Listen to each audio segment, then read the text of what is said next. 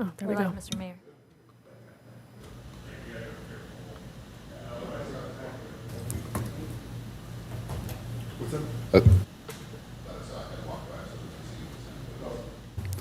All right, I call to open the August 25th, 2026 closed session meeting of the City Council at 5:02 p.m. Madam City Clerk, roll call, please. Councilmember Seaman, Here. Councilmember Francois, Here. Councilmember Jackson, Mayor Pro Tem Keegan, Here. Mayor Detoy. Here. We have a quorum. Thank you. And do we have anyone online or in person for public comment? We did not receive any speaker cards, and I have no hand raised online. Perfect. We'll close public comment and recess to closed session.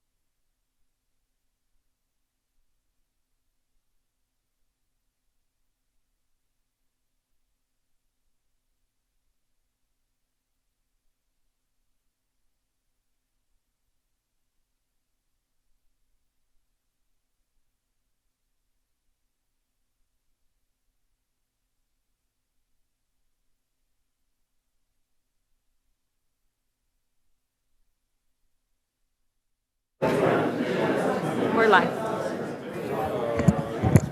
All right, good evening, everyone. Welcome. I call to order the August 25th, 2026 regular meeting of the City Council at 6:02 p.m. Well, there's a lot of heavy hitters in this room.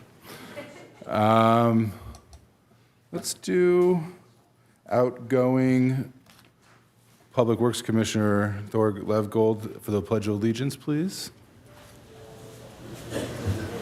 No? Oh, sorry. David Grethen. Please rise if you're able, hands over hearts, repeat after me. I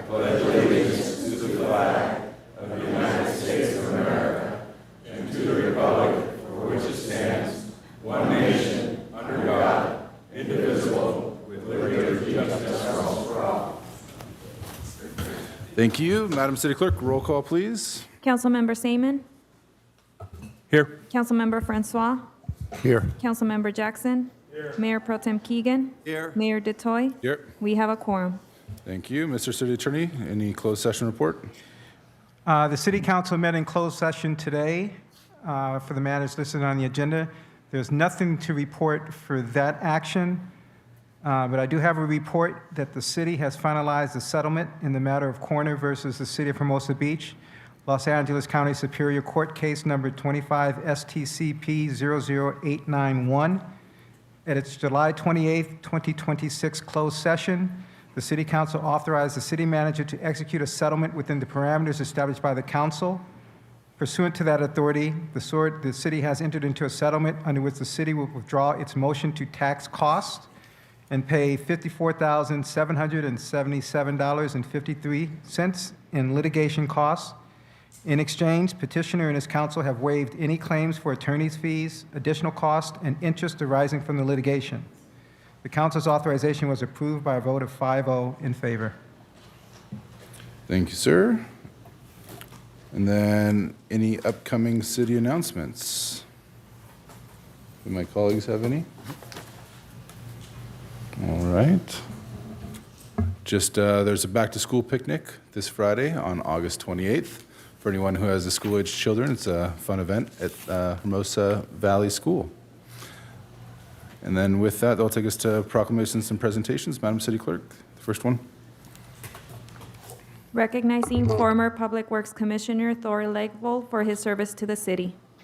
All right, I think Joseph San Clemente, Director, is going to come up. Good evening, Mayor, Council. I'd like to invite up former Commissioner Tor Legvold, and we're also joined here tonight by Public Works Commissioner Chair David Graythen.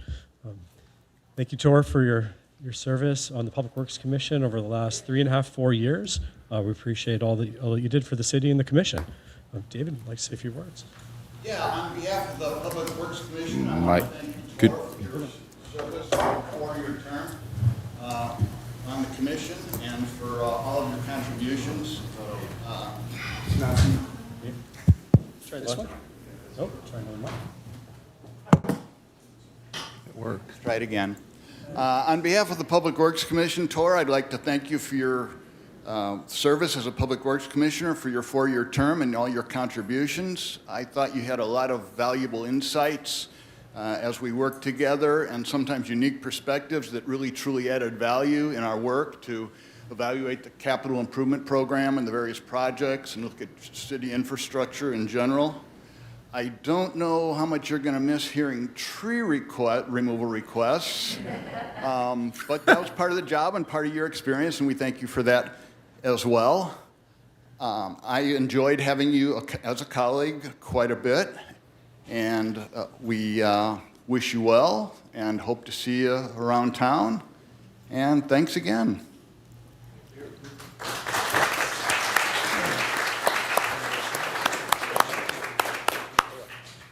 Say one or two words. I just want to say I'm new to Hermosa. I've only lived here for 6 years, something. But I figured it was a good way to get to know the community, get to know the people in the community, the issues facing the community, and maybe contribute something back at the same time. And on both cases, it's been a success. So I've met a lot of really talented and dedicated people. I've been a little bit out of my depth initially. I'm not a public works person, but I learned quickly. And actually, my son's mother happens to be a landscape architect, so I know a little bit about trees, which helped. But I think overall, just being part of a wonderful community and really talented colleagues who are dedicated, who really want the best for the city. And we have differences of opinion, and that's great. We need the diversity of thought and ideas and backgrounds, and I'm happy to have been able to contribute. So I felt that after 4 years, it was time to step back and allow someone else to come in so we have some fresh blood and new ideas. But I still live here. I plan to continue living here, and I'm looking for other opportunities to contribute in however I'm able to. So thank you.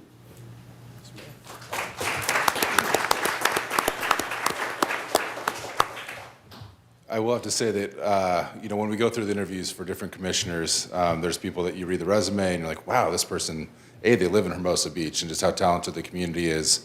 And then B, the interviews come along, and your interview is definitely one that stands out, and I'm glad that you served for 4 years, and thank you for your volunteer. And so, this is not just from me as mayor, but all of us on city council and the whole community. A few of us were commissioners up on the dais, and they know the work that it takes. So thank you very much for your service, and looking forward to your continued involvement around town.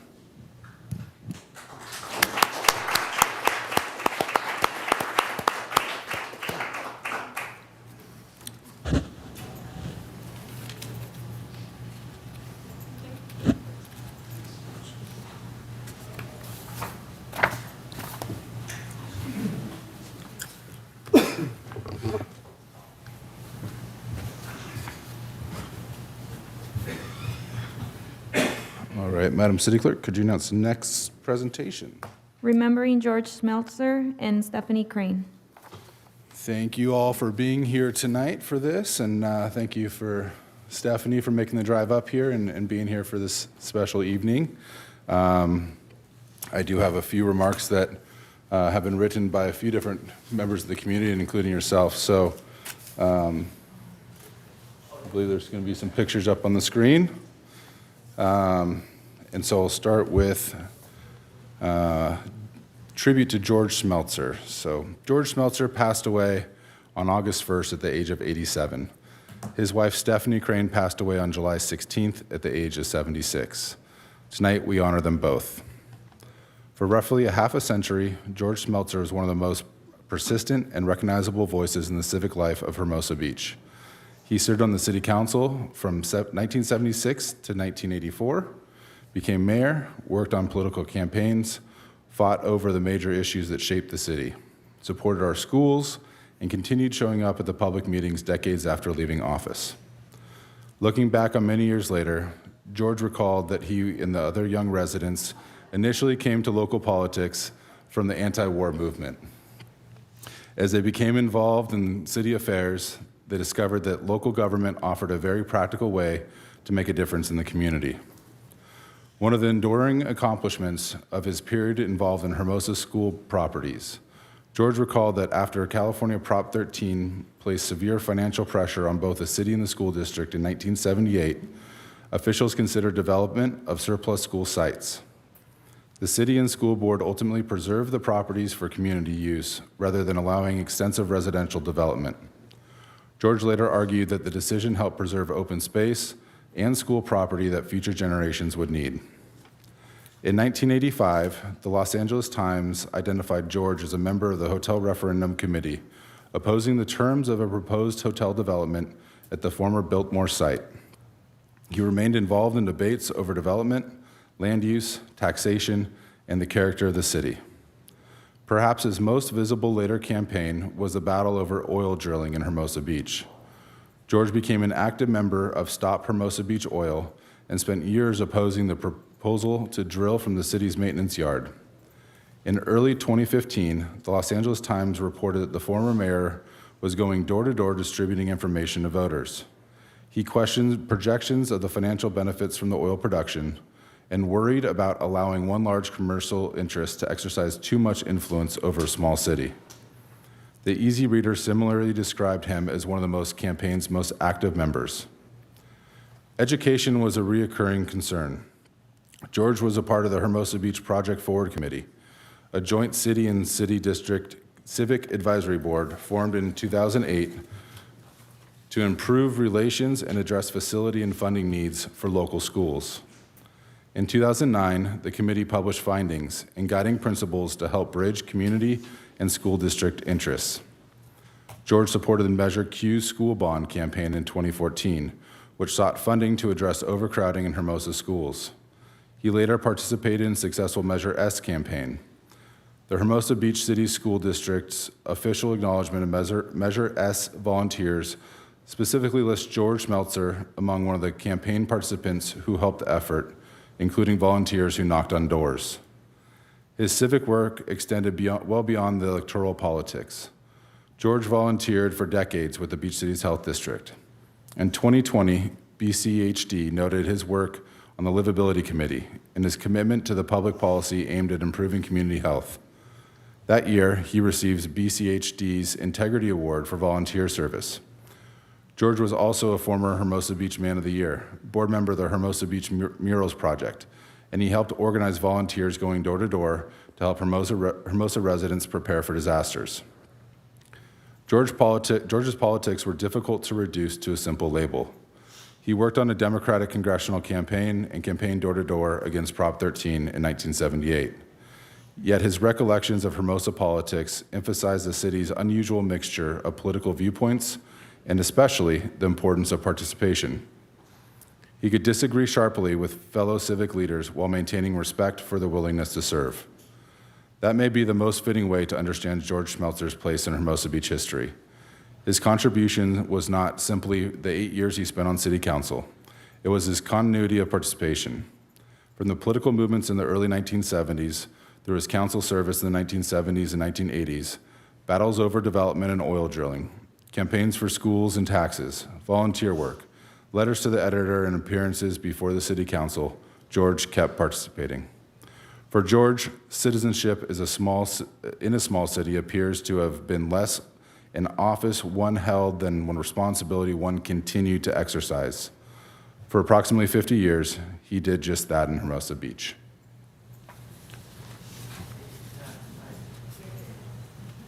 And at this moment, I'll invite my colleagues if they want to say a few words about George, starting with Councilmember Seaman. Thank you. To me, George was a visionary and a role model. As the circle of life turns in our city leadership, I think we can always look at George as a giant, truly a person that led the way, was an amazing person, and something that all of us should hope to be even close to that. Sir Isaac Newton said that if I can see farther than other people, it's because I stand on the shoulders of giants. And George was truly a giant in our city. Thank you. Thank you. Councilmember Francois. Thank you. Yeah, George, no doubt, was outspoken and always able to speak his mind with things, and it was always great to talk to him. Right up until recently, he was there, being involved. It was great to see, and someone truly respected for doing what he thought was right, doing a good thing, doing good for his community, and he will surely be missed. Thank you. Councilmember Jackson. Thank you, Mr. Mayor. I met George and Stephanie in 21 along with an amazing group of friends that have traveled and done so many cool things. And I was inspired. I mean, I learned about the 10 murals in 10 years and how that was inspired by a trip that you all took one year. And there are two things I think about when I think of George and Stephanie. So George and Stephanie are like Jerry Stiller and Ann Mira. I mean, the way they played off each other, the comedy was almost timed, and it was adorable to watch those two and their love banter back and forth. And then George reminds me of, there's an old poster that goes around, and you have this vision of the old, 90-year-old veteran with the U.S. Army hat on. And then they juxtapose that with a picture of a guy in World War II carrying his buddy on the front lines.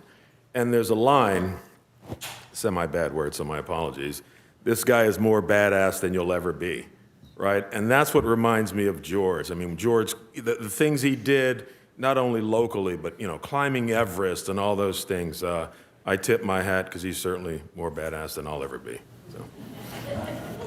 Thank you. Mayor Pro Tem. George and Stephanie were a great couple in the city, and he was a very devoted husband, and I know he cared for her greatly and talked about her often. I met George probably in the late 90s and talked to him many, many times on different issues. He was a patron of my business, a bakery, where he'd stop on his way to Carnation when he had to drive to Burbank. He was disappointed when the firm moved from Mid-Wilshire to Burbank, and he had to commute from Hermosa Beach.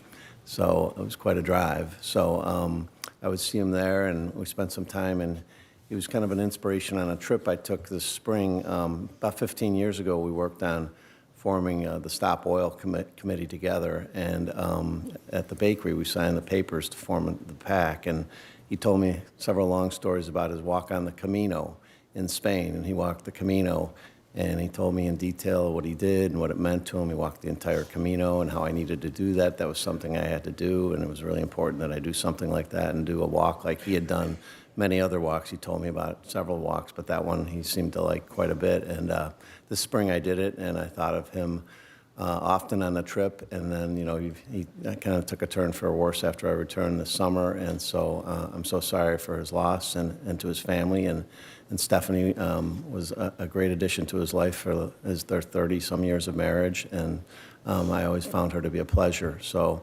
a couple that will be missed terribly in the community. So my condolences to the family.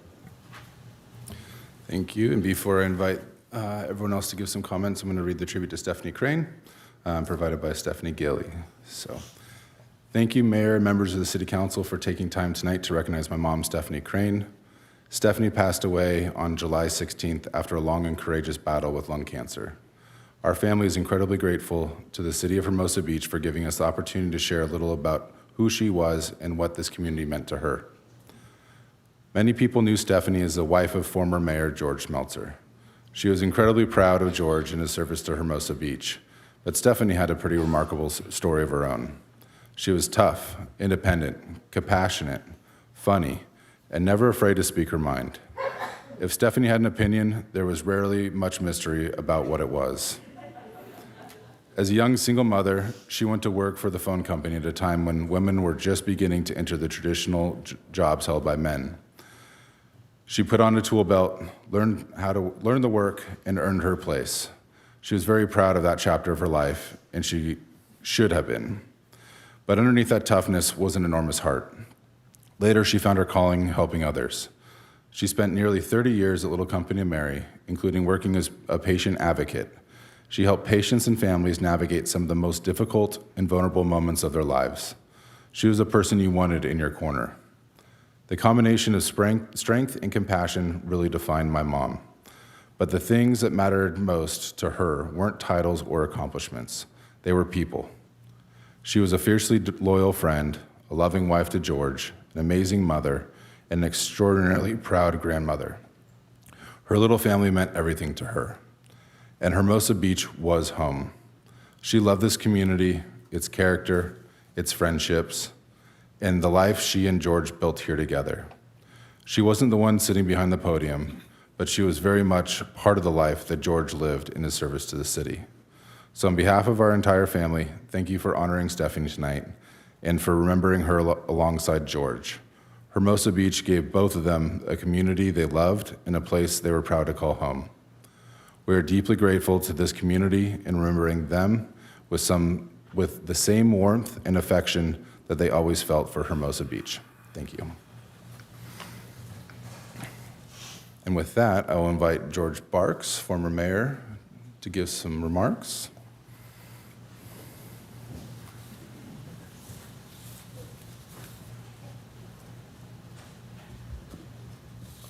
Good evening, Mayor DeToy and members of the City Council and city staff and all the people here this evening to honor George Schmelzer. I'd like to share with you my experience with George and a little bit my experience with Stephanie Crane. Now with George, I got elected to this city council in 1974, and George was not a supporter of mine. Politically, we didn't always see eye to eye on things. But what he did when I got elected, he came to my victory party. Nobody else on the other side of the aisle came to my victory party. And he congratulated me and he says, George, I want to work with you.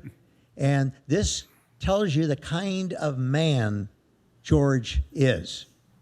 He is brilliant, he is kind, he's respectful, and I learned so much from him when he got elected to the city council.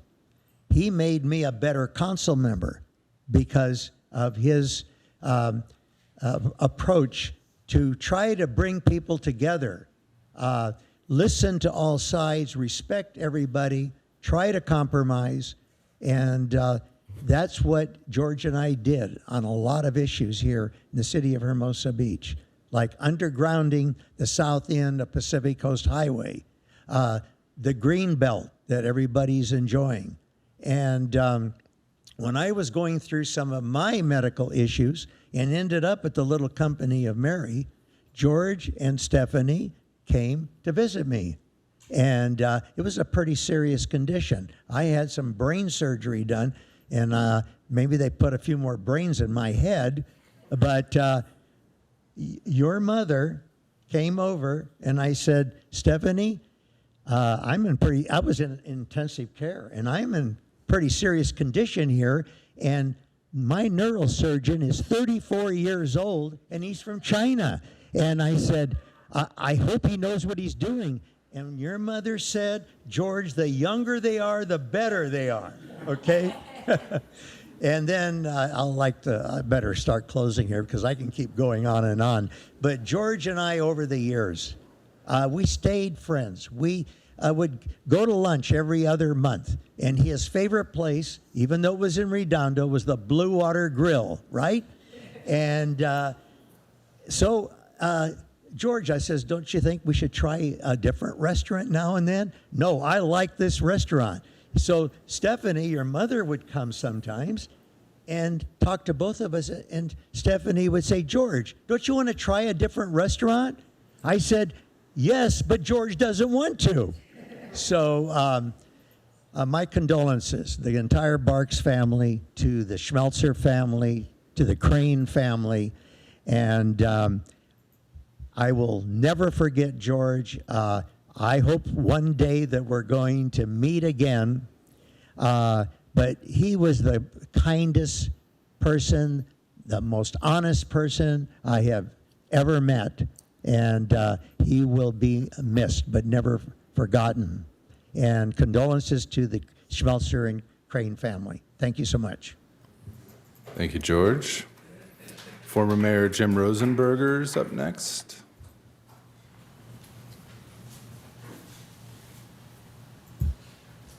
George and I get along partly because of George Schmelzer.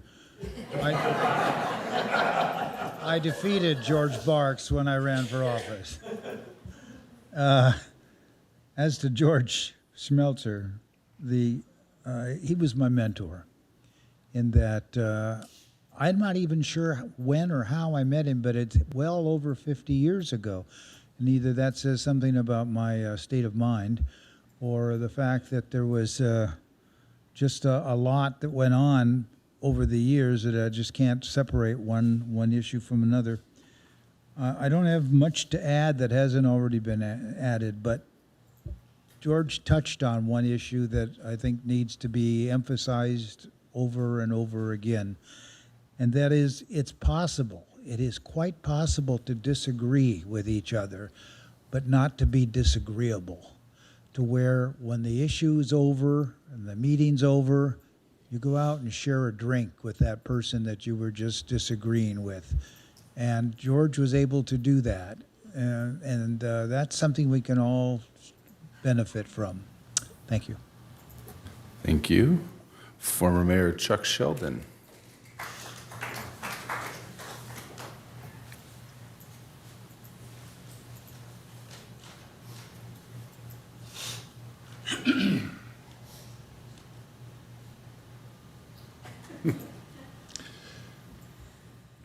I want to thank the City Council and the staff for moving this tribute to George and Steph to the beginning of the meeting.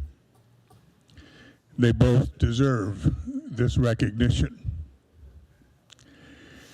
I will save most of my comments about these two stalwarts of Hermosa Beach until the memorial. But suffice it to say, I knew George for 50 years. I knew Steph for 35, and considered them both very good friends. Over the years, we spent hundreds of hours with them on our annual misadventures trips, breakfast at Stavros, and always conversations about Hermosa politics. George was my mentor and one of the very few architects of the modern political atmosphere in the city. When George and Steph married, they lit up each other, and their lives were a perfect match. They passed almost together, and will be remembered a long time after their passing. Thanks for your time. Thank you. Former Mayor Carolyn Petty.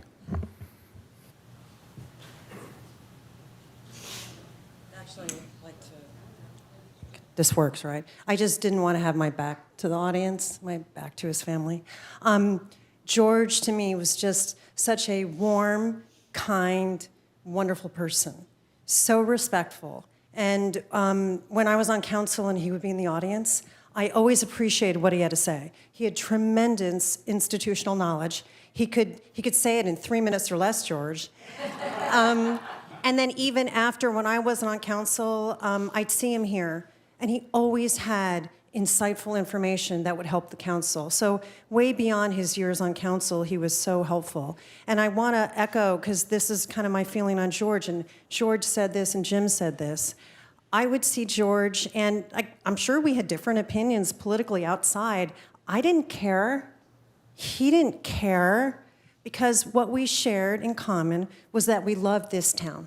And he really epitomized that. That's the way it should be. Okay, when we leave these chambers, everybody should just be appreciative of the fact that we have this wonderful community. We were so lucky to have him. I'm gonna miss him. May he rest in peace, and my condolences, but we're just so lucky to have George.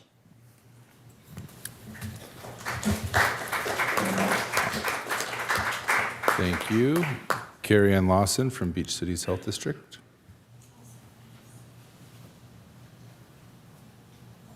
Good evening, Honorable Mayor, members of the City Council, family, friends. As you mentioned, Mayor, George was a volunteer with BCHD for close to 20 years. Could you adjust the mic a little bit?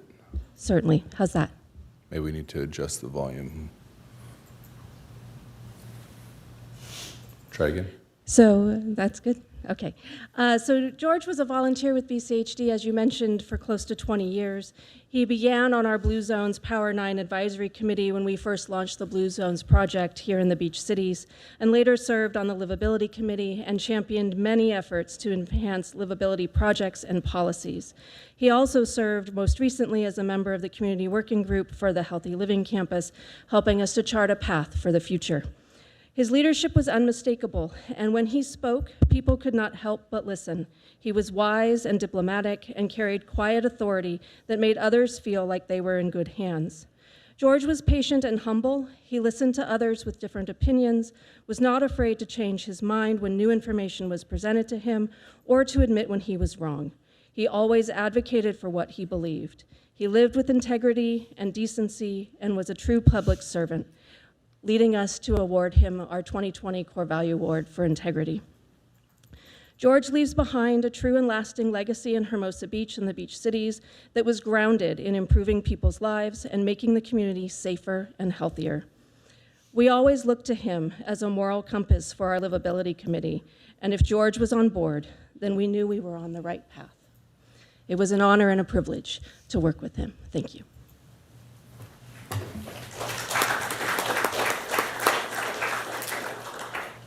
I believe Maggie Bova-LaMonica on behalf of the school board.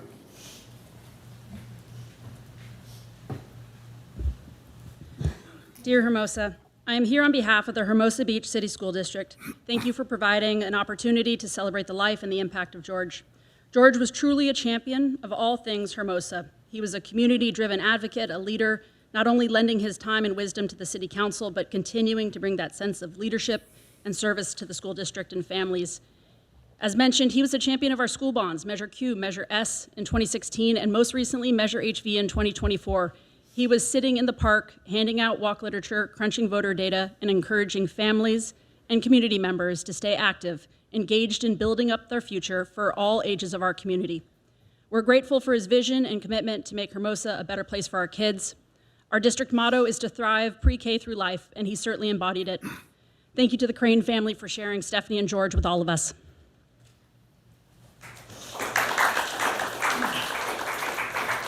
Thank you. Chief Phillips.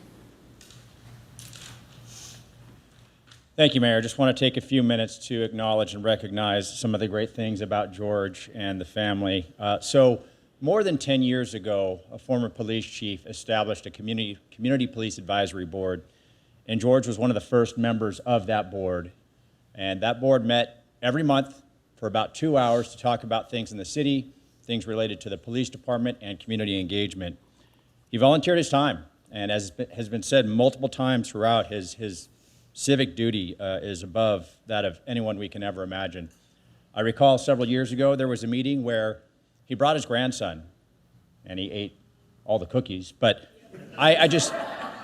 it was so fascinating for a member of the community to come to a community police advisory board with the police chief and to bring, I believe he was 8 or 9 at the time, just so he could see what it was like behind the scenes to conduct city business, to get things done in the city. That was fascinating. He always put so much into our discussions. He would sit quiet for most of the time, but at the end of our discussion, he would hit us with the most profound observations and perspective that made a difference in how we made decisions in the police department. Years after leaving any formal position with the city, he continued to teach us, and that's one thing I've heard a few times tonight, that he was a mentor, but I also saw George as a teacher for many of us. Years ago, he asked if he could tour our regional dispatch center, which is located outside of the city of Hermosa Beach. And we thought we knew a lot about our dispatch center, for those of us that have worked in the city for some years, but he taught us about the history even beyond our history. He taught us about when the city first contracted with the regional dispatch center years prior. He provided historical context into our discussions often, and the phrase that I like to just use is, those who cannot remember the past are condemned to repeat it. And he was always the voice that would raise his hand and say, wait a minute, 15, 20 years ago, we had this same issue. This is what we did. These were the pitfalls. Don't do this. We are entirely grateful for the time that we had with George.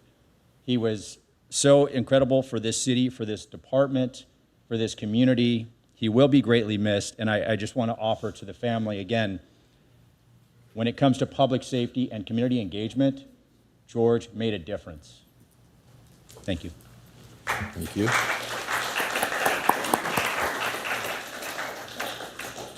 I have Steve Azant's name down if you have any other words, and also to say thank you for the beautiful slideshow that is displaying. I think you helped make that.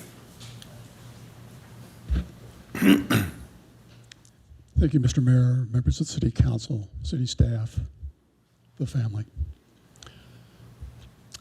I've known George since 1979. I managed his reelection campaign. He got reelected, and for me, it was all downhill after that. But we did have many political adventures. We were involved with the Murals Project. We were involved with No on O, Yes on S. Fortunately, we were on the winning side each one of those. But I want to focus on the personal relationship. Some of you are aware that there's a group of Hermosa friends that for 40 years have taken a long weekend together. They won't be there this year. Not many of you know also that George and I trekked all over the world 3 times to Nepal. The second time with Ricardo Resnicek, our space camp. Other than being on the planning commission, one of the hardest things I've ever done. 17,564 feet. We went to the Indian Himalayas twice, to Syria, to Israel, to Jordan, to Morocco, Spain, Turkey. We kayaked out of Loreto. And perhaps the scariest, most frightening trip at all, South Hermosa. No, I'm only kidding, only kidding. You've got a lot to get to tonight, so I will just show a couple of things. Here are George and I.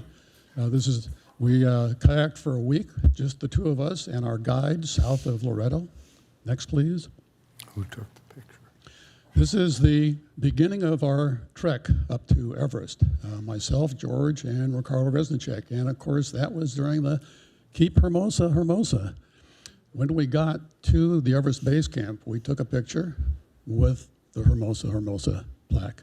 Next, please. In the Indian Himalayas, we stopped by the city of Punjab, which is the heart of the Sikh community, and their golden temple. You had to take off your shoes to get in. As you can see, even the guard there is not wearing shoes. Next, please.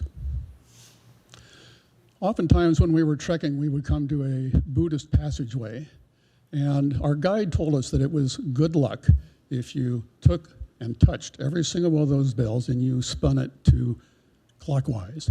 George said, what happens if you spin it counterclockwise? And the guide said, no luck. Next, please. And I'm almost done, Mr. Mayor. I know you got a lot here. Next, please. Our tune-up for Everest was the Indian Himalayas. And this is the guide, George following. I'm the one taking the picture. Next.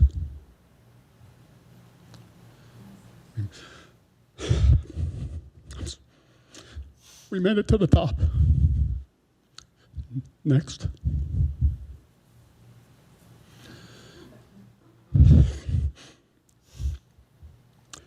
When I knew that George was seriously ill, I printed this one off. I framed it. I took it to him before he went to the hospital. I signed it, Pals Forever. Thank you.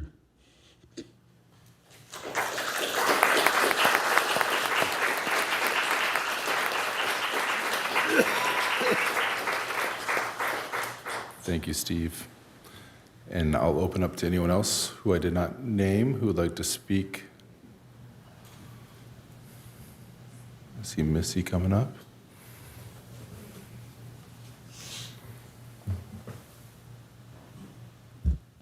Thank you so much. So many shared memories over the years with George and Steph.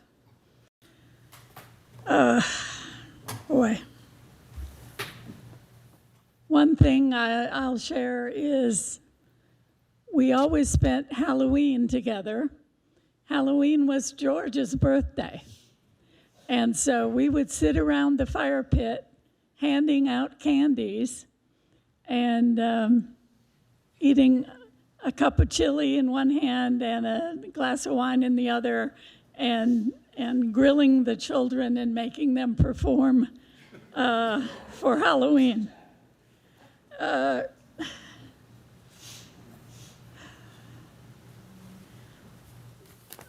memory of George that some of you might remember is we were on the Community Center Foundation board in the early years. And George, as the president of the foundation, stood behind the podium on the stage before a performance in a tuxedo, very appropriately well-dressed, talking about the foundation and the agenda of entertainers. And then he stepped away from the podium, tuxedo, top half, and a little pink tutu on the bottom. Perfect.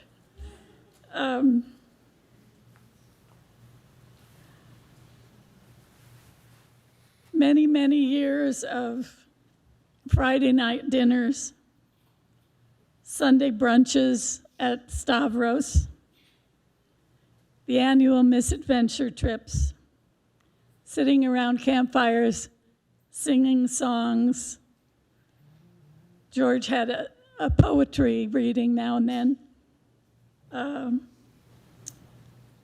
singing a lot of old love songs and trying to harmonize, and endless talk of politics always. Stephanie was an amazing woman and a dear friend, a patient advocate, as many of you know. So professional, always well-coiffed and beautifully dressed. Independent with a great sense of humor. And she had an ear-piercing whistle. You could put 2 fingers in her mouth and you could hear her for miles around if she wanted to get people's attention. She's been called many things. One of them rhymed with witch, spiky-haired witch. They adored each other. I will always remember the two of them performing an old Marlene Dietrich song. And they do it complete with the accent. Falling in love again, never wanted to. What am I to do? Can't help it. How lucky we all are to have known them, and how much we'll miss them. Thank you.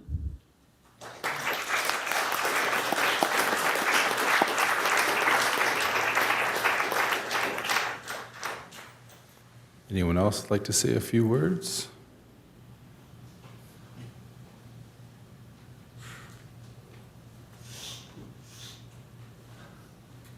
There are a lot of heavy hitters in this room. It is so true. The one I miss the most, though, is George. I miss Stephanie. I never thought I'd step foot in here again. I'll just take you to a quick little moment when I met George, but I was part of Keep Hermosa, one of the founding members. There's some great founding members here with me.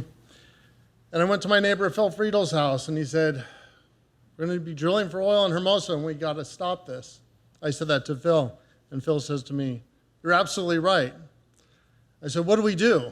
And he said, we got to get George Smeltzer. And I said, George who? After that moment, I met George, and my wife and I, our life was changed by Keep Hermosa. We stopped oil with some of the finest people in Hermosa Beach. Some of these faces I look around, some of the names I know, some of the faces I don't know, Sheldon's I know. So great to see so many people say such great things about George. But one thing that Simone and we got to do was have dinner with George and Stephanie at Hermosa Mexican, I don't know, every 4 or 5 months. And he just always said to me, he said, just be yourself, and we'll get through this.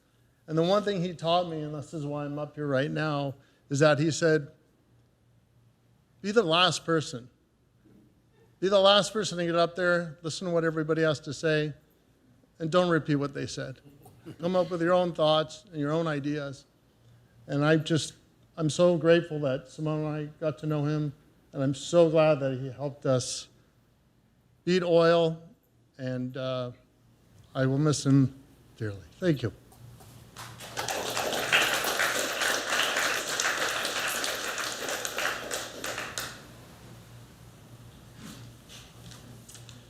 Mr. Mayor, members of the City Council, staff, Stephanie and family, Dempsey Nelson, 2415 Silver Strand Avenue, Hermosa Beach, 43-year resident and homeowner here in Hermosa Beach. It's been a while since I've been in this chamber too, but I had to be here tonight for George. George Smeltzer was my guru.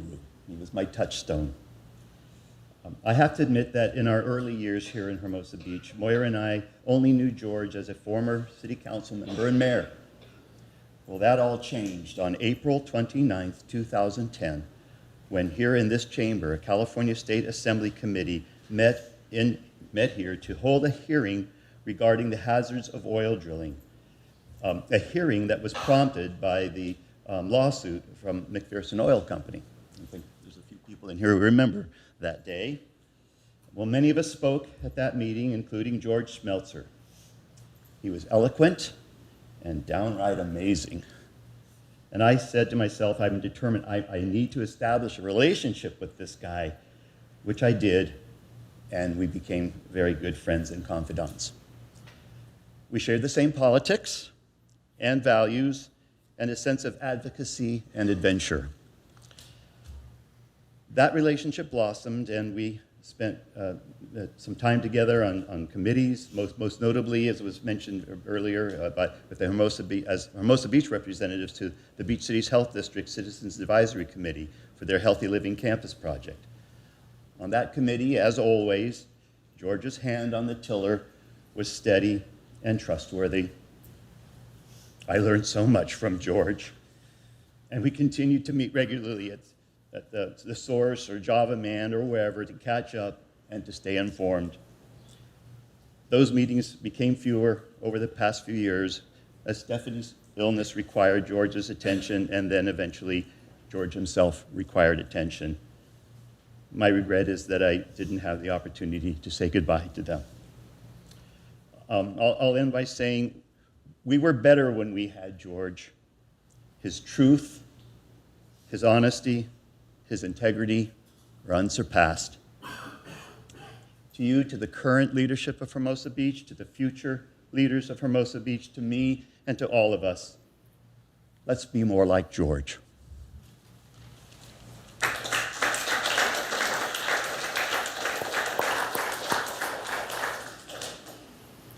Thank you. Former Mayor Campbell, Mary Campbell. Mayor Detoy, members of the City Council, City Manager. I am very honored to be here and hear all the stories that everyone has shared about George's extraordinarily full life, which I felt like I had a sense of.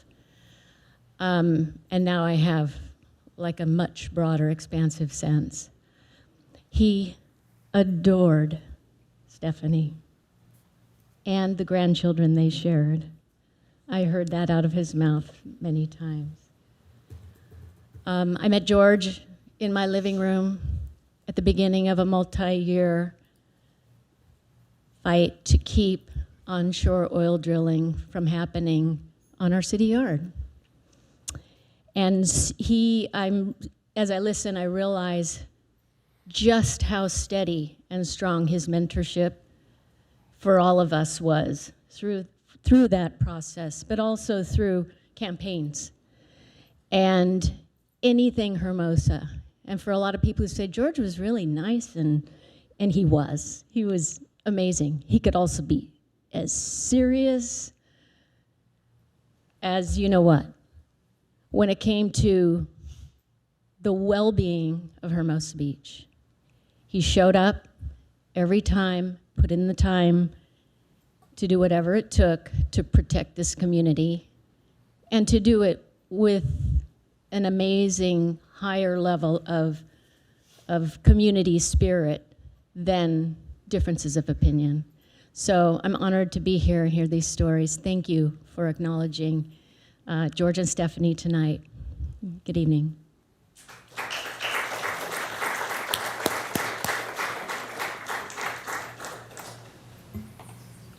I know this won't be the last time we're going to be sharing stories of George and Stephanie, but again, I want to give enough time if anyone else wants to get up. If not, we do have, I'll invite all my colleagues down there for some little bit of a memorial, certificates of sympathy and some flowers for you and some pictures. So seeing no one else, we'll have everyone come down.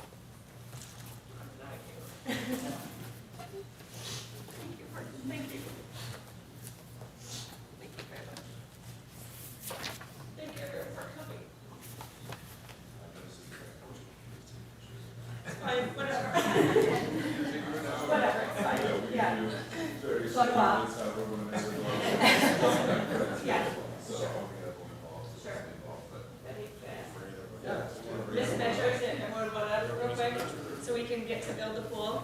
Go on a polo. I'm assuming other polo players over here. Let's go. I live in Carlsbad and we don't have a pool, and I fought for a pool, and they built the exact opposite of what we fought for. polo.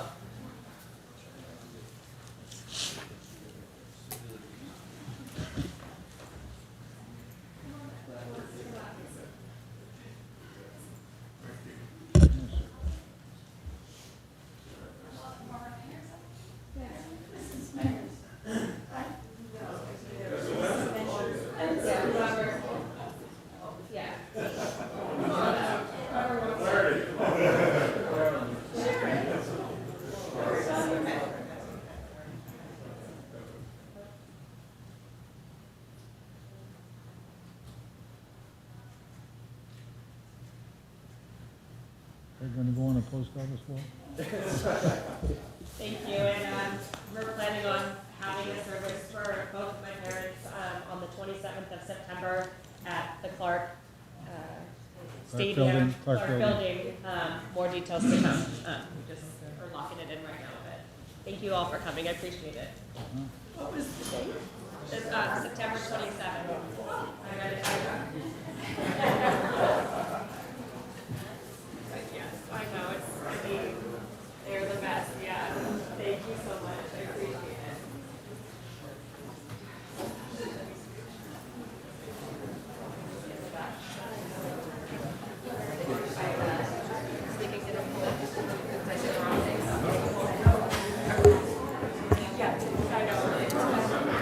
Right, I know. Sometimes they take a break and disperse.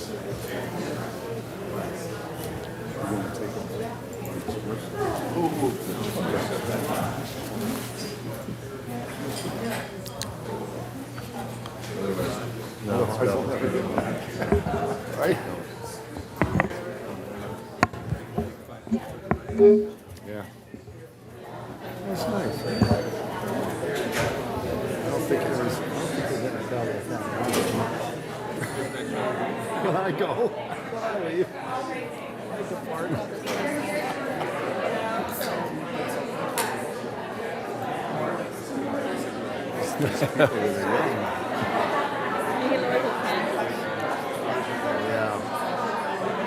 Yeah, he sure told me when he disagreed with me.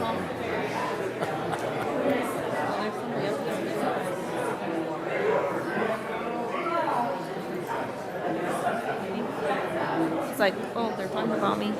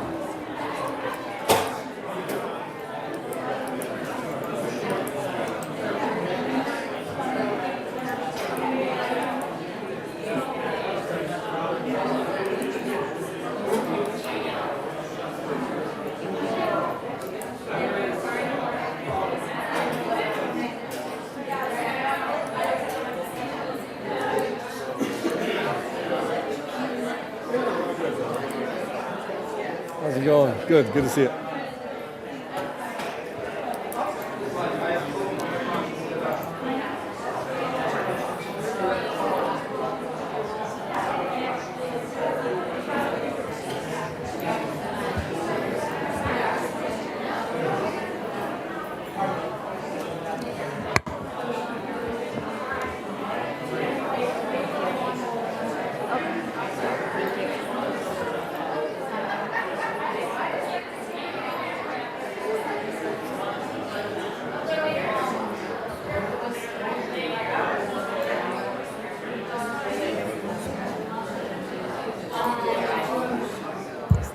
Thank you, everyone, for bearing with us tonight. All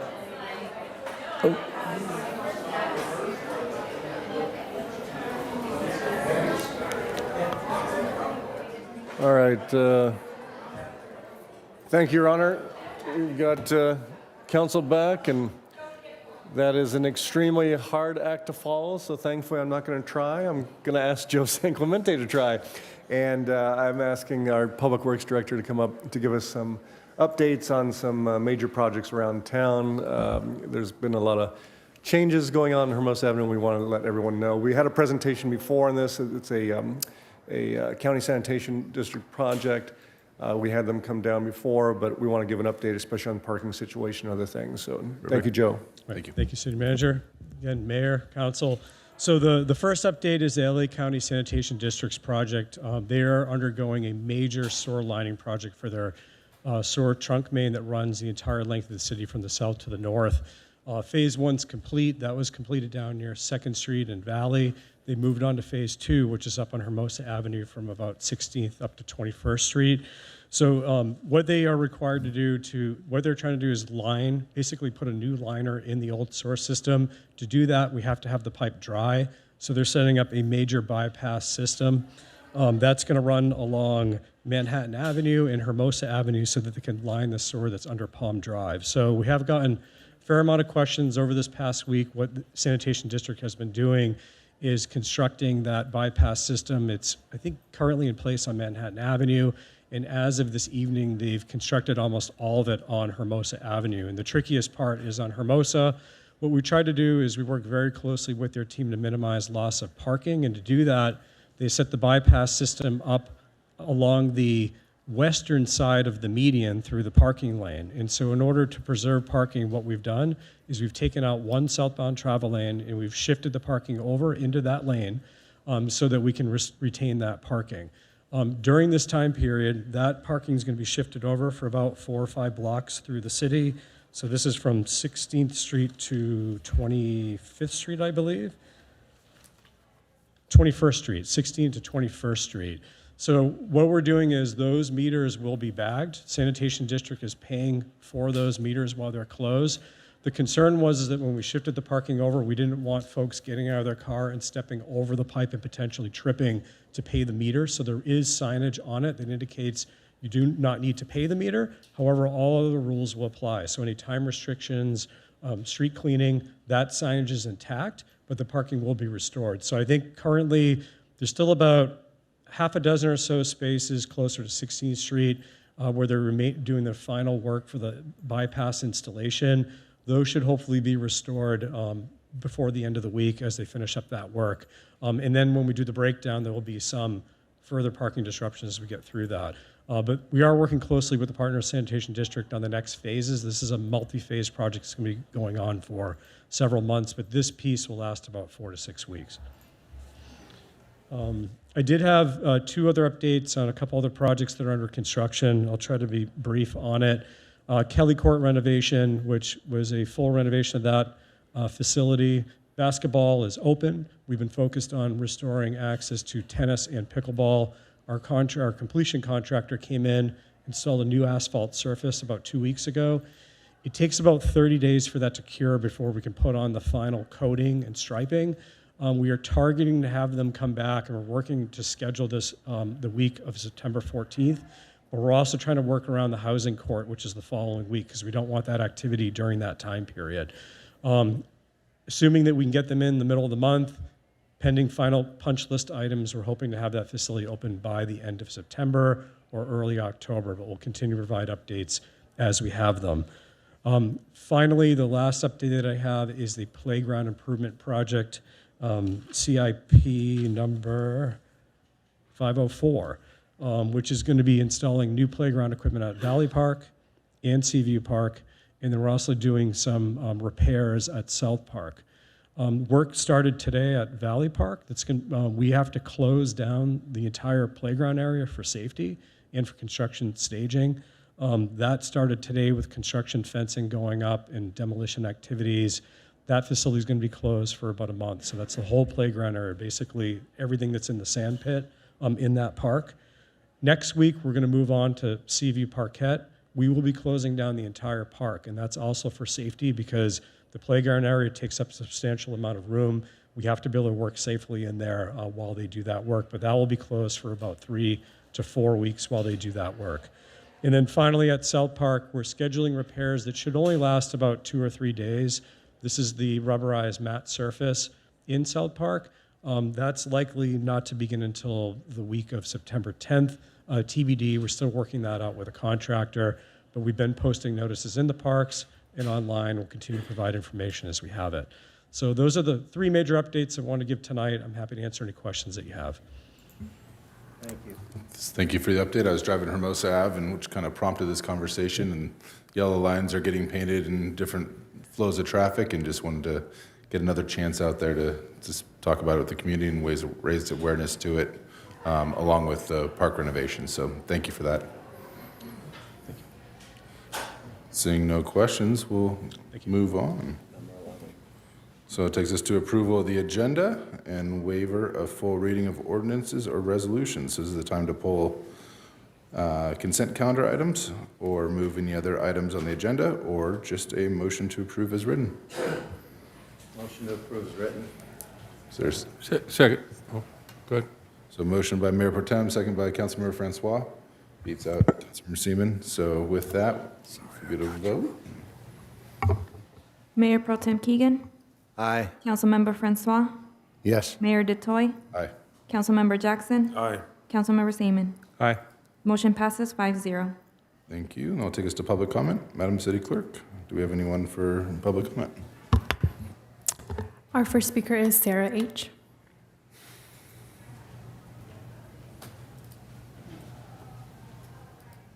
Good evening, Mayor, City Council, residents of Hermosa Beach. I'm here with announcements from the library, and my biggest announcement is that our ADA construction and renovations on our restrooms and our entrance doors has been complete. So our restrooms are now open again to the public. Both entrances are open now. Both book drops are open and available, and we now have the special push button to open the doors automatically to help our residents with wheelchairs and with strollers. So we are very happy that this project has finally been completed.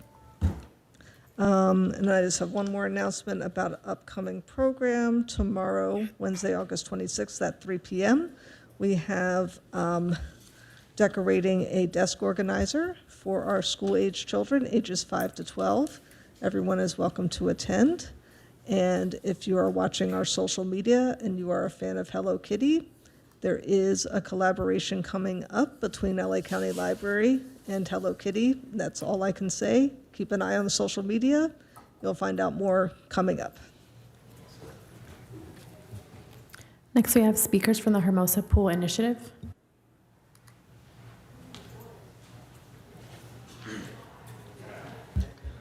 Good evening, council members. I'm Tate Stabile.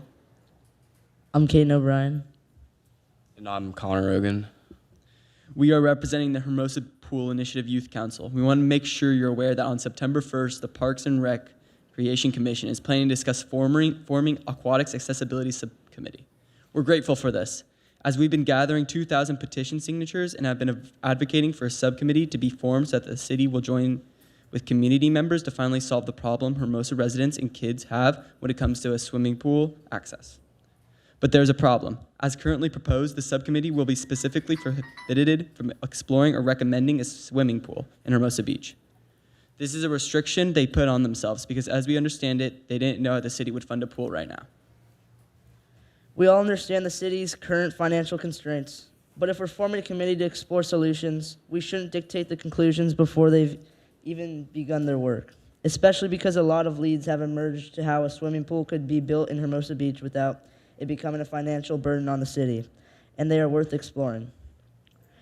The underlying problem hasn't changed. There simply aren't enough pool lanes to serve the 105,000 residents of Redondo and Manhattan Beach, much less adding in the 19,000 residents of Hermosa. Continuing to rely on our neighboring cities isn't going to solve this shortage. So we are asking you tonight to please make a recommendation to Parks and Rec, form the subcommittee, let them do the work, and remove the restriction that takes our Hermosa Beach pool off the table before the conversation even begins. Thank you. Thank you. Next, we have Ira E.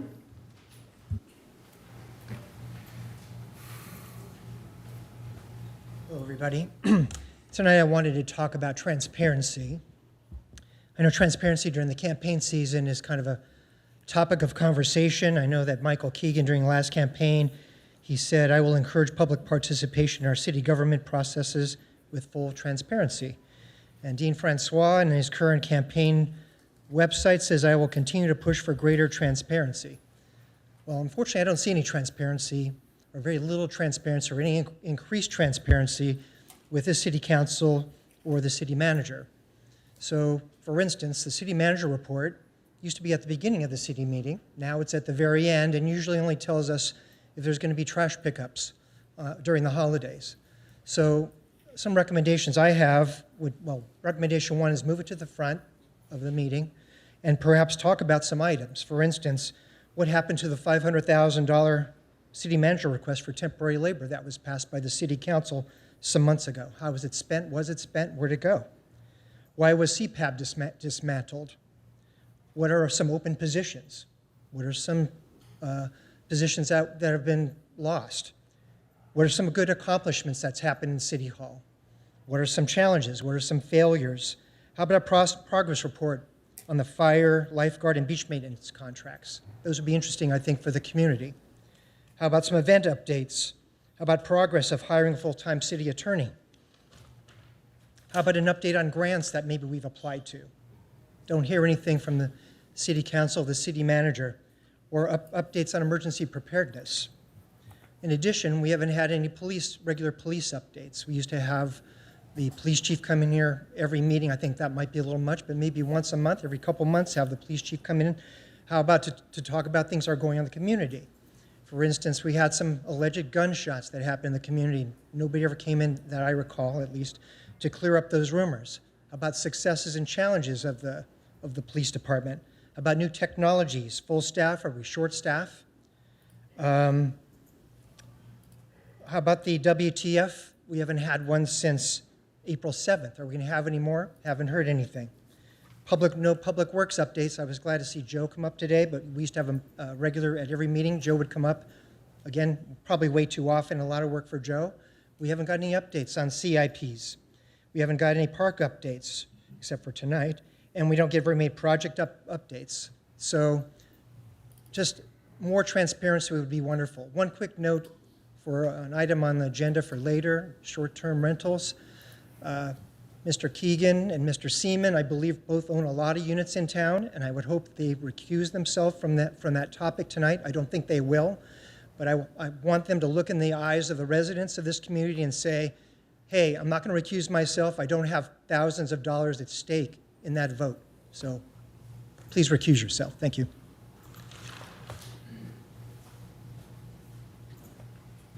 Next, we have Steve I.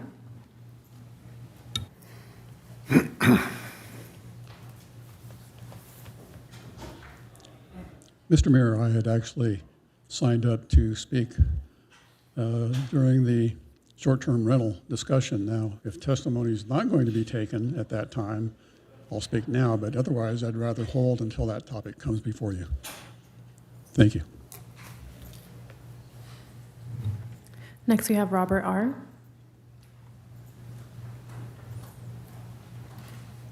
Good evening. My name is Robert Reyes. I'm the owner of Sunny California Furnished Rentals, formerly known as Vacation Rentals in Hermosa Beach on 200 Pier Avenue. Going on 16 years. I'm the oldest tenant in the building. I manage over 100 rentals in the area, Hermosa, Manhattan, and Redondo Beach, for my clients, including 3 owned by Mayor Pro Tem, Mr. Kagan. All of my properties, all of his leases, and all my other clients' leases are 30 days or longer, meaning they are long-term. On average, we run 6+ months. I've been a realtor, broker, and property manager for over 40 years in the South Bay. Our rental properties are used by local families and professionals of all walks of life. I have heard in person and on social media that some people are afraid of short-term rentals in the coastal zone, which you will be discussing later tonight. I'm here to answer questions and ease those fears. All my owners are aware of the city's recent defeat in court over short-term rentals.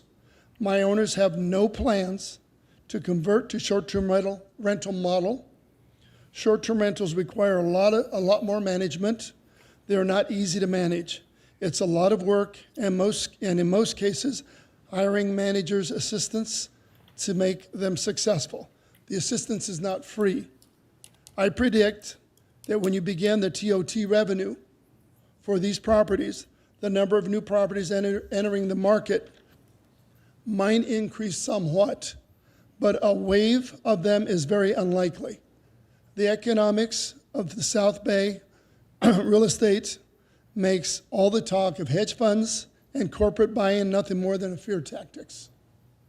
The city can use the revenue that the fact that the city council failed to collect the revenue since 2022 is a shame. The taxpayers could have used the $5 million or $5+ million in lost revenue you let slip through your hands. Bad judgment, bad legal advice. Have you followed the administrative ruling of your city council or your city manager's decision, you would have been much better off. I believe the council thought Mr. Napolitano lacked the skill and judgment in the legal field, but the courts affirmed his legal analysis. Tonight, you need to go with option 1 of item 16A, short-term rentals, collect, watch, examine, and then after a year's time, implement changes if necessary. Thank you. We did not receive any more speaker cards, and I do not have any hands raised online. One last call for public comment. Seeing none, I'll close public comment and bring it to go to the next item, council member comments. Do my council members have, any of my colleagues have any comments? Councilmember Jackson. I was going to raise it at the end for future agenda items. I'm not sure if it requires an agenda item, but we had a speaker who talked about the city manager report going back to the beginning. I think there's some validity if that's something we should discuss. City manager report when we've got most people are here, as opposed to waiting till the very end, along with the police chief update as needed, as well as public works, I think, as needed. There's a lot going on in this city, lots of questions, and I think we could do a better job of providing that early on, as opposed to waiting till the end when when everyone's gone. Look to the city attorney on that one. I think it's governed under some sort of meeting rule that we modified on it. So we have to agendize that later? Yeah, I mean, you can change, if you'd like to do it in front, it's just, you can vote at the beginning and do it in the beginning. So it's just a council vote.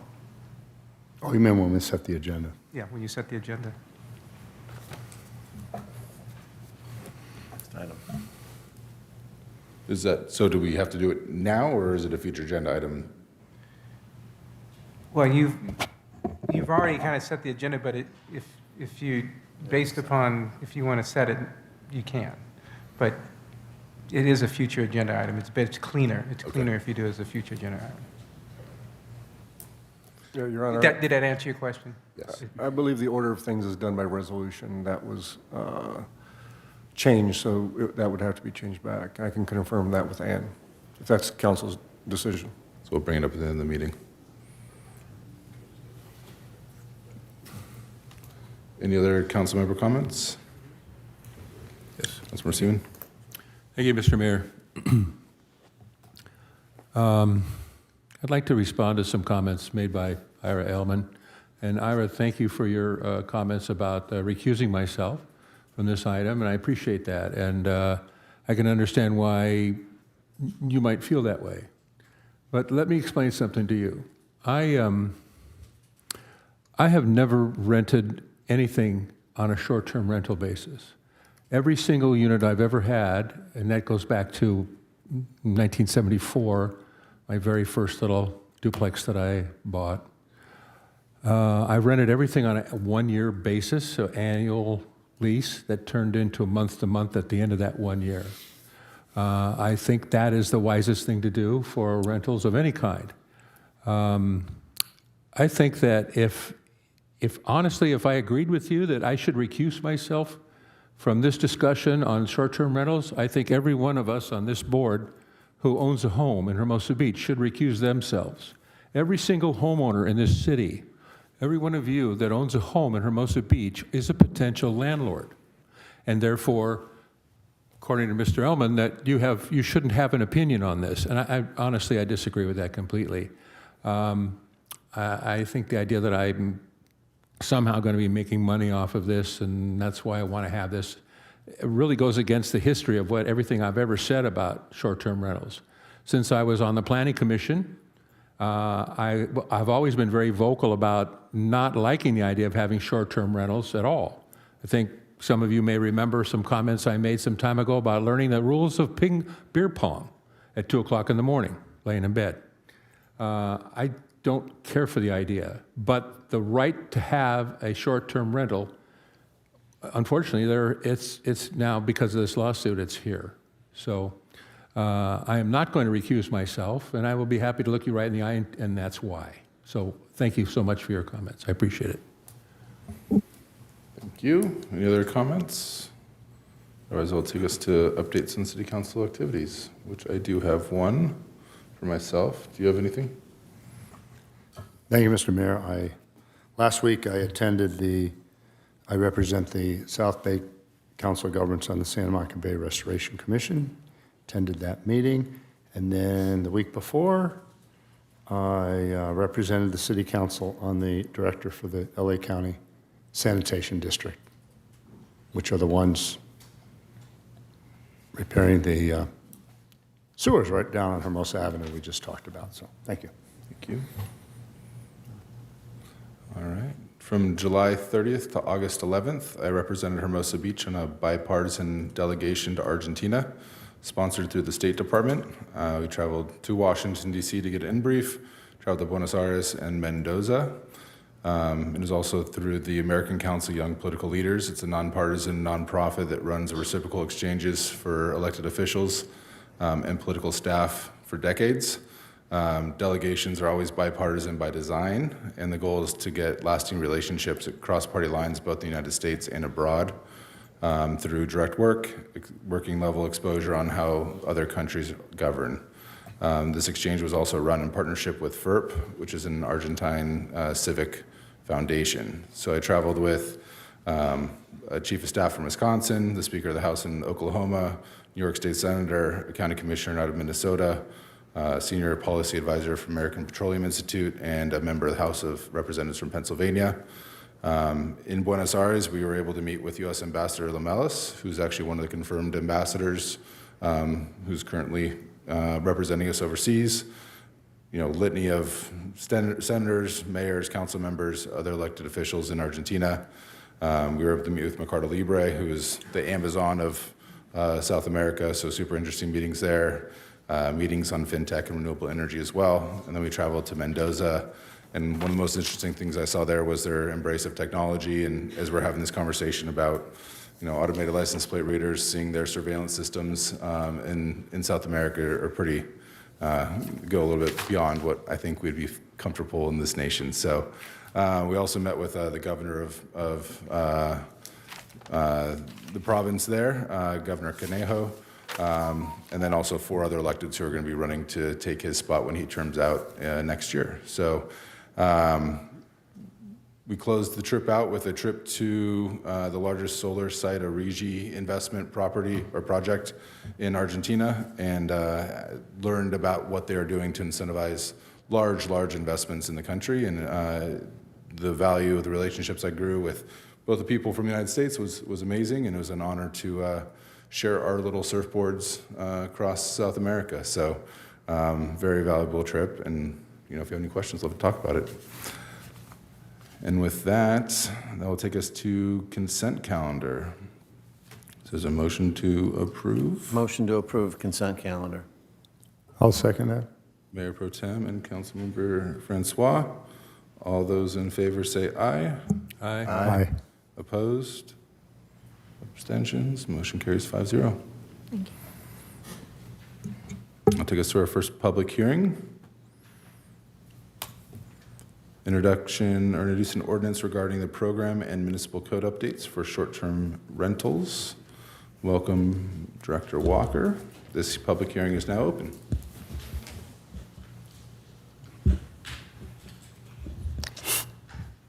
Good evening, Mayor, Council. Just waiting for the PowerPoint to load.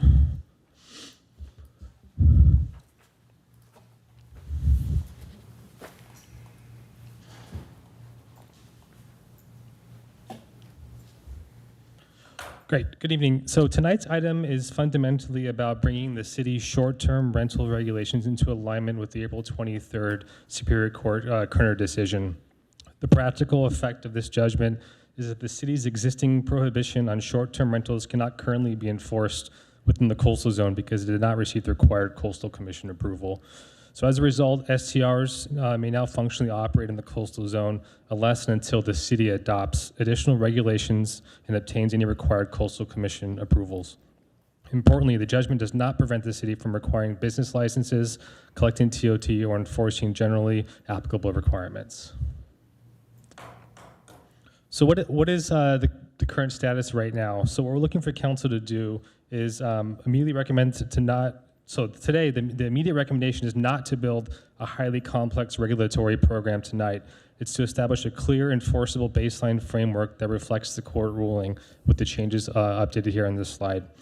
That means repealing the provisions that no longer reflect the judgment, updating the city's TOT provisions, and establishing a new TRT registration and operating framework. Again, it's mentioned more or less to update the Muni Code to reflect the court judgment. So what does this mean for STRs moving forward currently? Under this framework, STRs would be permitted within the coastal zone and still remain prohibited outside the coastal zone unless council decides to reverse that decision or direction. So what does this mean from an operational framework? Operators or prospective operators would register with the city via our online platform, maintain a business license, collect and remit TOT, and comply with safety and local, essentially local nuisance requirements and standards. So let's talk about scale and fiscal context. There are approximately 5,400 residential units currently in the coastal zone, but current STR activity is considerably smaller. Staff currently estimates roughly 65 short-term vacation rentals are generating revenue in an average month, again, depending on the season, but more or less through the year, an average of 65 in any given month. There's also a meaningful fiscal opportunity. Based on historical activity, staff estimates approximately $1 million annually in TOT and another $25,000 potential business license revenue. That revenue also needs to be considered alongside any additional enforcement and administrative workload associated with the program, depending on council direction tonight or in the future.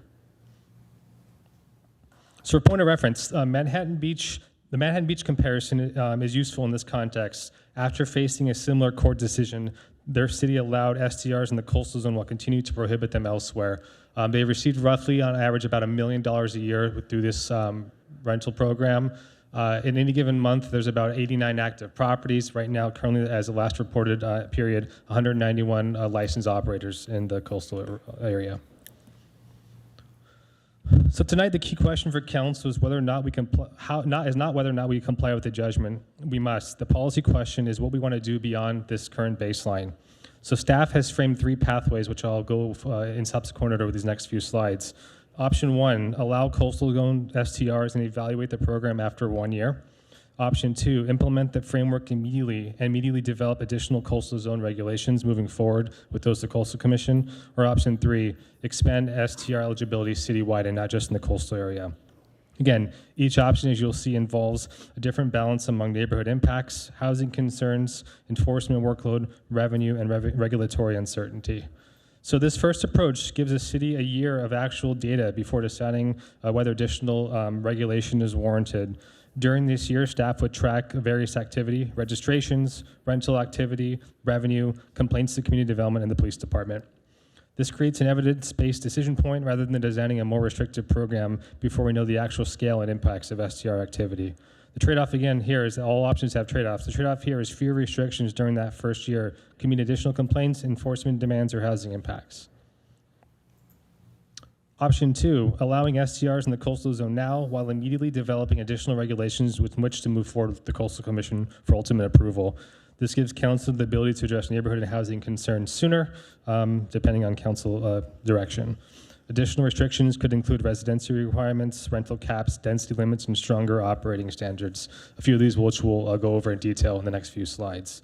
Again, the trade-off here, more staff and enforcement work, the uncertainty of the Coastal Commission process and the length of that, and potentially lower TOT revenue moving forward. Again, option 2 allows us to comply with the judgment now while proactively developing additional safeguards sooner rather than later. Option 3 would allow STRs throughout the city, not just in the coastal zone. This creates a more consistent citywide approach and provides the greatest potential for TOT revenue. It also expands neighborhood housing and enforcement impacts citywide, so there's a trade-off. Again, this is a policy choice, not something required by the court judgment. Again, bottom line, this option provides the broadest access and revenue opportunity, but also carries us the broadest potential community and administrative impact. So again, the council is not giving up the ability to regulate STRs by adopting this interim framework. What we are looking, in addition to the options listed below, is a kind of a direction on policy framework. So this slide here shows a menu of potential options, not a recommended regulatory package. Again, this is more illustrative. Many cities across the area have taken different approaches, balancing local priorities and conditions. We are free as a city to do the same. Potential tools include primary residence or hosted stay requirements, annual rental limits, density, buffer restrictions. Those tools can allow us to determine who can operate, how often, and where. The caps is one of the more prevalent options from neighboring communities. Again, this is to determine who can operate an STR, how often, and where. A second set of regulatory tools involves housing protection and neighborhood impacts, and again, approaches vary by city. Options include housing exclusions, occupancy limits, party and noise restrictions, and local contact requirements. Again, these are potential tools for council and not exhaustive, but just an illustrative example, and could be tailored based on any council policy priorities. Again, potentially, these restrictions may require or may necessitate planning commission review and definitely would require a coastal commission approval. So again, tonight's before I get to the next slide, we mentioned the option 1, the 1-year evaluation framework. These are some of the stats. Again, not limited to these, but that we would track on an ongoing basis. We can also look at calls for service, any other metrics the council and the community would like us to track if council does move forward with option 1. Again, tonight, staff is asking council to do 2 things. First, update the municipal code so it accurately reflects the court judgment and gives the city a workable registration, tax, and enforcement structure. And second, give us policy direction on where council wants the SDR program to go from here. Again, staff's recommended path is this coastal zone framework with a 1-year review, which is option 1, allowing us to collect real-world data and return to council with registrations, revenue complaints, enforcement experience before considering additional regulation. Any other metrics that council wishes for us to track. Again, just from the nuts and bolts of it, the proposed action here would be repealing 2 existing Title 17 provisions, amending Chapter 332 of the Municipal Code, adding Chapter 5.84, and making the recommended CEQA determination. Again, the policy options laid out here, I can switch back and forth as there's council discussions, but with that, I conclude my presentation and happy to answer any questions. Thank you, Brandon. Just to dive a little bit deeper into how we got here, just have some questions for, I don't know who's going to be the best to answer it. But when did we first implement the pilot program in the commercial zone? And, why did we initially institute that in those areas? And, we didn't have a ban per se. We just isolated it to the non-conforming residential. I'll pinch hit here. Good evening, Welcome, Honorable Allison. Mayor, council members. Allison Becker, the Community Development Director. So the short-term vacation rental pilot program was launched on October 10th of 2019. Official public records indicate the Planning Commission conducted many, many meetings in 2016. I know Councilmember Saman was present at that time. I believe our commissioner was also engaged in this discussion. City Council subsequently conducted, again, a number of meetings during 2017 before the pilot program was finally launched in October of 2019. Now, recordings of public meetings suggest that at the time the policy was formulated, there was significant public opposition to allowing short-term vacation rentals in residential zones. So the initial pilot program was designed to prohibit in residential zones while providing an avenue for short-term vacation rentals in the city, in the coastal zone, by using non-conforming residential units within commercially zoned properties. I think the challenge at the time was that guidance was still being developed by the Coastal Commission, and the City Council and Planning Commission in Hermosa Beach was trying to bob and weave as that was progressing. Thank you for that. And then the corner decision was not or the corner case was not the first lawsuit that we've faced. And some have been upheld over the years. And do you have any history on kind of those Yeah, cases? Your Honor, I dove into this a bit, and we did have after the prohibition in 2016 that the city adopted in the residential zones, there was a lawsuit by property owner Jim Holtz against the city. The court ruled in favor of the city, but it was an unpublished decision, meaning it could not be used as precedent. At the time, the Attorney General filed an official letter opposing publication, maintaining that Hermosa Beach's short-term rental prohibition was unconstitutional and in direct conflict with the California Coastal Act. Nevertheless, between 2016 and basically the Kerner case, I couldn't find any other cases. It appears that most of the issues, the citations, were appealed administratively and dealt with there. There were some concurrent litigation filings, but they were usually dropped because the fees or the fines were either waived or reduced. And so that brought us to 2024 when one particular hearing officer ruled against the city based on case law that had been decided against other cities between 2016 and 2024, including the Keene case in Manhattan Beach. And then, as we know, in 2025, property owner Todd Kerner appealed a citation issued to him for running an STR. The hearing officer in that case ruled against Mr. Kerner, who then took his case to the Superior Court, and the court ruled in Mr. Kerner's favor in March of this year. And then during this time when it was a pilot project, we did submit CDP. So when was initial CDP filed with the Coastal Commission to get our pilot program blessed? And then that's it for now. And then I'll. Well, so the pilot program was launched in 19, but the city waited until May 9th of 2024 to submit their coastal development permit application. And then did any consultants help then or more recently? So public records suggest that the initial application was prepared in-house by Community Development Department staff. Okay. And then more recently, we did have a consultant onboarded. Have they done any work on this for? Yes. So CDP? yes, so you know, the original application was deemed incomplete. And the city received that notice on June 12th of 2024, and that essentially then sat for another year or so until the corner case came to a head, and City Council asked staff to proceed with the submission of a coastal development permit.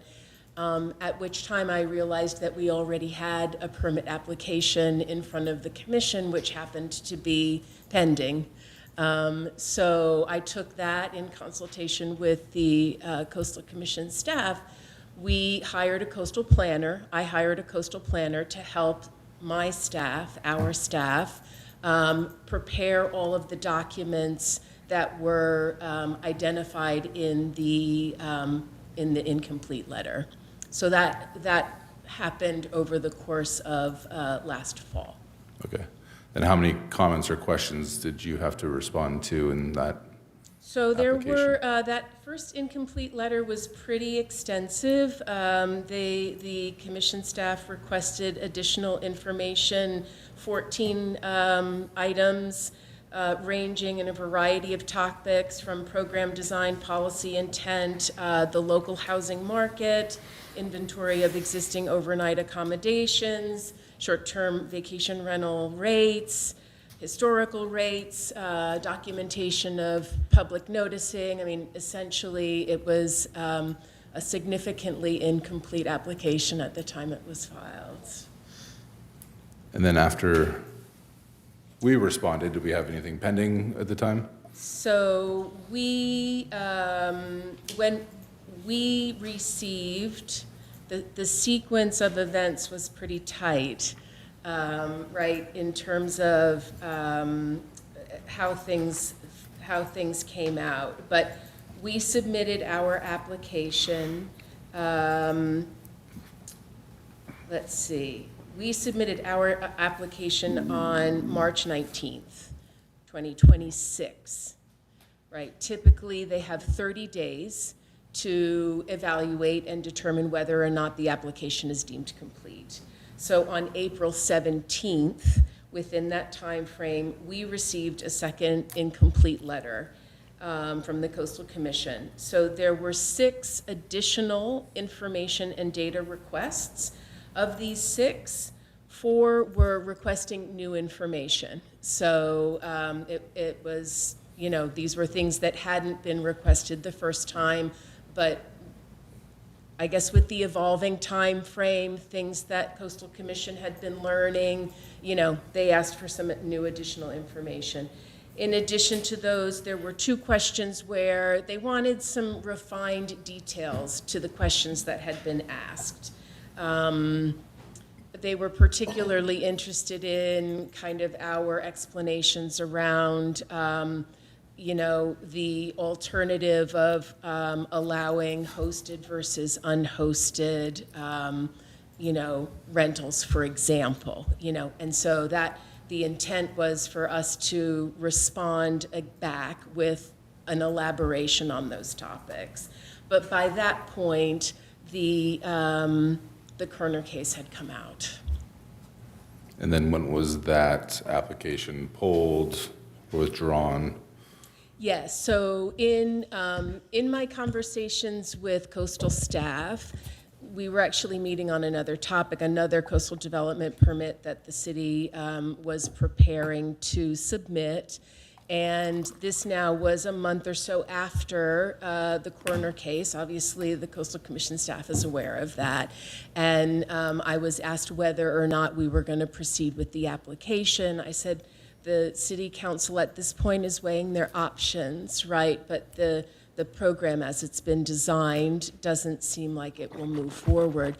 And we were asked to withdraw the application, right? Can you, if that's the case and you're going to present something new, let's start with a new application, then we remove it from our docket. So I subsequently proceeded, wrote an email saying, you know, please remove it. Okay. Thank you for the little backstory. Any other questions?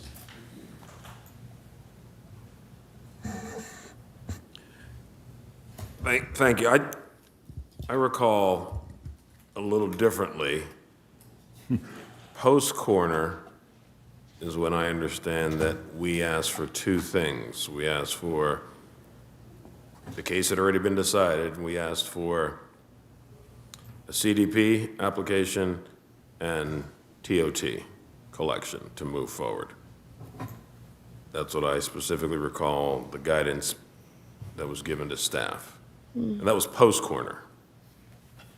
Am I misremembering things? I don't have a recollection, but I also wasn't actively involved in that moment in time. So. And I'm just trying to understand, because many folks in the community are confused as to how this all came to be, because we probably should have done more publicly, and that's on us. But the guidance was to move forward with a CDP.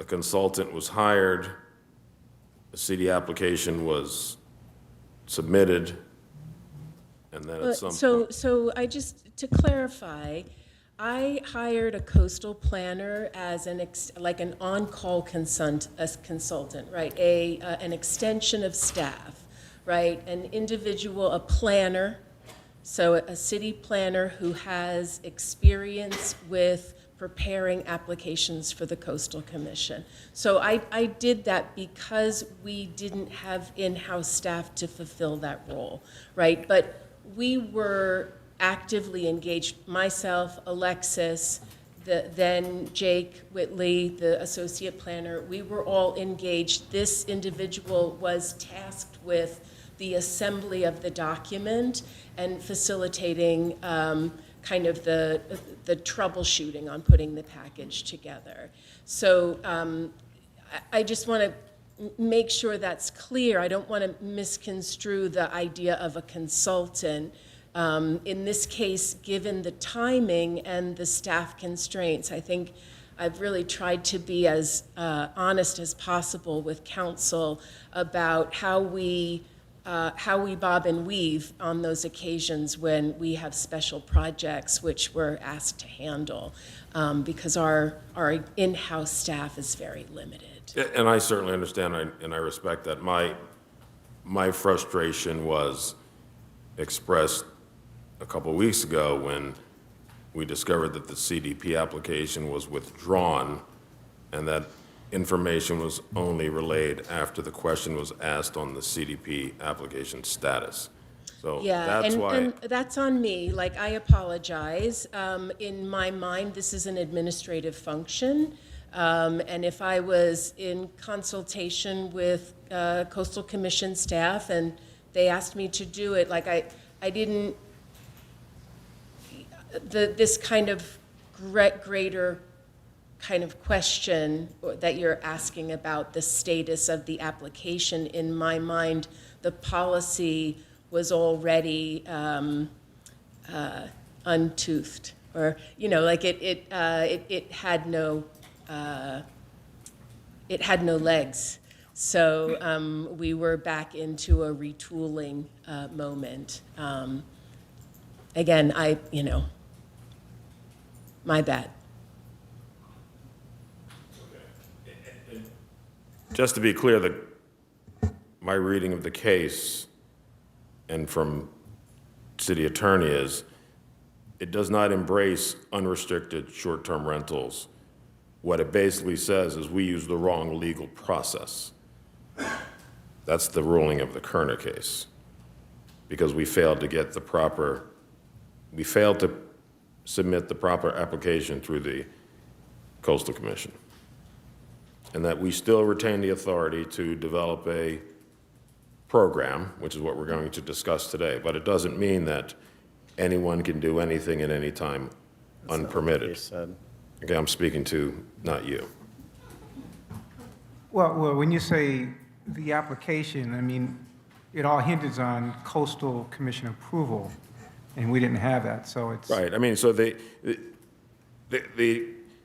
court didn't say, hey, Hermosa Beach, anybody can do anything as much as they want anytime. What it says was, hey, you screwed up, you didn't go through the proper legal channels because you should have gotten a CDP approval through the Coastal Commission. And because you didn't, your ordinance is not valid. Yes, in simple terms, Okay. yes, that's Thank accurate. you. Thank you, that's all I have, Mr. Mayor. Thank you. Any other questions for staff? Yes. So, city attorney, so you're saying the people who are now renting, because it's legal to rent short-term rentals today, are they in violation of law? No. So everyone is available right now in the coastal zone to rent short-term rentals. Is that the case today? With everything, what we have in place, the setup we have in place, yes, we don't have something. And the only thing is, we're not able to collect TOT right now, is that correct? No, that's not accurate. You can collect TOT, that's different. You can The collect, municipal code can let us go get the TOT today. yes. But in our objectives for tonight, we're changing some of the municipal code to help us allow us to collect Well, option one. Why I- are we changing those things if we don't have to? Let me back, with the changes that are before you, if you were to implement the changes for you, that would allow us to clean up the code provisions and collect, and everything's, And if we didn't do that, what would happen? then there could be problems for us. There's risk. There's risk because we're not in alignment with. So we can't collect the tax then? Yes, I'm going on the assumption that if you approve what's in front of you, then everything's in alignment. We correct the provisions of the code that need to be corrected. So as of today, we don't really have a great mechanism to collect the tax. Correct. We don't have a great mechanism. There are holes. And so this initiative is to clean up the holes and get everything in alignment based upon the ruling of the judgment and the way things are with our municipal code. So every day we're losing $3,000 roughly, because it's $1 million a year? Potentially. So we're losing $3,000 a day. And if we don't do any action for a couple of months, we'll lose, I don't know, $100,000 a month. Potentially. Okay, thank you. Thank you. Councilmember Francois. Thank you, Mr. Mayor. Along the same line of questioning, our current zone that allows short-term rentals is about 9, correct? About 9 rental units? Our current zone? Yeah, currently in our allowed short-term rentals. Oh, you mean the pilot program? Yeah.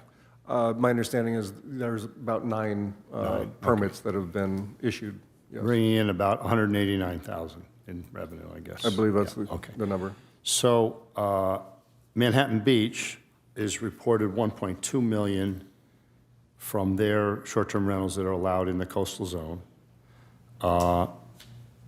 with about 89 active bookings. Is that right? 89 was the number I saw? No. That's what the... Okay. And we have an estimate of 65 active bookings per month that are in the coastal zone. Correct. Which would mean that if we legalize it, we'd potentially have more, probably more than maybe even 89, which Manhattan Beach has then, right? That.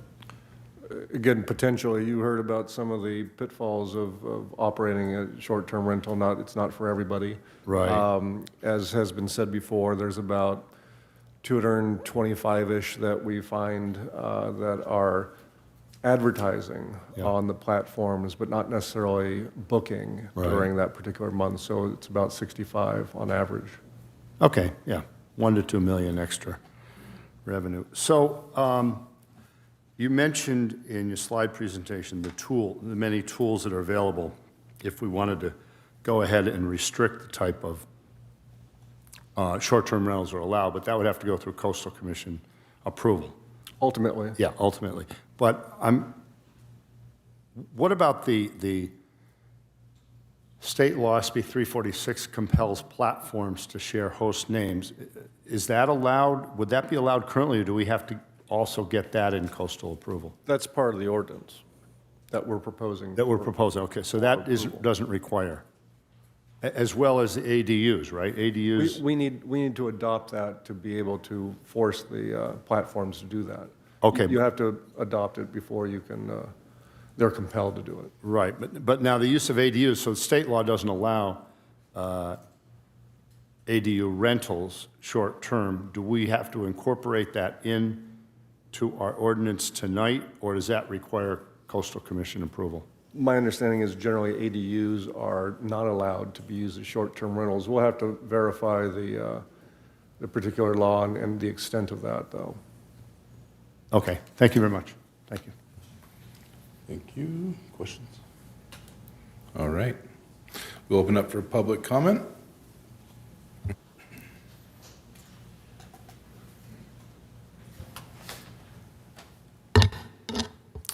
Our first speaker is Alka W.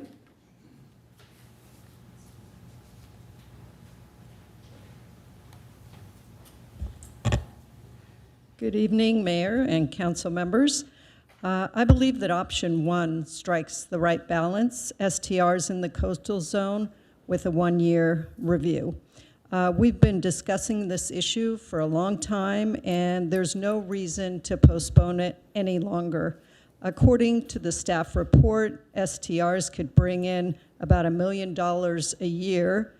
That's significant given our budget challenges. Visitors pay about 14% in transit occupancy tax. They also spend money in our restaurants and local businesses. Why send that business to Manhattan Beach or other neighboring cities, especially with the Olympics coming up? And there's also a human side to this. I talked to a family who came here from Kansas for a volleyball tournament, and they told me they don't really want to stay in a hotel and rent 3 separate hotel rooms. They want a home where their family can stay together with a kitchen and lots of bathrooms. And one of my neighbors, a widow, she rented out a room in her home to visitors from Europe. Not only did she bring in a little extra income, but she enjoyed their company, and it was not disruptive to the neighborhood. I do understand the concerns, though. We don't want long-term tenants evicted so their apartments can become vacation rentals. Let's put safeguards in place to prevent that. And we don't want party houses. We already have noise ordinances, enforce them. Hold problem owners accountable. Don't penalize responsible homeowners because of a few bad actors. That's why the 1-year review makes sense. With the Olympics approaching, let's be ready to welcome visitors to Hermosa and make sure our residents, businesses, and the city benefits as well. Let's give option 1 a chance. Thank you. Next, we have Jim H.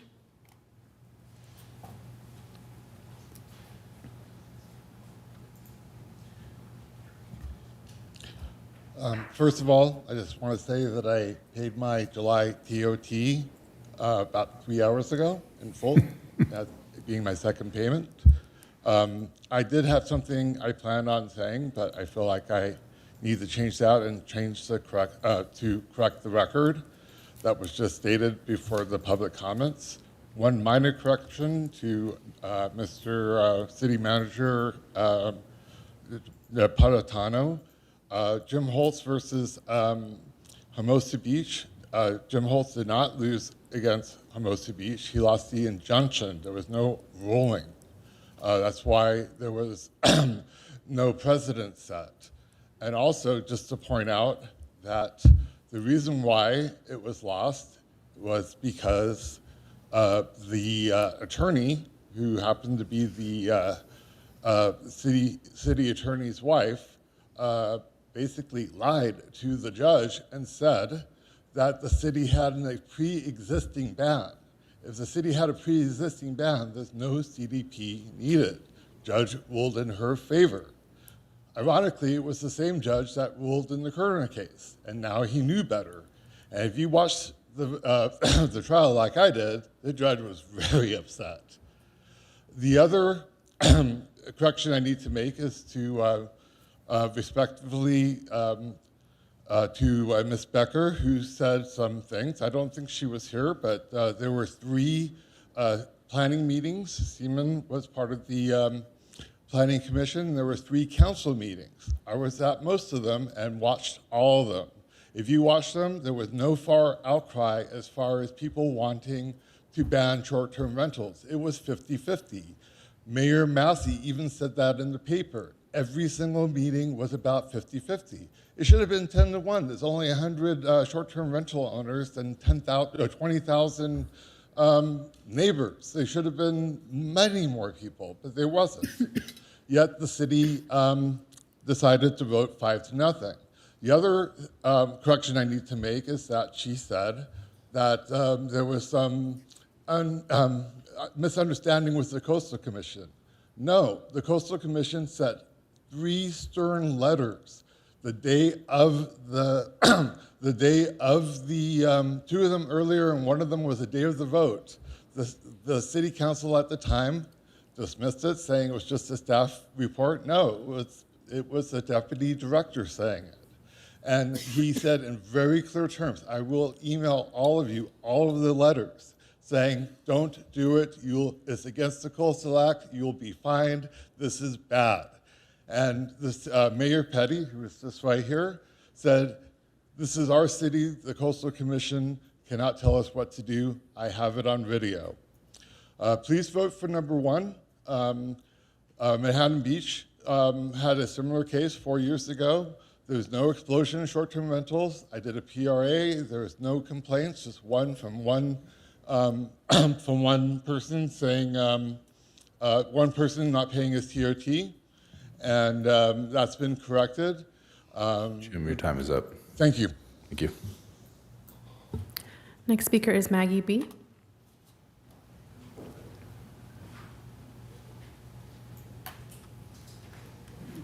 Good evening, City Council. Maggie Bove La Monica, here to speak on the short-term rentals. Balancing our beach culture and our need for profit and revenue from tourism is a hard challenge, but we cannot put profit over people in this process. The city's lawsuit concluded in March. 5 months have passed without any formal consideration of the topic by the community, the Planning Commission, or the City Council. This overnight ordinance would impact at least 50% of our housing, and Council has not done any due diligence. This community deserves a full conversation about the impacts and trade-offs of the proposed ordinance on our city budget, our school population and its district budget, our housing element, our rental market, and the overall neighborhood impact. There are a cascading series of effects that comes from reducing our housing stock and increasing short-term rentals in the city. Looking specifically at the impact to our school district, we would lose pipelines of students, causing a loss of revenue. Our families' rents would increase, and the overall number of community members who support our youth in Little League, basketball, AYSO, board riders would decline. Communities depend on stable, long-term resident families, and an unregulated short-term rental market does the opposite.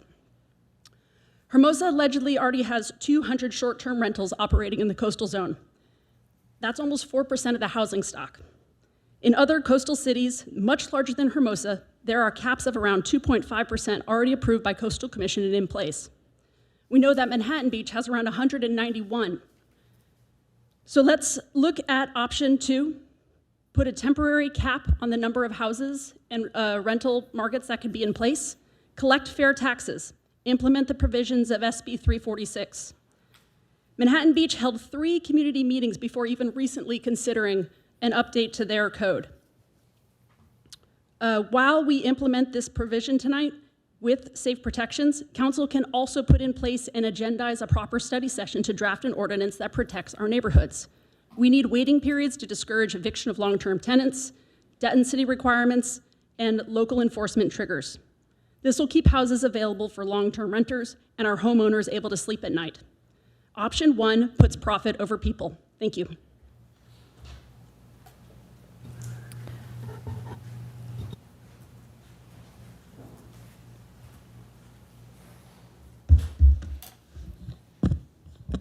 Good evening, Mr. Mayor, Council, staff. It's good to see you. We face an inflection point in this town. I bet that none of you would have voted to overturn the coastal prohibition on short-term rentals had it been your choice. The choice was made for us. Now we have to deal with the consequences. But we have to do so in a way that protects what makes Hermosa special. And that means our neighborhoods and our long-term neighbors, making sure that we continue to live on blocks and streets where we know the people living next door. That's what makes this town special. It's what makes our schools special. And yes, it's what makes campaigning for office in this town special, where you knock on doors and you know that the person answering the door is somebody that's lived here, has a story, and is committed to this community. I would first of all recommend that you don't spend too much time considering the idea of expanding STRs citywide, option 3. This would be, I think, an unmitigated disaster. I can tell you that from hundreds of conversations at the door over the last several months, people are almost uniformly opposed to the expansion of short-term rentals in this town. They understand when we have conversations about the legal judgments that we're going to have to live with the units that are here now and find a way forward to, yes, tax them, deal with some of the revenue challenges that we're having, but they don't want to see expansion if they can help it. I hope that council considers option 2.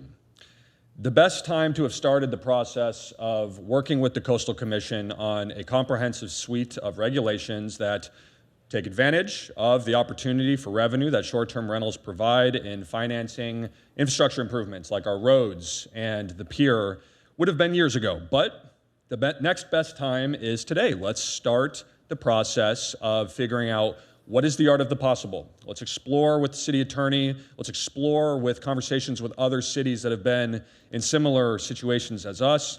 What can be done? Let's try to follow in the least perilous path forward with the Coastal Commission in terms of adopting regulations on density caps, on rental night limits, and protecting affordable housing types. I'm encouraged to hear from 2 of the other candidates for City Council, Elka Warner and Maggie Bove-LaMonica, that they support the concept that I introduced a couple months ago here at Council of protecting long-term rentals from having landlords take advantage of no-fault evictions to transition those units into short-term rentals through a waiting period. I think that this is wise. And I also would advise the council to, like Maggie said, host more community meetings before making any long-term decisions on these regulatory actions. These are things that affect everybody in this town. They're one of the most important decisions that has come before council this year. I thank you for your time. Please think carefully.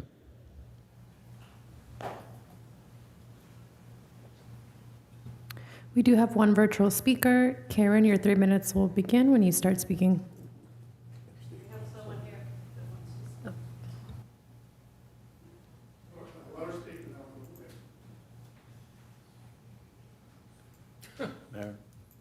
Hi, can you hear me now? We can hear you. Okay, great.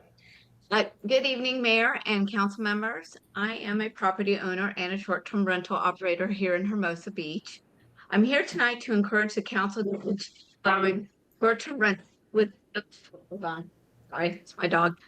I'm here tonight to encourage the council to continue allowing short-term rentals within the coastal zone and to move forward with a reasonable regulatory framework that allows responsible owners to continue operating. I understand the concerns surrounding short-term rentals. We all want Hermosa Beach to remain a great place to live. We don't want excessive noise, parties, parking problems, or properties that negatively affect our neighbors. But those are behavior and enforcement issues. They can and should be addressed through reasonable rules and enforcement rather than eliminating short-term rentals altogether. Responsible short-term rentals also provide real benefits to Hermosa Beach. They allow families and groups to stay together, often for weddings, family gatherings, vacations, and other events. These visitors walk to our restaurants, shop at our local businesses, and spend money throughout the community. They also generate significant transient occupancy tax revenue for the city. Under the ordinance before you tonight, short-term rentals will continue paying the same 14% TOT as other transient accommodations. I support reasonable requirements such as registration, business license, a 24-hour local contact, appropriate safety equipment, payment of TOT, and enforcement of nuisance laws. Those requirements help distinguish responsible operators from problem properties. I believe the proposed approach recognizes an important principle. Short-term rentals and residential neighborhoods do not have to be incompatible. Please continue allowing short-term rentals in the coastal zone and focus the city's efforts on regulating actual problems when they occur, rather than restricting responsible property owners and the visitors who support our local businesses. Thank you for your time and for considering a balanced approach. Next, we have Steve I. Thank you, Mr. Mayor. Members, staff, I'll try and hold it together. I will try to hold it together this time. I hope there's no appetite for option 3, so the choice is between option 1 and option 2. What I would share with you is with option 2, you get everything you already have in option 1. They're both rolled together. In option 1, you've got 2 interest groups, short-term rental owners, and everybody else, long-term renters, homeowners.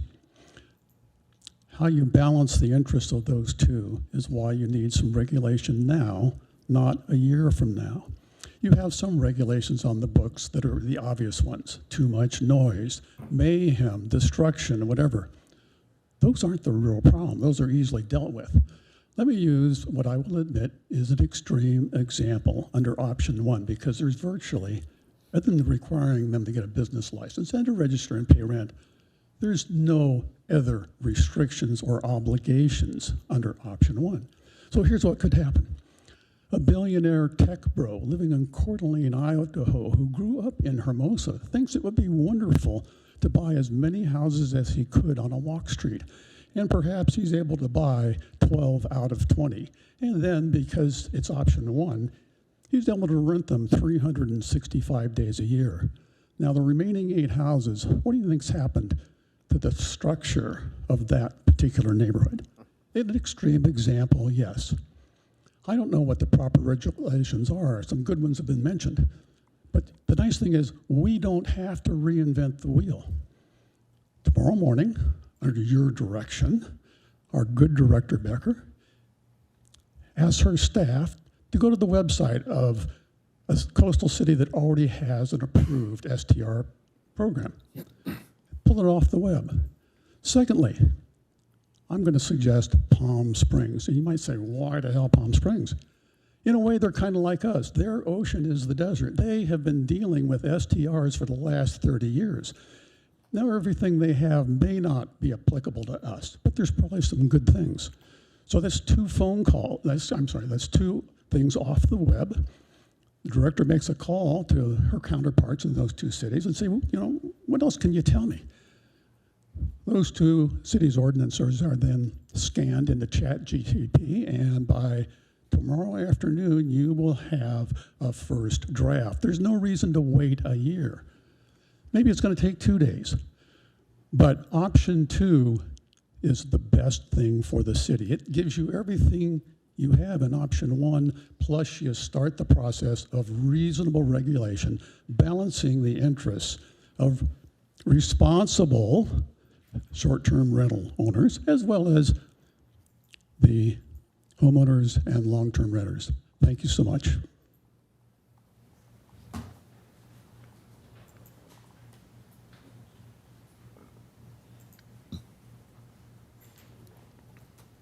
Water is a very important part of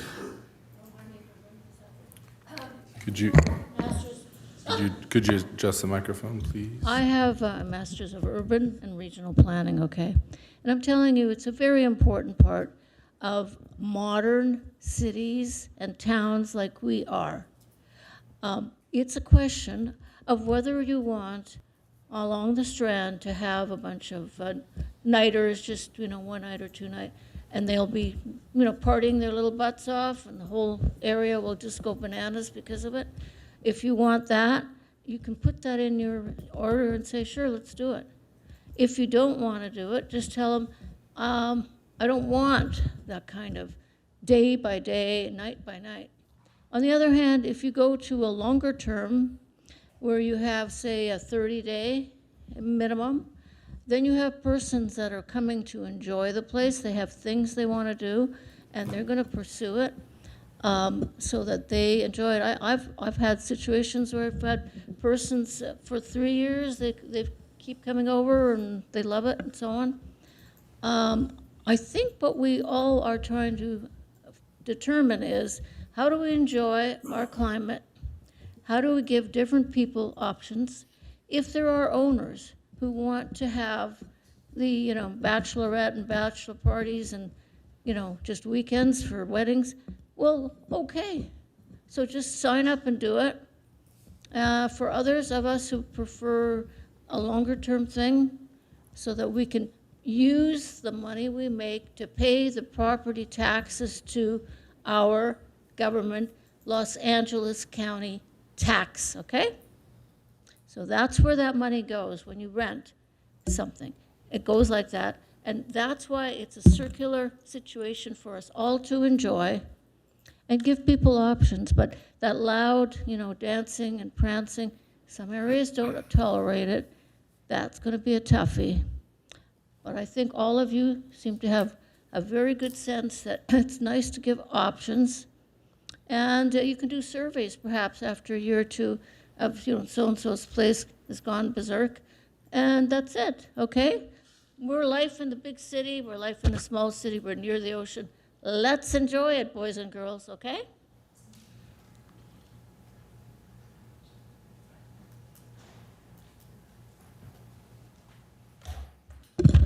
Mayor, council members, staff, Laura Pena. We need to stay grounded in three things here. One is the law, second is our fiscal picture, and the third is our community. The court has already decided short-term rentals can operate in our coastal zone. So the question tonight is not whether they exist, because they do. The question is how we register them, how we manage the impacts, and how we collect the revenue that's already owed. Given our fiscal situation, there's a sense of urgency. In our 7 budget meetings on this topic, our mayor has clearly said our rising costs could bankrupt us. And council has repeatedly asked, what's the plan? Well, tonight's agenda item is part of the plan. And so the city's TOT revenue has declined for the last 2 years. And our short-term revenue, as represented in, I think, February, is only 4.3% of TOT. So as Councilmember Francois was saying, we're only collecting on 9 short-term rentals. Staff estimates that we could bring in over $1 million. So I have to ask, how much money right now are we leaving on the table? We hear a lot about how much revenue we supposedly lost when voters rejected sales tax increase in the last 2 elections. That's a fair statement. But shouldn't we apply that same scrutiny to this policy right now? How much revenue do we fail to capture by operating a short-term rental program with less than a dozen? And the benefits don't stop with TOT.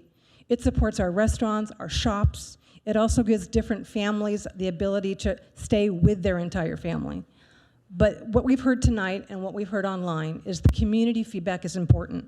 We need to know if short-term rentals are going to be clustering, what the documented housing impacts are, what the noise, parking, trash, party impacts. These are important points that need to get addressed, but we need to have real data. There's an old saying, perfect is the enemy of the good. We don't need a perfect short-term rental plan right now. We need one that we can work with. So I recommend register the operators, collect the TOT, require a business license, protect our neighborhoods, and report back, not in a year, 6 months. Why do we have to wait a year? We should be able to find out the impacts now. We should engage the community with actual results on hand. If we're going to count the dollars that voters didn't approve, then we should also need to count the dollars that this city policy failure to capture. With our $3.2 million structural deficit, we cannot afford to ignore the other side of the ledger. Let's stop leaving lawful revenue on the table. Let's put a basic program together. Let's protect our neighborhoods, and let's facts, not fear, dictate our future. Thank you.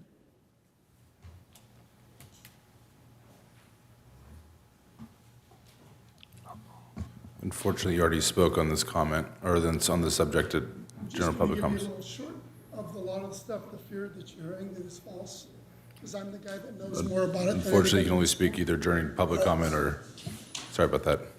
Is anyone else online with their hands raised? I do have 2 virtual hands raised. Tony Higgins, your 3 minutes will start when you begin speaking.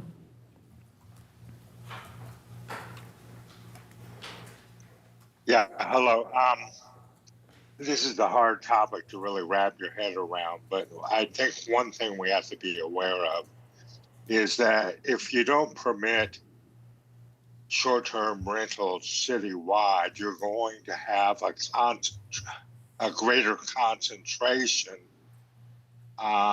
in the coastal zone, and that's really a fairness issue.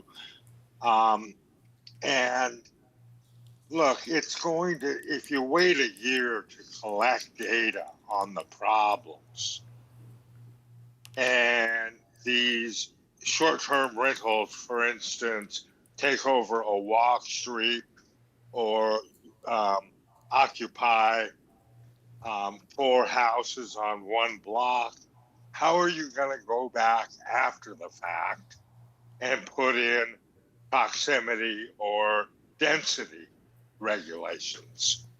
Nobody's talked about that.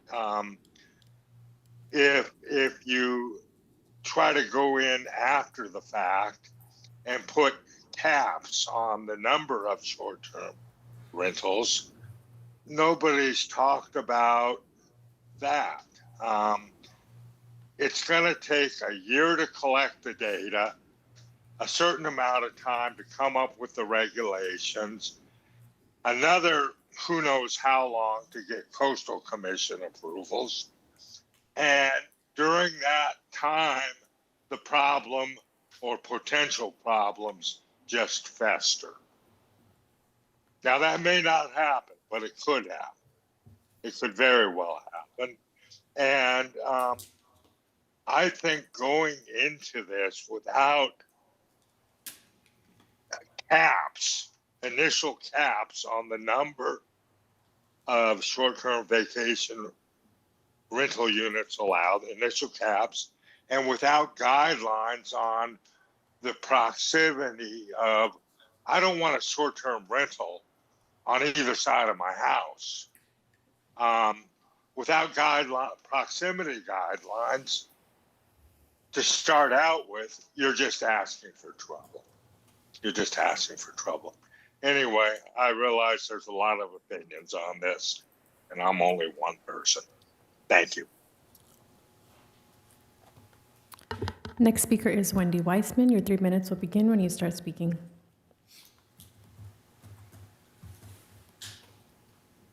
Mayor, Council, my name is Wendy Weissman.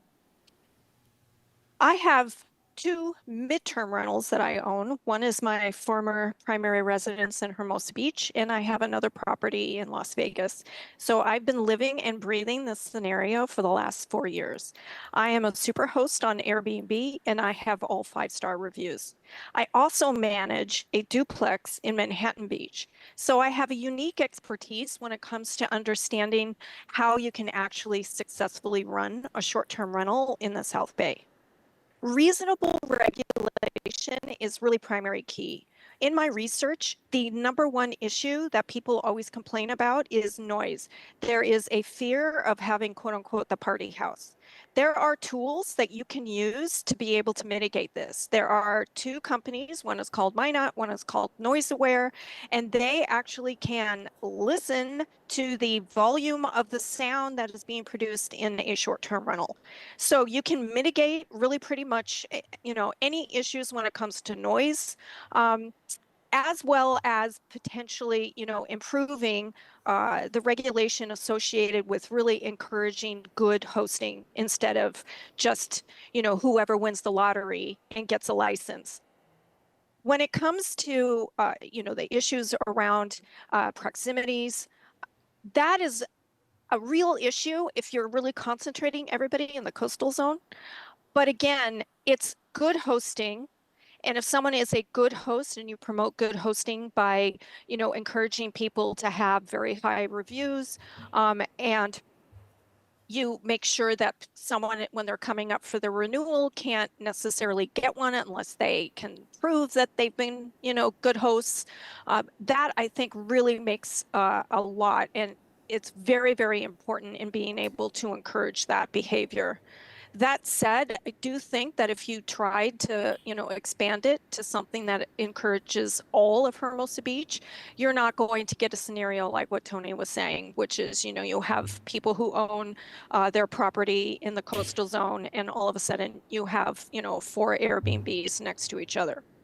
The other issue that is very important when it comes to promoting with families, that is so key. That was a concentrated statement that I actually did to the Clark County in Las Vegas that really showed that when you have the option of doing an Airbnb, you are encouraging families to come into your area.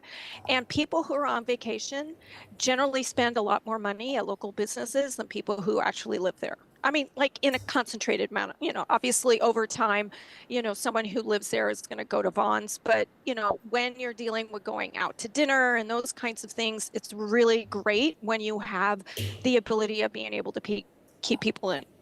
And I thank you very much for allowing me to speak on this behalf. We have 2 more speakers, and Gothifer, your 3 minutes will begin when you start speaking.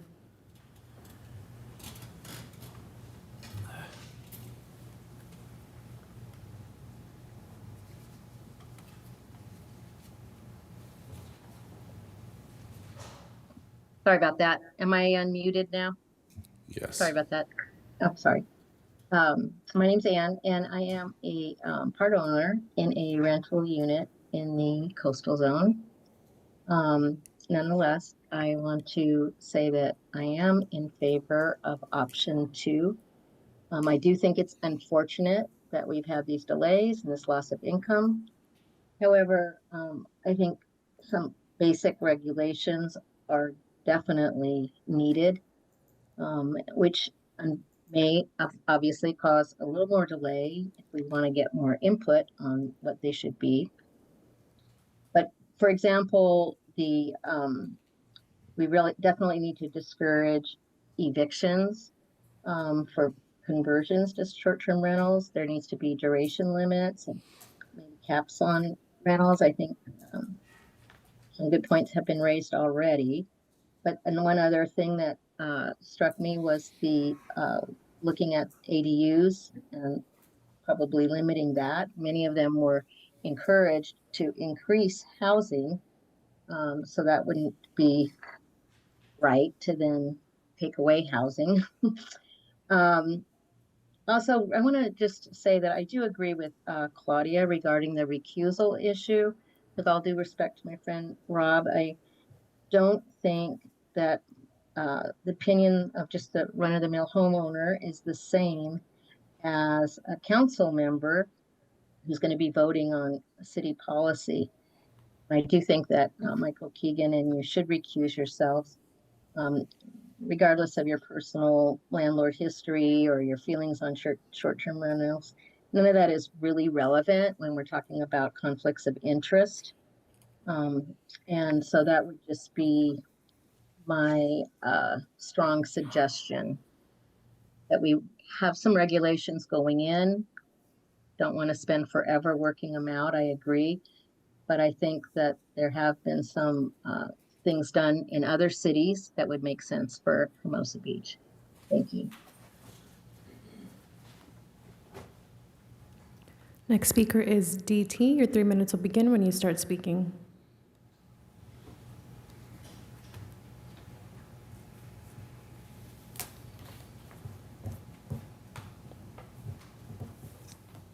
Good evening. Can you hear me?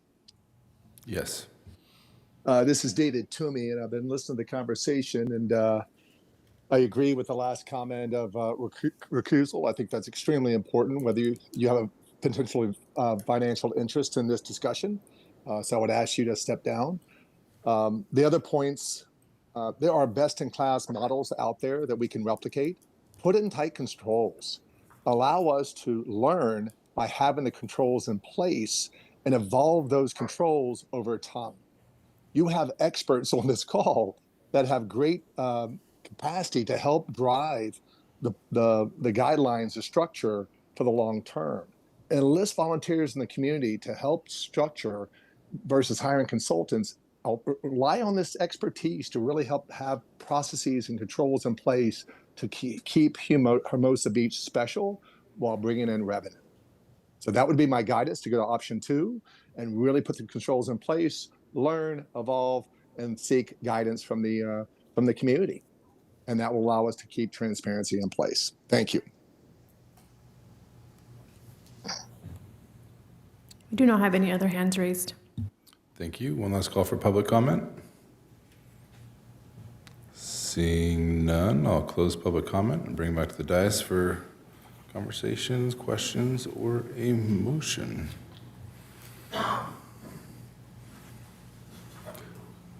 Councilmember Jackson. I'll kick it off. Thank you. Thank you for all the discussion this evening. I think if we learn nothing else, this is a very complex issue. It's nuanced, and I don't believe it should be rushed. I don't think there's a rush to get to anything tonight other than guidance moving forward.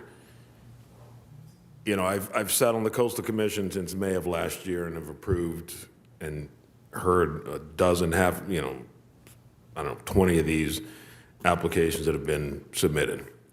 And there is no one size that fits all. That's the one thing I learned. What worked in Pacifica, one we approved 2 weeks ago, where they put a 1% cap on the housing within the coastal zone that they would make accessible for short-term rentals, is different than what they've done in Monterey County and other communities up and down the coast. And I think we can learn from those. You know, I think you have to have controls at the end of the day. And I think option 2, as many of the speakers have said, is the only way to go. I would even go a step further and say, what we really need are a series of study sessions to really flesh these out. Now, we don't have to take a whole lot of time to do these, and the Coastal Commission, with proper coordination during the process, can approve an application within 90 days, 90, 120 days. So this isn't something that needs to take a year or 2 years. We can have in place well before the Olympics in 28. But I think before we get to that application point, we got to figure out what we want as a community. You know, we've heard clustering. There are some communities that we've approved that said no short-term rentals within 200 feet of each other. And so there's a lot you can do. It's just a matter of what is it we want to do. And I think in order to really flesh those things out, we need a series of study sessions. We can fast track those. I don't think we need to rush to open the floodgates. I just Googled a few minutes ago Airbnbs in Hermosa Beach. There are 300 plus right now. We've had 300 plus for as long as I've been checking these. The 9 or so that are legally permitted, or the 9 or so that have been legally permitted from day one, even with the changes that we've had since the case 5-6 months ago, I don't think we've had a rush of those folks who have said, I'm going to now come out of the closet and register and pay TOT. I see it in my neighborhood every day. So I think it's well worth us to pause, be deliberate. It's too important a decision to rush through and just say anything goes. There are some communities that limit multi-family homes. You know, we don't want a 6, 10, 8-unit apartment complex turned into a condo, or excuse me, a hotel. So, you know, I think those are the level of details we need to understand, flesh out. I think if we are diligent and we coordinate with coastal staff, I think in the next 60 to 90 days, we could have an application that can be approved within a month or 2 after submission. So I think we need to pause, flesh out some of the issues, and host some study sessions, because I think it's important, as we've learned tonight, the community needs to be involved. And there are school impacts. I was up at a community in Santa Cruz the other day, and they had talked about how a lot of the tech bros coming in from Silicon Valley, buying up all the housing stock, and it has impacted the schools there. So it's a real issue. And we've heard about the SpaceX money, right? We have all these new SpaceX millionaires who are going to be buying homes. Where? In the coastal zone. So it's too important an issue to rush. I think we press pause. We can go back, and one of the conditions could be, when you register, is you'll be responsible for all previous TOT from rentals. So we can still collect that money if folks are still renting. So I think that's where I am, Mr. Mayor. Thank you. Is that a motion for option 2? That is a motion for option 2. And does option 2 include the study sessions and further community engagement? It's not that explicit, but if you... Okay, well, I will add that to the motion. So that is my motion, Mr. Mayor. Thank you. I'll second it if no one else will second it. Oh, second that. And just to give my couple thoughts on it, that, option 2 brings the city in line with the court decision on an interim basis, and I do agree that the community needs to have their voices heard.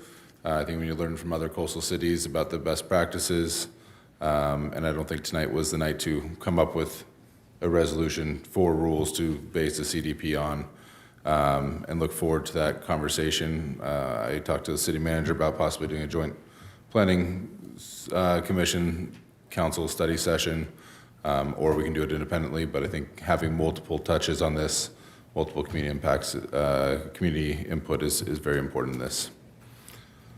Looking to my right, Councilmember Seaman. Thank you, Mr. Mayor.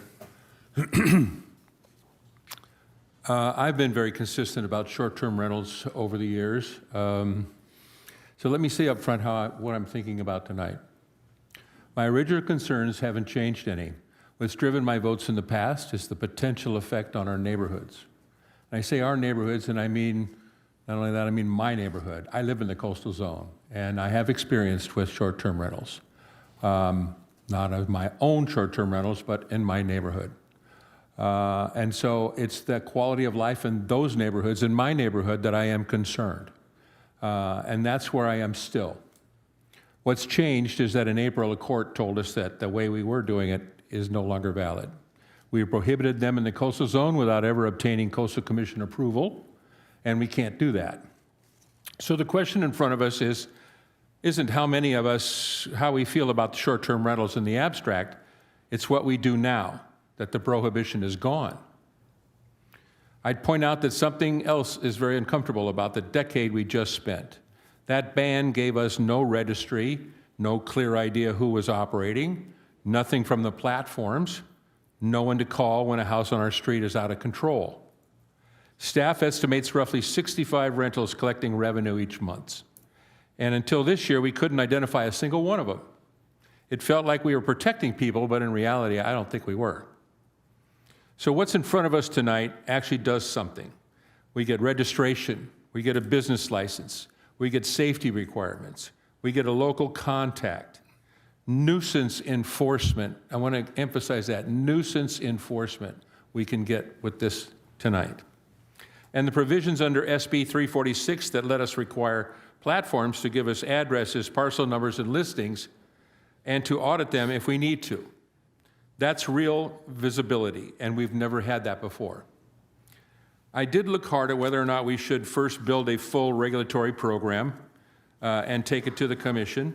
I encourage my colleagues to look at how that's gone for other cities. I've seen the public comments about cities like Pacifica, Encinitas, and Del Mar. There's one clear difference between those positions and ours. Every one of those cities was negotiating from a position of having enforceable rules already in place. Encinitas has its caps today, and Pacifica had its earlier ordinance the whole time. We don't have that. The judgment left nothing standing in our coastal zone, nothing. So for us, the alternative to acting tonight isn't holding the line while we negotiate. It's an unregulated stretch of unknown length without the ability to collect the revenue and without potential further legal exposure to the city. As some of these cities have found out, the Coastal Commission doesn't simply say yes or no. It's possible, as Councilman Jackson pointed out, that we could have one in 30 days or 90 days. But the Coastal Commission does rewrite, they add and remove conditions, and it can take years to do it. And 3 cities I just referenced all have existing certified local coastal plans, which of course we don't. The route they took isn't even available to us on the same terms. So the closer comparison, I think, is in Manhattan Beach.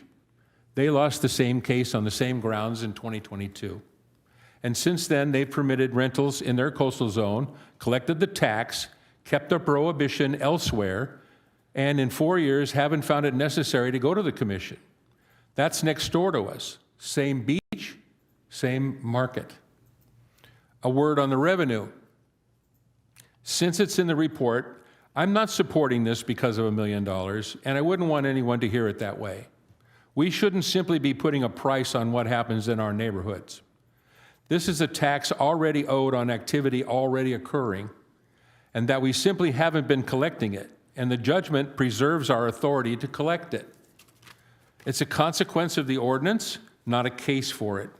But since we are talking about it, we do need additional revenue. The new TOT, plus of course any retroactive collection, is money that we don't have to find through other taxation or penalties imposed on our own residents and businesses.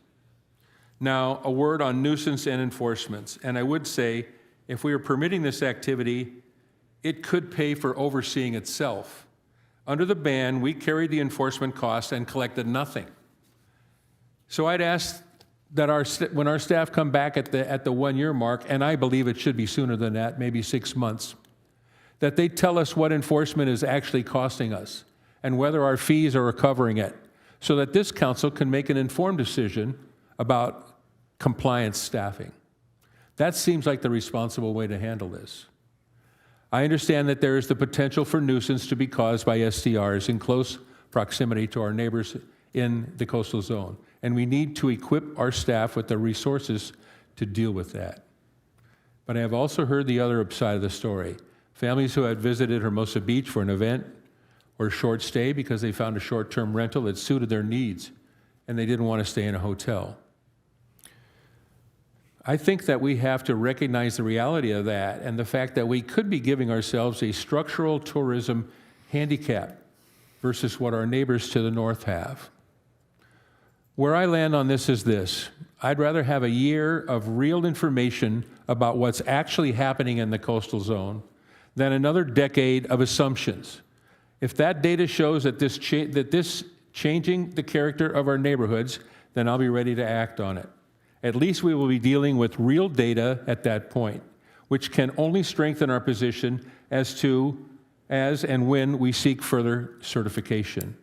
So I plan to support staff recommendation for option 1, and I am going to make a substitute motion for option 1.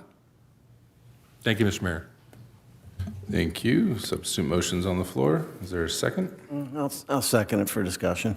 Copy that. Would you like to speak on it? Yes. Well, first off, I want to state that I have some rental properties and I rent those on a long-term basis, not on a short-term basis, based on state law. I've checked with the city attorney. He says I'm fully capable of making a vote today. So everyone else who thinks I shouldn't, the law and our city attorney said that that's not in conflict. So I'm going to vote on this issue. I do want to point out a couple things. I've spoken to 5 Manhattan Beach City Council people about their program, because I don't need to go up and down the state to get information. We have information in Manhattan Beach. I mean, Manhattan Beach is the closest example to our city in the whole state. So to go run around to Encinitas, to Del Mar, to Monterey, I mean, we can hire a consultant to run up and down the state and check with everybody we want, or we can just go up the street and get the information from our neighbor and find out what kind of problems they were experiencing, how they handled them, and how they reacted. We don't have to spend a lot of money. We don't have to waste a lot of staff time. We can move forward on a plan based on our neighbor's experience. And our neighbor, in the 4 years since they've been collecting it, have collected about $7 million. Our city has lost $5 million plus $400,000 in legal fees. Now, the stewardship in that city, to me, has been much better than the stewardship in this city. Now we're wondering about doing things that are thoughtful and complementary, and including the city. Manhattan Beach took a different path. Low regulations, allowed it to be done. They have, I don't know, almost 200 of them, and they're making $1.7 million a year. No problems, encouraging restaurant use, all sorts of benefits to the community. The reaction from one of the council members was, yee-haw, with that. His answer was that this is the best program they ever put together, and they didn't even really want to do it. They were forced to do it. We're in the same boat. I don't need a consultant to tell me from what's going on in Del Mar or Palm Springs. And, you know, Mr. Izant said, don't reinvent the wheel. The wheel is over in Manhattan Beach. I don't have to make a new one. I can use a bike from that city. So this thing seems fairly simple to me. We waste time, hire lawyers, more consultants. Why don't we just see what happens in a year? And if it's terrible within 6 months, we'll be hearing from the staff. We can revisit this earlier. We can revisit it at 9 months if things are going bad. We can have regulations ready to go at the 1 year anniversary. But if we start micromanaging it from day one or wait and then implement it later, we're losing over $3,000 to $4,000 a day. I mean, this is unbelievable. And we've lost $5 million already. I don't know what kind of business we're running here, but it ain't one I want to run. So I'm focused on bringing our budget back in line, fixing our structural deficit, creating new developments in our downtown area that bring in more tax increment. We have to get on the ball. We can't sit back and relax. We got to keep moving the ball forward. So I think there's only one choice here, and that's option one. So that's how I feel. Thank you. Councilmember Francois. Thank you. I do share the concerns of the neighborhoods. I'm inclined to support some combination of 1 and 2. Before I do, I'd like to ask a question of the city attorney. Several speakers have advocated that one of the restrictions we could put on is requiring that no-fault evictions aren't done for the purpose of short-term rentals. I think some council members even advocated for that, but we have a state law, 1482, which already ensures that no-fault evictions for the purpose of converting to short-term rental or any long-term rentals is already prohibited. And it limits no-fault evictions to just 5 specific reasons. Could you confirm that that's the case, and really we would not need to create a whole housing department zoning, rental control zoning in the city of Hermosa Beach? Well, that would take a little bit some research since this has popped on, but my understanding is the state law does not prohibit all local rent control altogether. So it does prohibit some things, but there's some things it doesn't. And so to say that state law would cover it so that we don't need to do anything here, I don't think that's accurate, because there are some areas where state law does not, that the city is able to do something that state law doesn't go that deep. Well, but the state law does not allow for no-fault evictions if you convert the property to another renter. That's already in the law, right? Well, you're just popping this question on, so I would have to do a little Oh, I research thought I into warned that. you earlier about it, Jason. Well, yeah, but not the specific question that you're going to ask, okay? So if you want me to answer on the record, I would need to do some due Okay, diligence. I didn't mean to catch you by surprise, but I thought that's, anyway, I'll just make the statement. It's my understanding that it does. I know it's down the line when we start talking about exemptions and issues like that. So I see the need to go ahead with some type of enaction of this tonight, because we're missing out on needed income, and I see no reason to continue it, having to go to Planning Commission, go through all procedures and try to get Coastal Commission approval. Could you give an idea? It's really 6 months to get Coastal Commission approval. Isn't that about the time frame? And so if we were to not enact anything tonight and have some hearings on it, find out what people want, go to Coastal with what we want to propose, aren't we talking about 6 months or even more before we would finally come up with an ordinance that would have the muster of the Coastal Commission? I don't think that's a fair question. We can't speak for the approval process of the Coastal Commission. That's something that he can't control. It could be less than 6 months. I mean, or it could be more. Well, generally, how long does it take for cities to get this? I can look over here to Allison, but my experience, the same as it depends. That's my lawyer's answer, that I'm not city attorney, but there are so many variables. It depends on the application. It depends on what questions they come back with. It just depends on everything that's submitted. So I could not speak to that. Sometimes approvals take a long time. Sometimes they take a short time. It all depends on the application and what questions come back, how fast we can answer those questions, whether they accept them, whether they tie it to other issues. We can't say.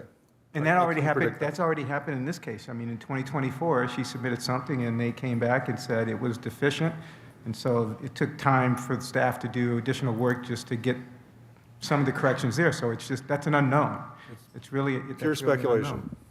Yeah, and just to kind of tie it in with the state mandates, right? So every time a city submits an application, you always hope that you are going to be deemed complete. It's the same when a homeowner comes to our counter and submits an application. 9 times out of 10, you don't get it right the first time, no matter how diligent you are, right? So every time the clock starts, it's another 30 days. So if you're diligent on your side and you get your package ready, and then you get it back in, you've already kind of burned 30, 60, 90 days, right? But let's just say you do get to deemed complete, right? As Councilmember Jackson mentioned, the average time from what I've heard from a Coastal Commission staff, 90 to 120 days to get a case to hearing once you have deemed complete. And then you don't know what happens at that hearing, right? So 120 plus 120 is 6 to 8 months, kind of from when we're actually start. And then that doesn't include the study session time and the formulation of the proposals and the presentation to Planning Commission and the recommendation. And, so even if we were running them concurrently, we're looking at least a year. We could start not tomorrow, right, and begin study sessions and formulating, kind of recommendations, and then we could meet up a year from now, and that, that's another option. Yeah, that sounds something that I'm in favor of. It allows us to begin collecting the revenue we need right away. Doesn't delay things by continuing it and do all that, and we can put in protections for our housing stock and other things that we need to do. And I was just wondering, I'd like to act now on that. And I was just wondering if the maker of the motion can eliminate the 1-year restriction and just go ahead and enact this and then begin procedures right away to come up with a plan that can work better. Are you referring to my substitute motion? Yeah, you were the one that made it, yeah. For option 1? Yeah. Well, I think that's what option 2 is. You made a substitute motion for option 1. Yes. Which states here to wait a year. So I'm wondering if you're willing to change. But I actually said that I would much prefer 6 months. Dean, what you described as option 2 is what staff has laid out, is that we get everything in line legally and then we start the process on what a permanent plan looks like, which will take 6 months to a year. Yeah. Option 1 is that we pass this, tonight we pass this and we begin, that we begin collecting the tax, and we have registration, we have oversight, we have protection against nuisance and noise. We already have those protections now, by the way, short-term rental or not. If you have a long-term rental neighbor and they have a party at night, that situation is exactly the same as a short-term renter. If it's a nuisance and it's over the noise limit and it goes on till all hours of the night, you do this is exactly the same process as a short-term rental. That's already in place, and that would be the requirements, the controls that would be in place already within the coastal zone if we pass option 1. So your idea about 1 year, I think that we should review this in 6 months. I think that's long enough for staff to collect the data that we would need to make an intelligent decision. And then in 6 months, we can come back with, okay, now we have some information. We know how many there are. We know what kind of money there is. We know about the registration and so on and so forth. And how is it going, by the way? Have we had 100 complaints about things? Have there been a rash of evictions, unlawful evictions? And so I think 6 months is more than enough time. And if that is something that you're looking for, then I would make that concession to my motion in order to get this. Sure, okay, and the process can begin before 6 months. It's just that 6 months is. I think 6 months is a reasonable time to collect data. Stop watering it down. It's a motion. Listen. We're discussing the motion. Thank you. Yeah, I think that in 6 months we can begin talking about those things, but I want to have option 1 tonight. What you are describing for staff to start working on the process is what option 2 is laid out. Yeah, essentially, it is. It's just. But you're trying to make option one turn an option two. Because you're asking staff to do that. And that's what I am in favor of, because we can walk and chew gum. So you're in favor of option two because? You're walking and chewing gum, and there's a reason why 26 cities across California have instituted some sort of regulations. Right, except that option two only adopts it as interim. So You're changing the code. I mean, we're allowing to collect taxes, and correct me if I'm wrong, like, option two is everything option one is, but staff is gonna start working on what does a permanent program look like with some guardrails. Your Honor, we appreciate the ability to interject, because we just want to make sure that we're looking at whatever it is, one or two, that we're looking at adopting 1, 2, 3, 4, and 5 at the top of the staff report. We are. And just, give us the guardrails as whether you want it back in 6 months, a year, or start right away. Those are the three choices there. But we do need, right, even option two is to, includes 3, 4, and 5 there. The repeal of the current prohibition, the introduction of the new code sections, and the ordinance for the CEQA. That was my understanding. Thank you. Appreciate that. So I think that's where I'm passionate about, is we can start the public hearings on it. We can start figuring out what the program looks like. Again, we can walk and chew gum. We can get live data as we're going through it to see if there are issues. And if 6 months or a year from now, everyone's fine, it's fine. But at least we're already ahead of the game. So my question is, what's the motion on the floor right now? Well, it's a substitute motion that Rob made, so it's option one. Option one. Okay, option one's the motion on the floor, so let's vote on it and move on. We can always do another motion. Well, he's got option one with a year. He changed it to 6 months. You understand To that? clarify, option one of 6 months is what we heard, yes. Okay, so that's been amended, but it hasn't been seconded, so. Just pointing that out.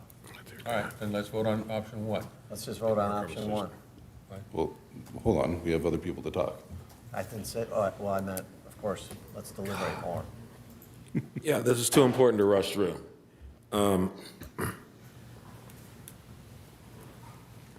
I think does option one allow the scenario that Mr. Izant said, where somebody can come in and buy 20 properties and rent those all out short-term rental? There are no limits on who can do what, where, when, and how. Am I understanding that? So 500 homes could be taken off the rental market tomorrow and short-term rented. It's possible. Okay, so no limits on anything, anywhere. And, That's the current status. right, and option one continues that, Yes, without any guardrails. correct. Okay. I again will voice my strong support for option two. I think we have to have I mean, you just can't have a program with no guardrails. I do take exception with, I talked to the deputy director who works for Hermosa Beach, and he said if we had our application in, it could be approved, if everything is right, between 60 and 90 days. Let's just say 120 days. So it's not a year, it's not 2 years. I also think we need to consider a provision that says any member of this council who votes on this can operate or be a party to a short-term rental for at least 5 years. I think that's also a condition that should be considered. So, in order to discuss these conditions, we have to have option two. Otherwise, any property owner can do whatever they want, wherever they want, unabated. Is that my understanding? You're asking staff? I'm asking that's my reading of option one. Yes, option one, until the time comes, whether it be 6 months or a year, when it comes up for review, council theoretically could come in at any time if there's a majority before that year to say, no, we want to look at it again and start the process now. Those are the options before you. But we could have a CDP actually submitted and approved within 6 months if we were to actually move forward with that, with all the conditions that we think we need and folks have expressed an interest in supporting. That's also a possibility. Okay. Thank you, Mr. Mayor. Mr. Mayor. Hold on, Councilmember Francois, how does? I mean, if option 2 is adopted interim basis only, potentially those property owners could gang up tomorrow and do that same thing. Correct. So that doesn't hold much water there. That's why I'm going with 1 with the 6 months. Now, we could fast track that specific condition. We could go with option 1 and do a fast track on that specific issue and get a coastal permit as fast as we can on that one and fast track that early, right? We could do something like that? On which issue, Councilmember? The issue that Councilmember Jackson and Commissioner Azant referred to, multiple property owners. So, right, we could essentially... If council directs, we could bring back a cap on, or the rule that, what is it, one house, one rental. Right, and we could fast track that, adopt this tonight, fast track it, and get commission approval on that one ahead of time. But to bank this on a fast coastal commission approval because we have a coastal commissioner that believes it can happen quick, it's a staff thing. I can't assure members of the public how fast things happen in this city as a council member. That's a staff thing. So, to base this on being so concerned about how long it takes coastal to do things. So, I don't know if there's any inclination from the other council members to support this with a fast track on that one provision. Just a Mr. point Mayor. of clarification, I don't know what you mean by fast track.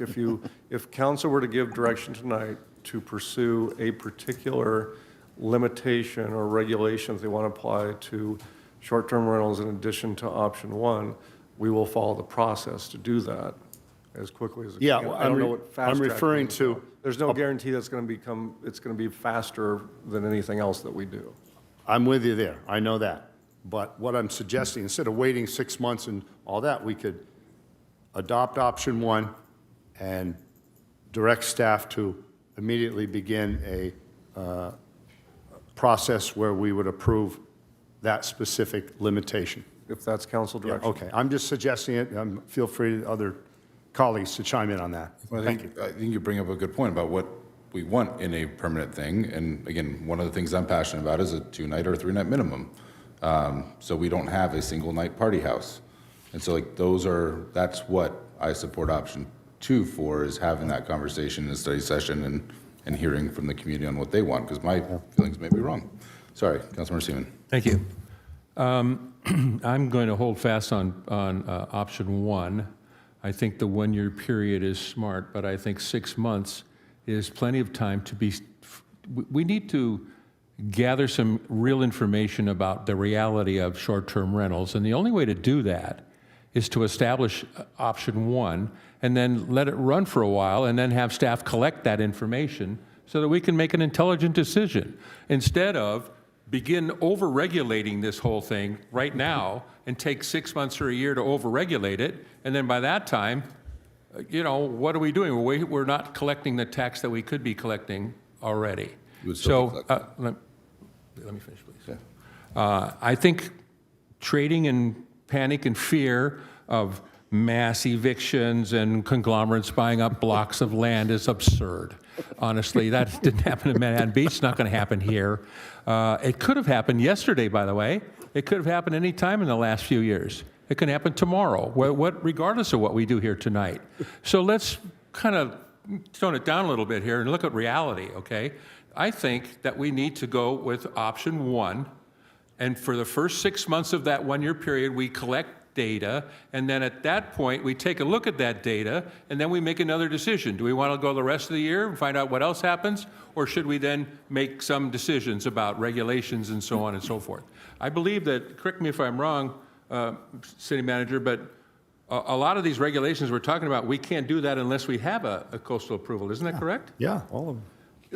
This would be, any of the other regulations would be put into a CDP that would go to coastal for approval. Okay, all right. So I'll go right back to my original statement. Let's just accept option 1. Let's follow the Manhattan Beach model for the time being. And in 6 months' time, we can look at the data that we have collected. And then we can make a decision on the balance of the 6 months of that 1 year period. I'm I with think you, that's Rob. fair. I'll take that I'm with you, amended. Rob. I'll second that. All right, amended thank It's you. already in the motion. Okay, That's fine. so- I'm with you. All right, so now that's a ball baked in there, so we have our substitute motion. Mr. Mayor, as Mr. City Manager mentioned, there's 5 staff recommendations. Embedded in all options were administrative co-cleanup. So if we just get it for the record, a revision of if it's staff recommended recommendations with option 1 or 2 as the motion, that would satisfy the direction for the actions that we need. We'd like it stated for the record. There's a lot of unclear motions that we want to clean up. And so if your motion is, and this is what I've heard, option 1, collect data for 6 months, come back, council review at that time. And what staff is asking is that you also approve the 1 through 5 of the recommended action in the Top of page. staff report. Yes. Top of the staff report. Yes. Seconded. 2 through 5. Martha, we have that? 3 to 5. Yes. All right. Thank you. I'm just going to end it with here. At the end of the day, we have to think about what do we want as a city? It's about what is our policy direction? And if our policy direction, which it appears to be this tonight, is we're going to allow unlimited hotels within our community, when in just a matter of months or next year, we're going to be talking about our housing element and our housing crisis. So we're constantly being beat up by Sacramento that, hey, we need more housing, we need more housing. And here we are allowing some people with 2 and 3 homes. I mean, so whether they're going to come in and buy, there are folks already with multiple properties that are being short-term rented. Those homes are all being removed from the housing inventory, which impacts the ability for people to live here and work here full-time. So there's the housing component that is critical to this, and we are allowing unfettered houses now to be removed from the housing inventory. So just something to think about as we move forward, because as the speaker said, I think we're putting our policy now is over profit, we're prioritizing profit over people and the housing that we so desperately need. So, thank you, Mr. Mayor. Thank Mayor, will you you. call the question, please? I was going to. Madam City Clerk? Mayor Detoy, No. Councilmember Seaman, Yes. Councilmember Jackson, No. Mayor Pro Tem Keegan, Aye. Councilmember Francois. Yes. Motion passes 3-2 with a no vote by Mayor Detoy and Councilmember Jackson. All right. Recess. We'll keep going. We'll keep going. That's fine, let's go. As long as there's 3 of us up here. All right, that'll take us to 16B, introduction of an ordinance amending chapters 3.12 and chapter 3.14 of the HBMC relating to the purchasing, increasing city manager authority, updating procurement thresholds, emergency purchasing, and clarifying references to the California Public Contract Code. Welcome, Finance Manager Henry Chow. Thank you. The public hearing is now open.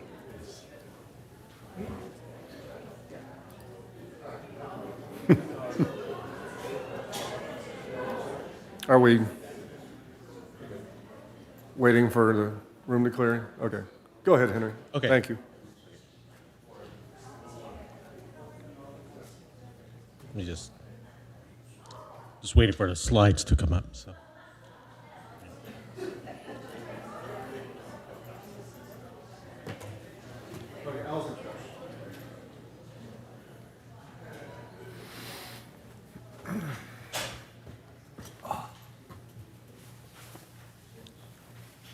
It's hot here. Is it hot, Rob? It's warm in here, they turned that thing down again. It's warm in here. They can't seem to make up their mind. I was ready to bring shorts tonight.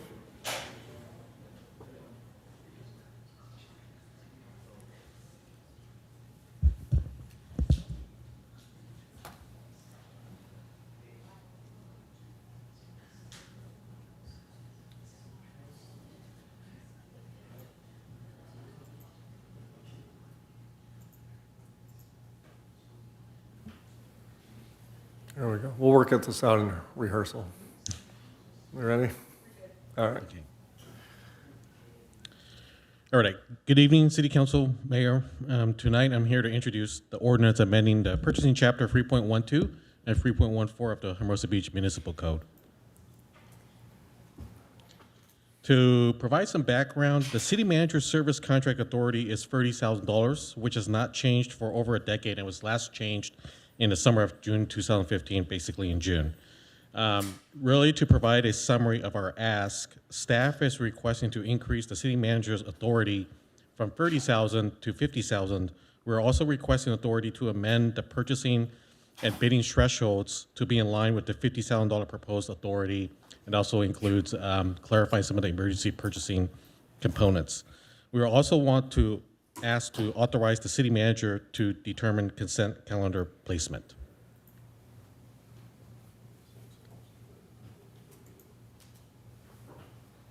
Just seconds.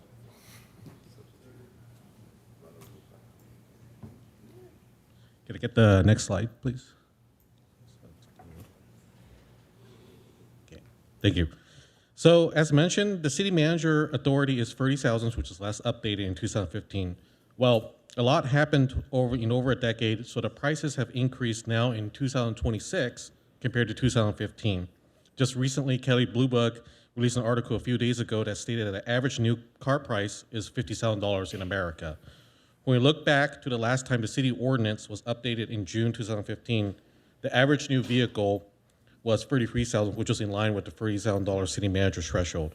For some of the sample energy costs of prices of a city operating expense, to be consistent, if we used a hypothetical cost of $30,000 in energy costs as of June 2015 and applied a price increase CPI index by the Federal U.S. Bureau of Labor Statistics, today, as of July 2026, the city will be paying roughly about $54,000 in energy prices. And then for some of the sample building construction material costs, which would be a kind of equivalent to a city capital improvement project, if we compare the June 2015 to July 2026 PPI, aka the producer price index, the producer price index for material costs will cost the city approximately $52,000 in costs. So with the price increase, the staff proposed $50,000 purchasing authority for the city manager is in line with the escalating prices as applied to the price indexes and real world figures. Next slide.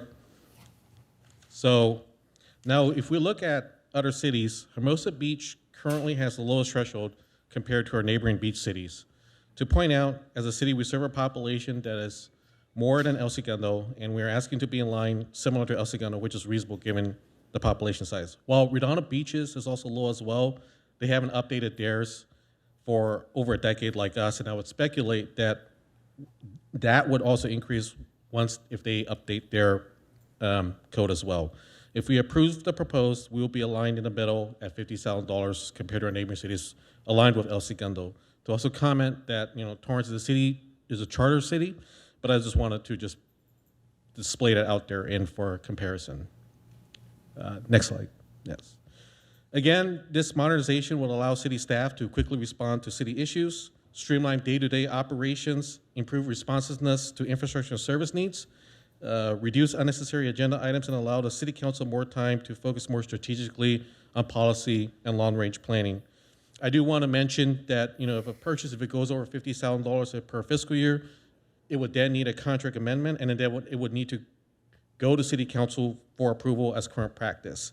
And also to mention, we do have existing financial internal control, competitive procurement requirements, and budget oversight will still remain in place. Again, the purchases must be within the council-approved city budgets, and typically the majority of the vendor items are itemized in department budgets, and the city is also subject to an annual external audit, and our city auditors do review the purchasing policy to make sure that there are no issues. Next slide. Now, moving on to emergency purchases, currently the code states that a procedure should be established for emergency purchases to be exempt from purchasing guidelines. To align the emergency purchasing procedures with the rest of the municipal code, we want to align and immediately identify the city manager as authority to waive purchasing procedures. As a refresher, the definition of emergency, which is mentioned right now in the code, is for the immediate preservation of health, safety, and welfare of people and protection of property. Now, in a draft ordinance, we're expanding to include, but not limited to, natural disasters, infrastructure failures, or situations where the city would suffer substantial loss or interruption of essential services. We also want to offer some redundancy and flexibility in the municipal code in case the city manager cannot be reached or has multiple tasks and tied up to deal with an emergency, that this can be delegated to a department director to approve. And the reason why it's a department director is the department director will be well-versed in the day-to-day operations and understand the necessary responses in times of an emergency. And this is also a lesson that we, from a mock emergency training scenario the city staff did earlier this year. You know, in case there's also, if it's a FEMA declared emergency, that flexibility allows the city the proper oversight of having redundancy built into the code for FEMA reimbursement. There have been cases that, in my experience, at other cities where FEMA has denied reimbursements to agencies because during a time of emergency, they don't necessarily follow their own policy. And you know, for transparency, we're also including that emergency purchases will need to be reported to City Council within a reasonable time, not to exceed 60 days, or if reporting within 60 days is impractical, as soon as practical thereafter. This is really to kind of put in place some of the guardrails in place and also mirror the 60-day disaster assistance deadlines from Cal OES or FEMA from their data proclamation, project completion, or agency determination. We, of course, you know, we do want, you know, to make sure that City Council is aware of what was purchased under an emergency, but understand, you know, it may take time. Next slide. So we also want to align other areas of the city's purchasing code to the proposed $50,000 city manager threshold. Currently, the open market procedure for supplies and equipment threshold is $15,000. So from my discussions with staff who has retired and from review of the city documents, the $15,000 really should have been updated to align with the city manager's $30,000 back in June 2015, but that was not updated. And this should really mirror the proposed $50,000 city manager threshold as intended. So this would clarify and match the supplies, equipment to the proposed $50K service city manager authority, and will allow departments and the city manager to select supplies and equipment vendors at the best prices obtainable and to the best advantage up to the city for up to $50,000. And that would mean aligning the formal bidding of the supplies and equipment services to over $50,000. And those formal bidding, that would include a 10-day notice and bring the contract award to be approved by City Council. And then also, staff is requesting to amend the required 3 quotes threshold from 1,000 to 5,000 for purchases. A lot of the city vendors, you know, from the feedback that I've received from department heads, is that a lot of vendors really do not want to do business with the city, or they have a negative impression since they are aware that we are just quoting them just for that 3 quotes threshold, and they really don't want to put the effort in. So this is something that they feel, well, we can do business with another city instead of Hermosa Beach. So we just want to make sure we kind of modernize that, and just really kind of the intent is to align it with the city manager's authority. So next slide. So there are exceptions to the city manager's authority. So back in 2023, City Council adopted the California Uniform Public Construction Cost Accounting Act as contained in a public contracting code, AKA the PCC. So what this does was to allow government entities in California to use informal bidding procedures for maintenance and public projects as long as the entity/agency opts in, which the city did in 2023. The benefit is that it simplifies the bidding and it gives more leeway in the execution of the primarily public works projects under a certain dollar amount, and it speeds up the award process, expedite project delivery, reduce the time, effort, and expense associated with bidding projects under $220,000, and simplify the administration for these projects. And it really kind of allows staff to avoid the staff time to write and release kind of like the bid package. Now to comment, this is really designed for public works projects, and maintenance is narrowly defined as routine protection of public facilities, and that really includes minor repainting, and another sample will be resurfacing of streets less than 1 inch. Public projects is typically for construction, improvements such as major painting, new roofs, sewer main repair, and sidewalk repairs. So what had happened was the ordinance that was unanimously approved by City Council back in 2023 allowed city manager authorization to approve maintenance and public projects up to the $75,000 threshold. And then the ordinance also in our code, that provision H in 3.12140, it allowed the city manager authorization up to the max $220,000 threshold for maintenance work, but the word public project was missing. And really the intent was for city council to authorize both maintenance services and public projects up to the maximum $220,000 threshold for public projects per the public contract code. So for clarification, transparency, wanted to include that word public project, because that was the spirit of what the intent and what is spelled out in the state public contract code. Next slide, please. And so this is related to the public contract code discussion. So when Chapter 3.14.01 was introduced to City Council for consideration back in 2023, the $75,000 threshold, aka 22032A threshold, was approved. So we, similar to the information in the prior slide, so we're requesting and aligning the city manager's authority to the $220,000 informal contract authority bidding procedure for consistency for the public project. And then we're also doing some housekeeping items as we're replacing the outdated January 1st, 2019 old $60,000, $200,000 figures, since that has been adjusted and updated by the state to the now $75,000 and a $220,000 threshold. So we just want to use language that is just applicable statutory thresholds in PCC 22032. And then just to mention, purchases for those maintenance and public projects, they must be within the city council approved budget. And that's something, that we always bring typically when we have a new budget cycle as part of the CIP. And next slide, please.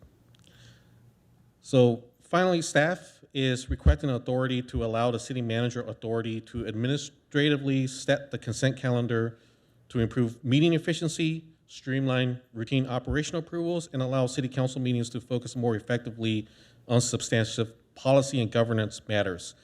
The consent calendar is intended for routine administrative actions where the city council considers the item procedurally with respect to previously established policy, budget authority, or prior direction, and where little to no public controversy or deliberation is anticipated.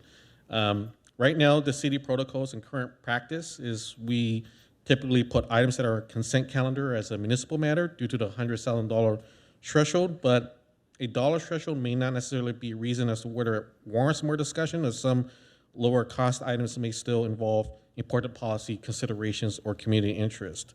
So staff is recommending authorizing the city manager to administratively set the consent calendar to improve meeting efficiency, streamline routine operational approvals, and allow the city council meetings to focus more effectively on substantive policy and governance matter.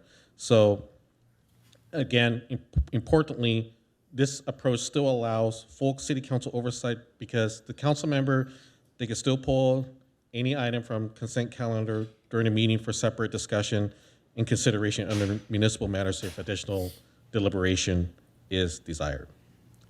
Next slide. Yeah. To really provide a summary of our ask, staff is requesting to increase the city manager's authority from 30 to 50,000.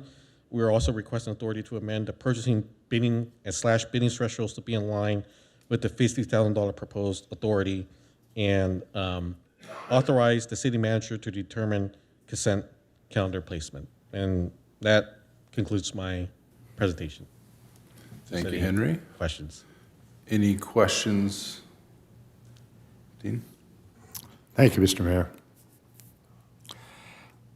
I think the streamlining of this is great. Is there a way to prevent a city manager or a future city manager to avoid the new $50,000 threshold by breaking it up into two projects? Like how is that determined? In the past, we've potentially had an expenditure that was X amount, another one, together, they add up to more than the maximum, but because they were separated out, it was, is there a way to prevent that from happening in the language? Well, let me weigh in. I'm not sure how the city handles it, but there's, under the law, that split purchasing is frowned upon, and there's case law that prevents that, that's not something that's allowed. I think you're talking about split purchasing. Yeah. Okay. Yeah, I can provide you all that, but that's a no-no under the law, so. Thank you. That's an easy answer to that question. Yeah, and to clarify, this is something that finance is, we're typically kind of like I would say like, we monitor, we're kind of like, have to watch the city budget. So for example, if I can bring some of the samples, probably in like, the one I'm thinking is probably August. There's one I remember just, because I reviewed the staff report, at the time, the city manager, they hired a consultant, but it went up to 30,000. But then when it got amended to add additional 70, we brought that contract amendment to city council, which was later approved, basically saying like, hey, this is for additional services, but now it's in, and everything has to be also budgeted. So they're gonna have to bring that to city council anyways to ask for, to increase the budget for it. So my bigger question then is,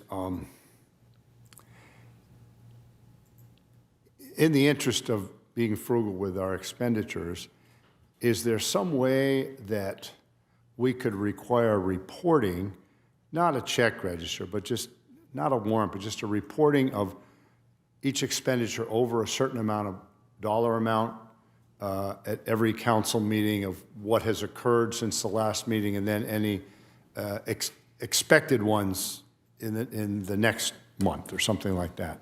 Sure.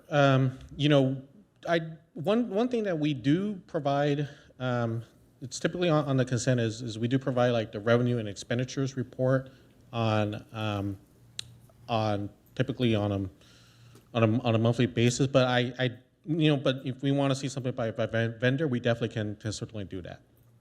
So we would add some language into it to specify a certain dollar amount that's just placed on the consent calendar or something that we can review.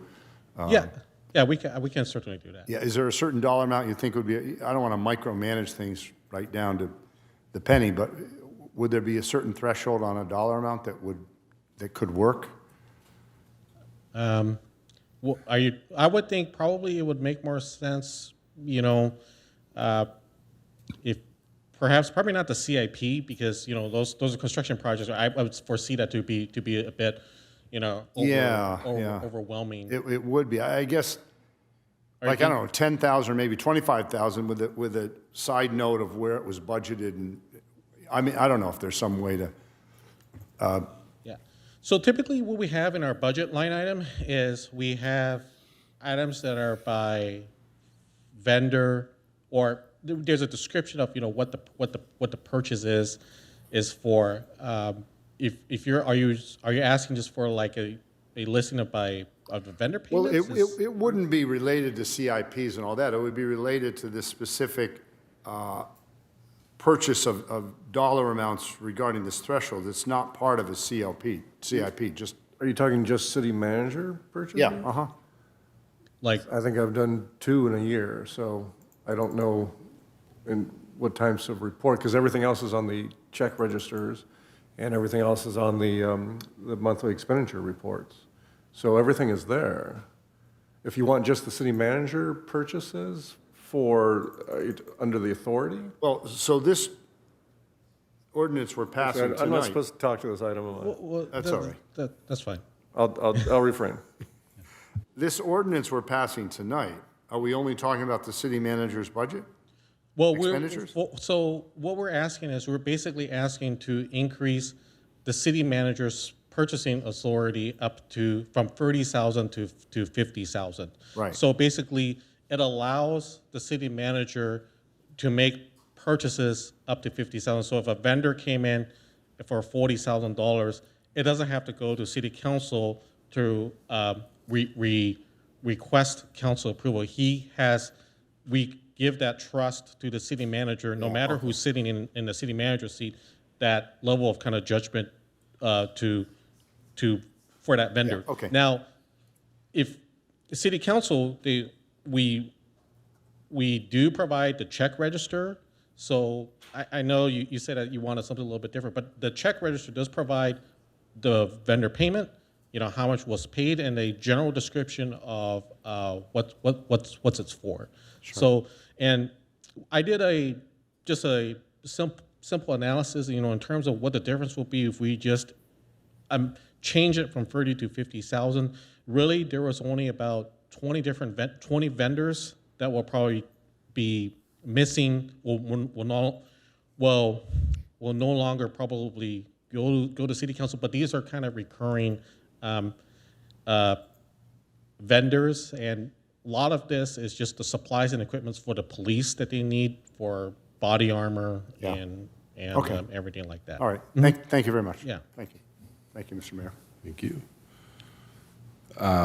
Like other things I brought up, can we tie this to a CPI so we don't run into a 2015 problem again? If you want to, we can. We just thought that the fixed dollar amount for right now is 50,000.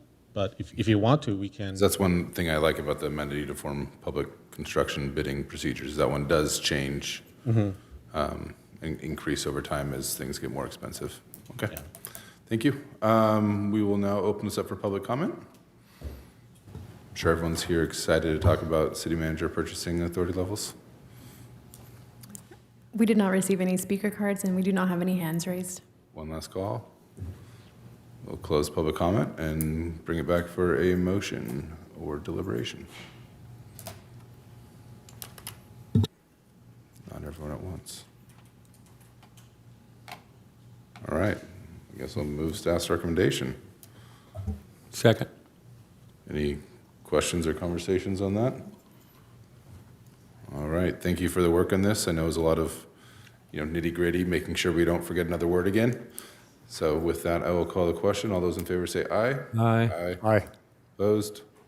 Motion carries unanimous. This public hearing is now closed. All right, 17A, approval of new impact level 3 2026 special events.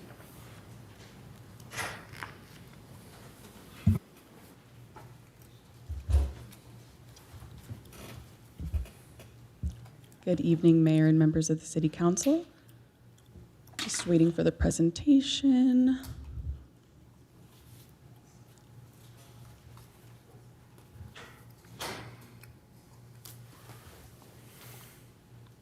Okay. Tonight's presentation is the Parks and Recreation Advisory Commission's recommendation regarding a new Impact Level 3 special event, AAU Hermosa Beach Holiday Championships, proposed for the 2026 special event calendar. Staff received a formal application from AAU in June 2026 to host the AAU Hermosa Beach Holiday Championships on the north and south volleyball courts with impact to the beach tennis courts. The proposed event dates in November, including setup and teardown, are listed in the written staff report and on the slide before you. Staff informed the Hermosa Beach Chamber of Commerce of this new event coming forward tonight, as this would occur the same weekend as their Hermosa for the Holidays event. Under the city's special event policy guide, one side of the volleyball courts north and south of the pier must remain open for general public use or city programming. AAU requested an exemption to this to allow simultaneous use of both north and south volleyball courts with impact to the beach tennis courts. After review, the commission recommended that City Council consider approval of the event with the following conditions. Approve the event as a new Impact Level 3 special event on the 2026 special event calendar.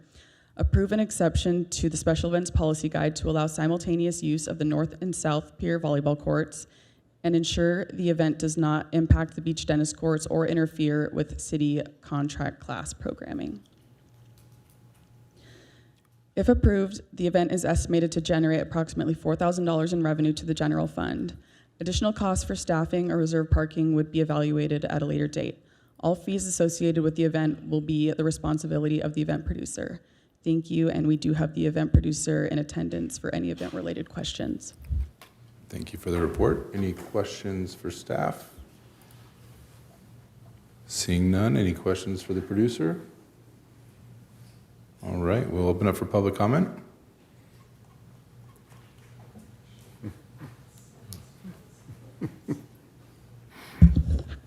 Evening, Council. Alan Joffre.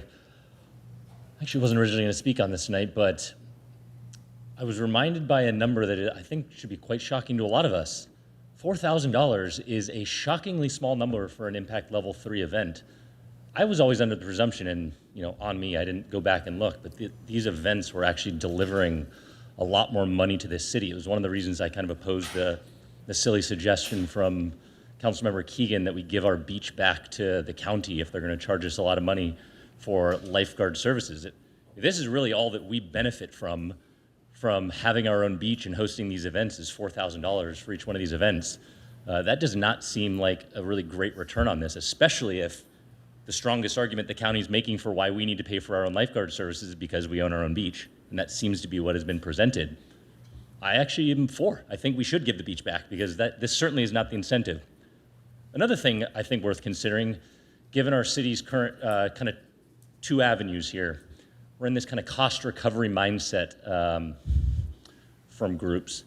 And I think this is a great opportunity to ask for the volleyball community to contribute more to cost recovery of continued beautification of the city. One of the issues we're running into in Parks and Recs, I don't know if it's yet come before this committee, is kind of normalizing the beach volleyball setups around the city. I know there's issues with advertisements on nets, either from citizens just going and hanging up their local businesses on nets, maybe lingering nets from prior tournaments where we then apparently give these businesses that hang them up for a tournament kind of endless free promotion on our beach. Perhaps what we should do is with these volleyball events, seems like there's dozens of them throughout the year, is get extractions from them, have them donate blank or maybe Hermosa Beach branded volleyball nets to the city, and then these court clerks can come and use those nets to be hung up in the city. But I think we should be getting more from a impact level 3 event. I think this is the most significant impact event in terms of size. It's shocking how little money we are getting for these events. And I know the argument's going to make that there's additional impact in the cities, and it doesn't seem like we can ever get data about how much impact they actually have and how much money is spent here. But I was genuinely surprised at how little money this was, especially after the big to-do that we made about extracting hundreds of thousands of dollars I think we were trying to push for this Nike event. Seemed like slightly more than $4,000 would be a great thing to push for here. Thank you.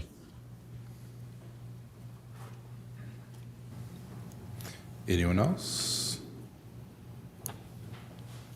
I have no one online. Perfect. We will close public comment and bring it back to the dais for any conversation, deliberation, or motion. Mr. Mayor, Alan's comments brought up a question to me. The $4,000 that we're going to receive for this event, assuming we approve it, does that include maybe this is for staff to answer, does that include fees, all the other fees and security and staff time and everything else that they would have to pay for this? Or is $4,000 the bottom line, that's the profit that the city gets from it? So the $4,000 is just the initial permit fees. So the location fees, which is per day, per location, for the north and south volleyball courts, and taking over the beach tennis courts as well. But that doesn't include any potential vendors, which is $115 per vendor per day, which Denny did pay for his July volleyball tournament. We have the reserved parking staging, parking costs, but it would be, any other additional staff time would be recouped and paid by the event producer. We just don't have that information at this time. So the $4,000 is the fee? Yes, it's the permit fees. The nonprofit fee for an event, it's less than 500 people per day, 250 per location per day, which is why it's around $4,000. Whereas Nike is 12,000 plus people, which the location fee is around 6,900 per location per day. When you add in all those other expenses, parking you mentioned and security and all of the other business, roughly how much would that be to the city? Just ballpark. It depends on how much parking that they're requesting. 500 people a day. Well, the parking isn't typically for participants, it's usually for like event staff. So if Denny rents out half of parking lot B for 2 or 3 days, it could be $1,500 in parking fees roughly. Per day. Yeah, it really depends on how many hours that they want. But again, a lot B is they only charge between 10 a.m. and 2 a.m. Versus parking lot A, which is 24 hours. So there's a lot of variables that go into. I know, and I appreciate that you don't Yeah. have that information. Yeah. You didn't prepare that. Mm-hmm. I guess the point I'm trying to make is the $4,000 is basically just the fee that they're going to pay to have this event in the city.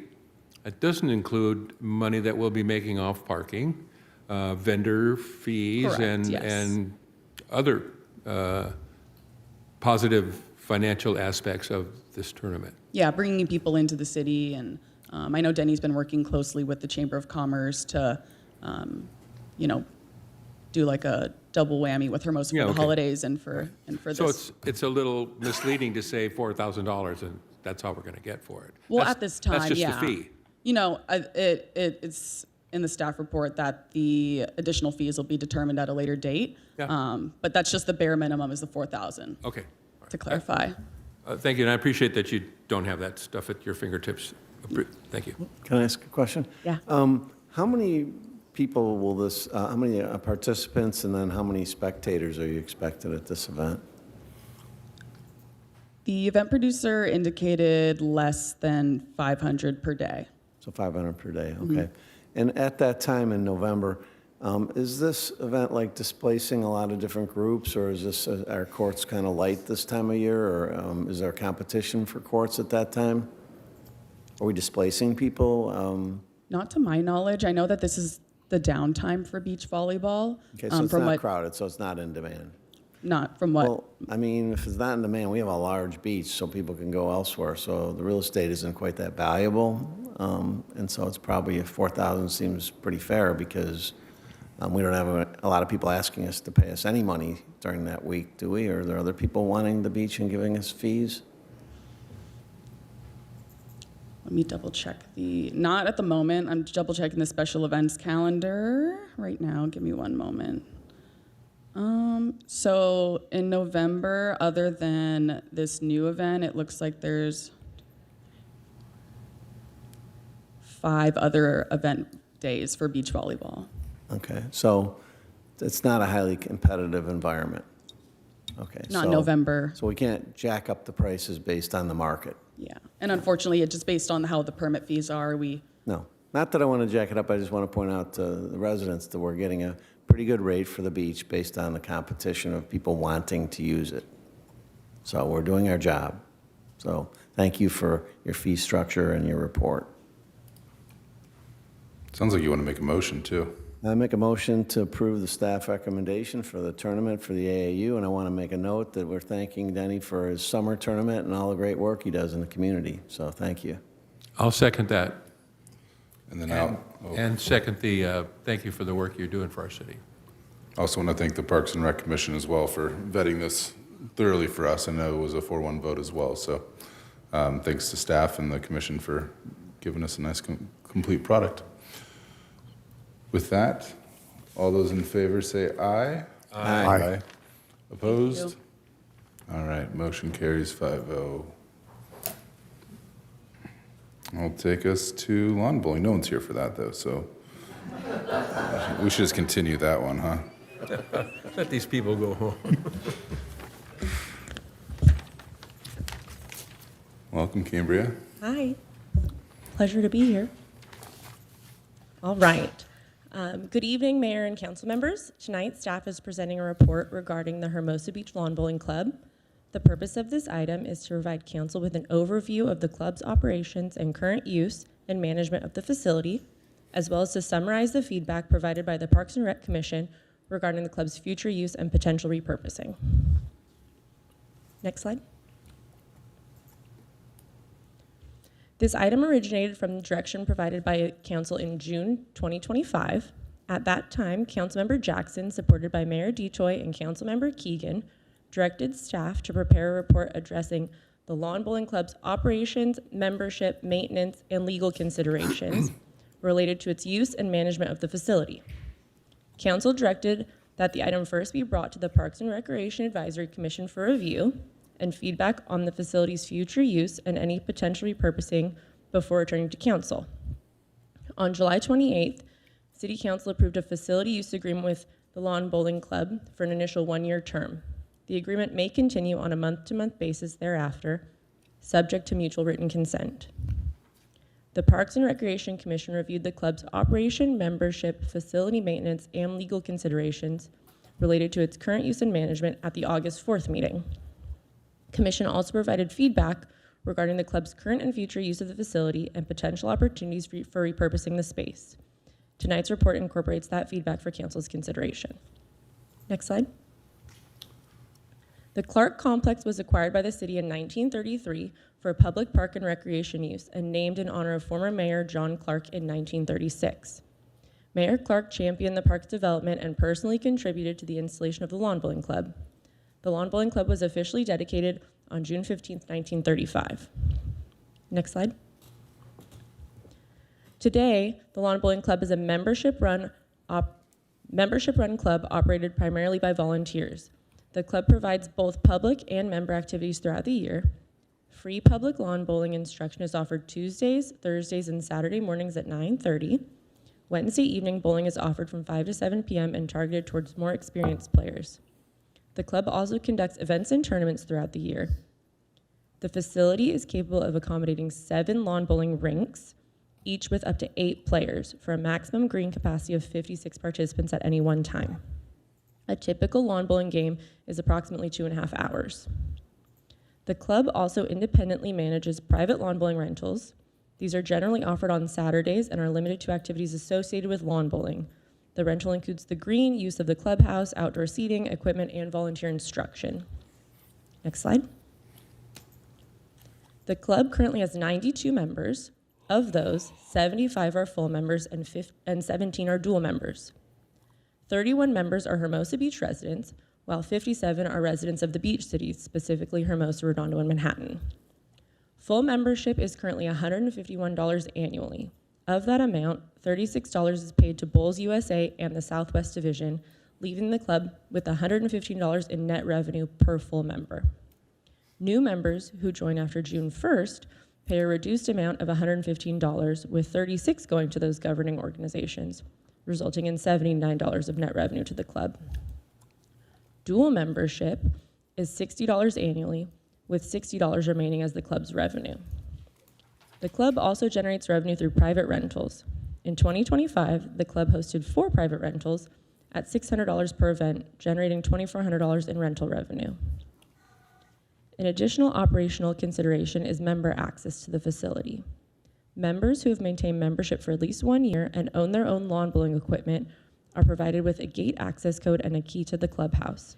This allows eligible members to independently access the facility and practice for tournaments and to retrieve and store their personal equipment as needed. Next slide.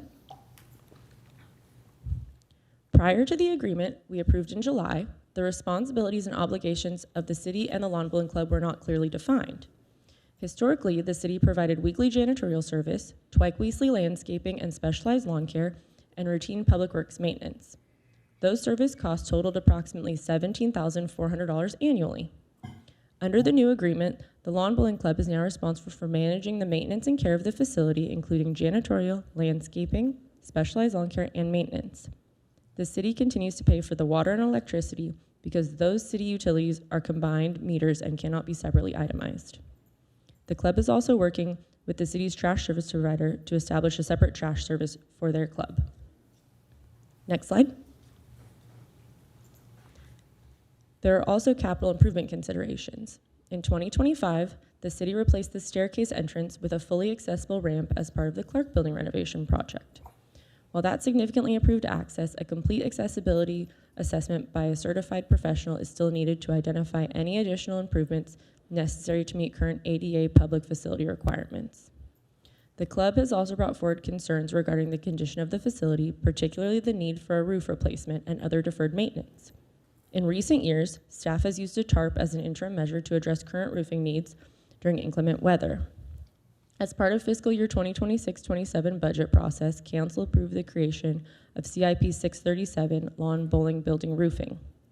That project would address necessary abatement and install a new roof on the lawn bowling as a separate agreement with consideration of cost sharing between the lawn bowling club and the city or reimbursement to the city for associated costs. Next slide. At the August 4th Commission meeting, the Commission expressed overall support for continuing the use of the facility for lawn bowling while also identifying opportunities to expand participation and community access. Commissioners recognize the facility's historical significance and the social and recreational benefits that lawn bowling provides, including opportunities for older adults and individuals with varying physical abilities. The Commission also discussed ways to increase awareness and participation, including promoting the club's free instruction, conducting additional outreach to Hermosa Beach residents. There was an interest in exploring compatible programming such as yoga, as well as opportunities to increase revenue through programming, membership, and private rentals. Finally, commissioners discussed potential partnerships with the Hermosa 5 Senior Activity Center, the city's contract class program, and community or nonprofit organizations. Overall, the feedback was to continue lawn bowling while looking for ways to expand participation, programming, and community use of the facility. Next slide. Because Council specifically asked Commission to consider potential repurposing, Commission also discussed alternative uses for the facility. Ideas mentioned included a potential dog park site, a site for a municipal community pool, and an outdoor secured picnic or event area. The Commission also discussed allowing Clark Building renters the option to rent the lawn bowling facility as an outdoor extension of their rental or event. However, Commissioners acknowledged that the suitability of any alternative would need to be evaluated based on the site itself, community needs, available park space, and the existing use of the facility. The Commission did not recommend a specific alternative use. Next slide. Overall, the Commission's feedback was consistent with continuing and potentially expanding the current use of the facility for lawn bowling. The Commission identified opportunities for increased outreach, participation, partnership, and continued communication between the city and the lawn bowling club regarding facility operations and needs. The Commission did specifically recommend that the lawn bowling club provide an annual presentation to the Commission regarding its operations. That annual update would include membership, programming, successes, challenges, facility needs, and maintenance. Next slide. Thank you, and I'm happy to answer any questions. We also have a representative from lawn bowling, Cindy Chafee, here, if you have any questions for the club. Thank you. Any questions for staff? Any questions for the lawn bowling? All right. We'll open up for public comment.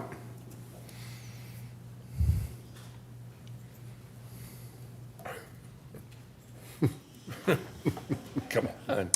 Our first speaker is Karen S., sorry.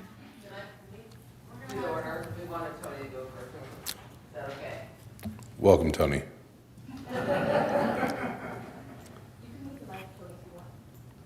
Mr. Mayor and fellow councilmen, good evening. Oh, thank you. Michael, Councilman Michael, I didn't see you down there for your lesson last Saturday. My name is Tony Crutchfield. I'm the Hermosa Beach Lawn Bowling President. On behalf of the club, I want to thank the staff for updating its report and all the council members for your service to our community. I've been a member of the club for 29 years and the president for the last 8. In the early 1990s, our club membership was as low as 2 people. In 2020, during the COVID, we had 40 members. We've more than doubled our membership in the last 6 years, and now we're closing on close to 100. Actually, I have 90. I signed up 97 yesterday. We thank the city for trusting us to enter into a license agreement on August the 1st. We consider it a privilege to work together in this new partnership. Our foremost commitment to the next year is straightforward. We will successfully execute all the obligations contained in the license agreement. Two of my fellow members that would like to speak tonight is Karen Shaw, will share more about our club and our future, and Linda Perkis will share our ties with the community. In April, we celebrated being 90 years strong in Hermosa Beach, and we look forward to celebrating celebrating 100 years strong with everyone in 2036. Thank you for your time.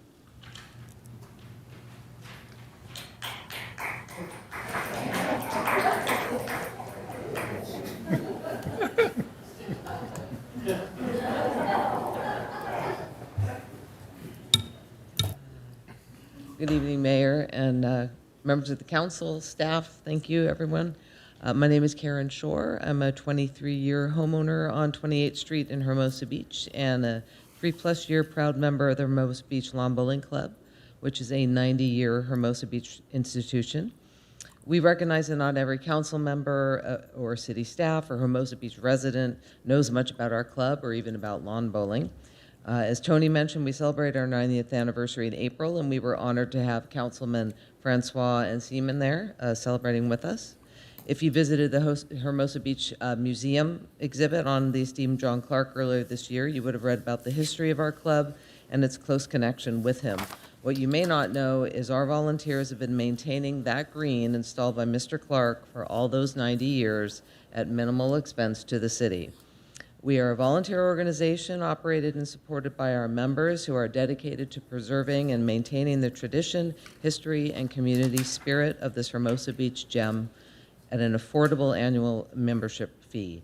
The green is used almost daily for social bowls and free lessons, club tournaments, and for independent practice by club members who regularly enter competitive tournaments throughout the Southwest Division of Bowls USA representing Hermosa Beach. In fact, one of those bowlers, Inger Benson, a Hermosa Beach resident, finished second in 2 divisions at the 2024 USA National Championships. She will be representing Hermosa Beach again in 2026, next month, in women's pairs at the USA National Championship Division Playdowns. We see year 91 as an opportunity to demonstrate what a strong partnership between the club and the city can look like. There are several areas we would like to explore. We want to discuss a long-term youth program with Hermosa Beach School District. This would be the perfect partner for sharing green time, since a program on weekdays in the late afternoon or evening complements the current club members' hours of play. We also want to discuss with Parks and Recreation whether lawn bowls classes could become part of the city's annual recreational offerings.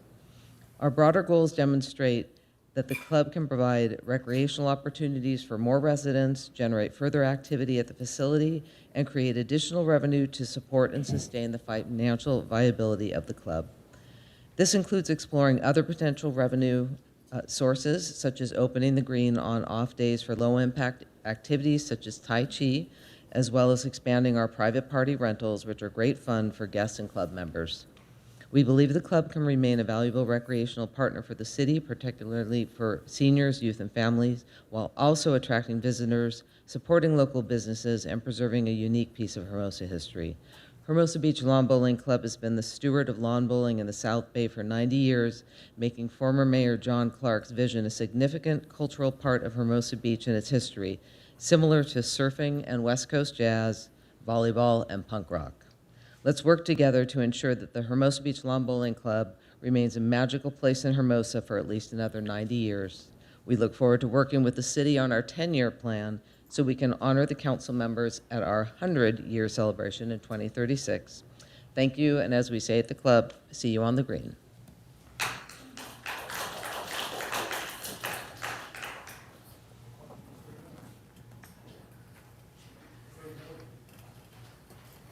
Hi, Mr. Mayor, members of council. Thank you for your time tonight. Will you speak into the microphone just so people can hear you online? Better? Can you hear me? Okay. My name is Linda Perkis, and I live and own a home on 6th Street. Shortly after moving to Hermosa Beach, my husband and I discovered that Hermosa Beach has a tradition of lawn bowling. Since then, lawn bowling has become a part of our lives we didn't even know was missing. The great thing about lawn bowling is that almost anyone can play, and it provides physical activity and strong social connections, both which are vital to living a longer life. As a homeowner planning to spend retirement here with my husband, I have spent a little time reviewing the Hermosa Beach Parks Master Plan from 2024. I appreciated that the community voice in the plan called for senior programs and youth activities and programs. The Lawn Bowling Club is listening to that community voice. 2 events come to mind. First, in May, Hermosa Valley School brought 4 PE classes to the club for lessons. The kids all had a great time. We are hoping to do that again this year. We will also explore having a summer youth program, maybe a camp. Secondly, on September 23rd, we are hosting a lawn bowling night with the Hermosa 5-0 Senior Activity Center. This will introduce the Senior Center to lawn bowling so we can work together on the best way to develop collaborative senior activities. Here is a quick list of some of the other ways we have connected to the Hermosa Beach community in the past year. The Hermosa Beach City School District leadership held a team building event. We hosted the Kiwanis Club for a meet and greet. At our 90th anniversary celebration, we reached out to local bakeries to provide a taste of Hermosa at our dessert table. For 14 years, a group of approximately 30 dads from the Hermosa Beach Educational Foundation have their annual Father's Day celebration at the club. On August 12th, the Lawn Bowling Club participated in the Beach Cities Health District Volunteer Day. We prepared gardens at Hermosa View Elementary. The club also brings others to Hermosa Beach. Since the club is a venue for hosting parties, we attract people who would not otherwise come to Hermosa. After bowling, they often stay to dine and shop locally. For example, on July 17th, Amazon Music had a corporate event at our club. This brought employees from their Culver City and San Francisco offices. Our tournaments and social bowls bring an influx of visitors to the city from local, national, and even international lawn bowling clubs. Throughout the year, we host a few tournaments. One of my favorites is the annual Ladies' Day event. This year, we had 43 women bowling from over 10 clubs. Finally, and most timely, this Labor Day weekend, we are hosting the 2nd annual All-Comers Tournament. Last year's event attracted 56 of the top U.S. bowlers and was the most significant club-hosted tournament in the U.S. We are expecting the same talented field this year, and we hope you will all stop by and take in some elite bowling on your way to and from Fiesta Hermosa. Thank you, everyone, for listening. For those at home and for everyone here, please stop by for your free lesson. Thank you very much. Have a good night.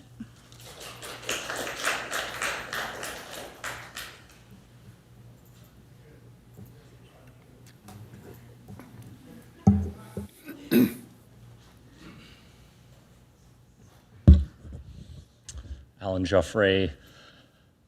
I suspect many people are probably anticipating that I'm going to step to the mic right now and advocate against continuing to lease this space to the Lawn Bowling Club, but frankly, listening over the last few weeks, I think this is another great example of an organization in Hermosa Beach that is doing advocacy for themselves and their causes correctly. They are up here speaking about paying for their own services, finding ways to, through volunteers, take the burden off of the city for the property they're using. My grandfather liked to lawn bowl. He was South African. I think that's a big sport down there, and I lived in New Zealand for a year where it was a huge sport there. So I absolutely love the idea of having this in our city. I was admittedly skeptical of having a fairly significant plot of land being leased to what seems like a very small number of community members, and that was confirmed tonight. It's only 31 Hermosa Beach members currently. But I do agree in the mission that they are promoting here about finding activities for seniors to have within the city. And as I've said, I appreciate that they are making an effort to not make this a burden on this city. That said, and what I would encourage, and I think this is a message to the lawn mowers in the support of this, is that to have that continued support, I think we need to be looking to the future. Something I'm a little concerned about with the proposal is that the language is a little bit soft on the commitment that the city is making to help pay for this roof replacement. I just looked up the CIP plan. It's $130,000 that is proposed to be necessary to replace that roof. And if we're being principally consistent about what we're demanding from so many other groups within this city in terms of cost recovery, I think it's reasonable that we forewarn the bowling club, that the expectation is going to be that they are raising this money to replace their own roof, whether it's through fundraising, increased fees, or otherwise, because that's a significant amount of money, again, for what is currently 31 members of this community. So again, I want to be very clear. Whereas before I was starting to be swayed by ideas of replacing this with something else, I was absolutely convinced by the passion of this community that this is something that we should continue to retain here and find every way possible to support this group. But I think we do have to be cautious about this inevitable replacement of the roof. I've walked by the site. I mean, and I've seen it from above. That roof definitely is going to need to be replaced in years to come, or risk being a huge liability for the city if it were to collapse. And on that note, I think part of this new lease plan, I think, is to be critical, is that the city is really keeping on top of the requirement that this group is obtaining and retaining that insurance policy.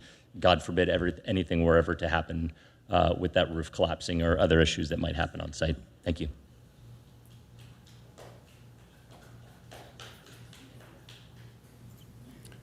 Anyone else with their hand raised? I do not have any hands raised. Anyone else in here? All right, we'll close public comment and bring it back to the dais. Councilmember, was it a motion to speak? All right. Thank you for the passion of the group. First of all, love your shirts, the coordination, and what I really appreciated about this evening is the sentiment that you're looking to expand more into the community. I think that's really important, to get more kids involved, to better utilize or to augment the use of that space. I'm a bocce ball guy. I guess is that too high impact? Because of the, it doesn't mean an old dog couldn't learn how to lawn bowl. I also like cornhole, but that may put divots in the turf as well. But I really was I was heartened by the thoughtful consideration of looking for opportunities to expand opportunities in that precious space that you have. So I certainly appreciate that. Thanks for what you bring to the community. I think it's a unique opportunity that not all communities have. So thank you for your passion. Thank you for being here and sitting through God knows how many hours of good stuff. So thank you, and I'll be happy to make a motion to receive and file, Mr. Mayor. Motion to receive and file, is there a second? Yes, I'll second that. All right, any comments? Yes, I think this is a great group, and I had the great fortune of throwing out the first bowl on the all-comers tournament, the first one last year, and I got to tell you, your organization is really wonderful, and it does provide an awful lot of goodwill for the seniors in our city, and I look forward to the next year where you guys can really explore expanding your operations there, some fundraising and making some money for that roof, and staying there for another 100 years. And I hope that really happens. Thank you. Thank you for everything you do. Any other comments? I'll just chime in. Thank you so much for coming down here, sitting through this meeting this long, but you're doing a great job. You really got a lot of good spirit, got a lot of good people behind you there, and keep up the good work, and I look forward to being in partnership with you, so thank you. And I just want to echo this presentation and what we did at Parks and Rec could have gone one of two ways, and I think the way it went is a testament to your desire to grow the sport and show what you're doing in the community, and I can't wait to be out there on the 5th and 6th and see what you're all about. So with that, there's a motion and a second. All those in favor say aye. Aye. Aye. Opposed? All right, it carries unanimously. Thanks for sticking through. Oh, this is still early. We could keep you for another hour or so if you want. Don't go home now. And that brings us to 17C. Welcome back, Brandon.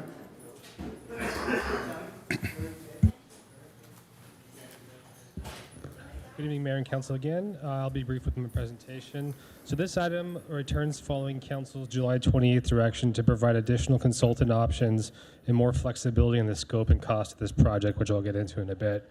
Tonight, we're asking Council to select the level of informational communication support it wants for the November ballot measure.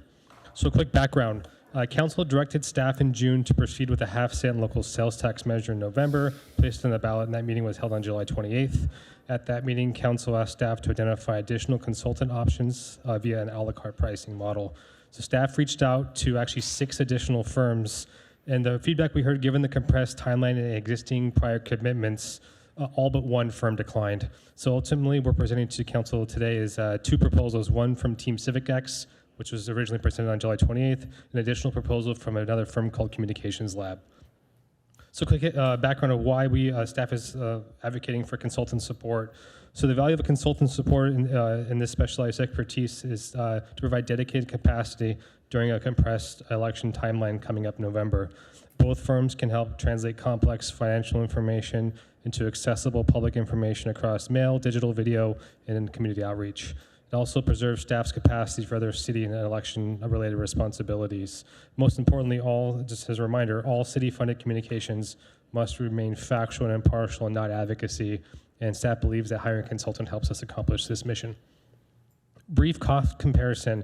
Again, this is not a true apples-to-apples comparison, but more an illustrative that shows you 2 proposals that are structured slightly differently. Both base fees are not directly comparable, as some services are excluded and others are included. More details in the attachments. More or less, Team CivicX has a lower $20,000 base consulting fee. Communications Lab has a $28,000 not-to-exceed base, but has additional elements included. Again, these options are also presented in an a la carte option with the ability of 1 or 2 mailings, which are shown in the chart above here. And all in, you're looking at about $46,500 for Team CivicX with 2 mailings, $47,000 depending on the a la carte model for the firm Communications Lab.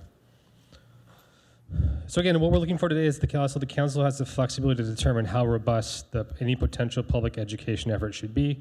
The scope can include messaging and informational materials, digital and social media, video, community outreach, 0, 1, or 2 voter mailings as exemplified in the previous chart. So again, council does not have to simply accept one proposal as presented. The scope and corresponding not to exceed amounts can be tailored to council's priorities.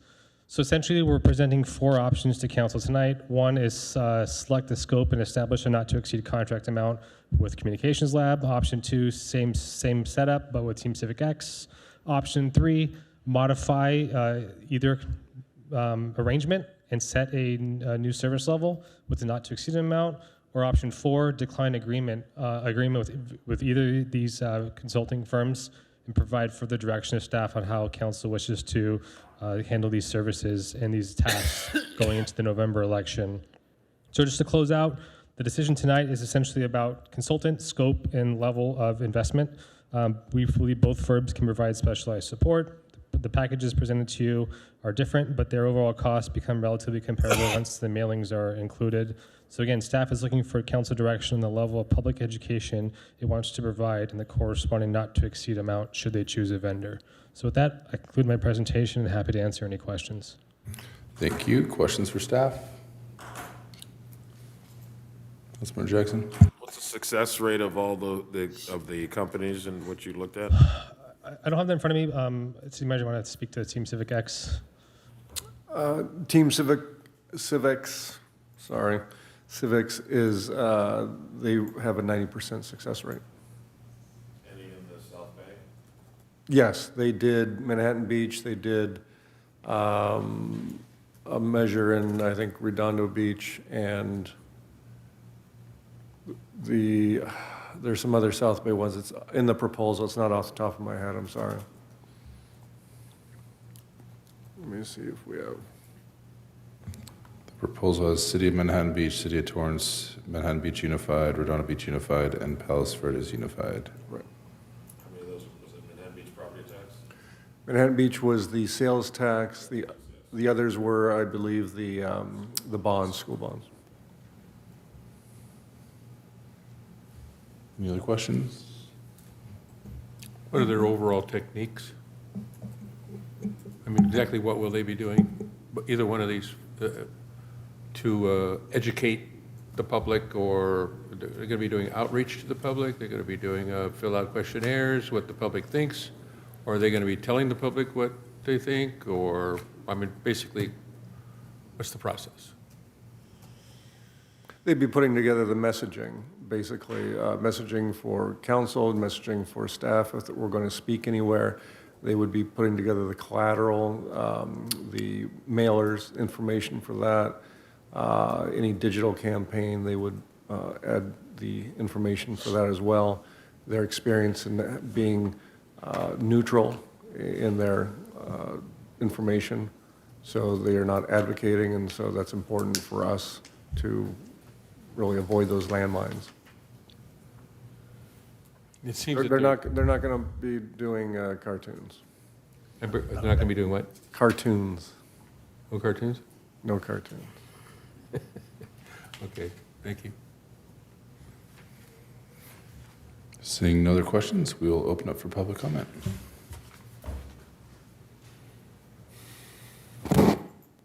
I do not have any hands raised online, and we did not receive speaker cards. All right, we will close public comment and bring it back to the dais.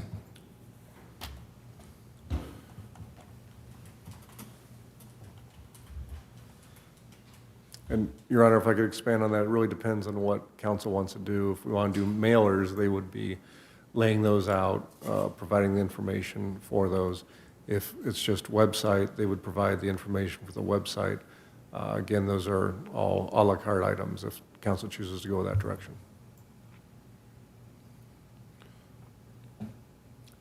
If you did 2 mailings, would that mean it's 21,500 plus 20,000, or how much? Is that what I read? As I recall, the mailers were $10,750 each. Right, and so the 20,000 is just a strict consulting amount? Yes. It's all consulting? Yes. Okay, thank you.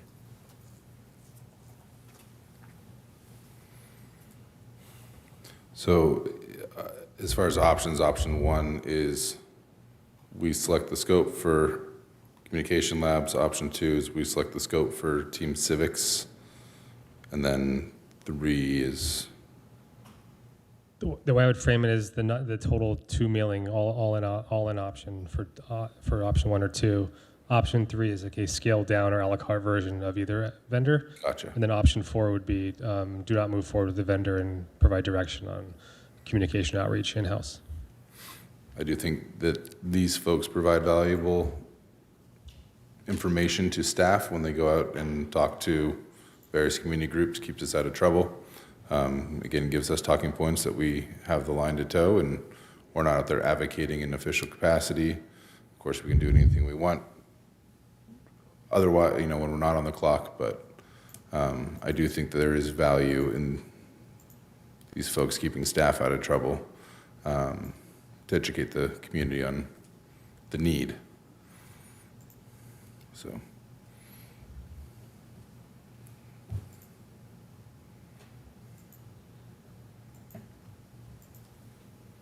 Make a motion and see where it goes. I move that we choose option 2, which is the agreement with Team Civics with the 2 mailers and social media. Not to exceed 50,000. Team Civics was the one that we started with at the beginning. Yeah. I'll second that.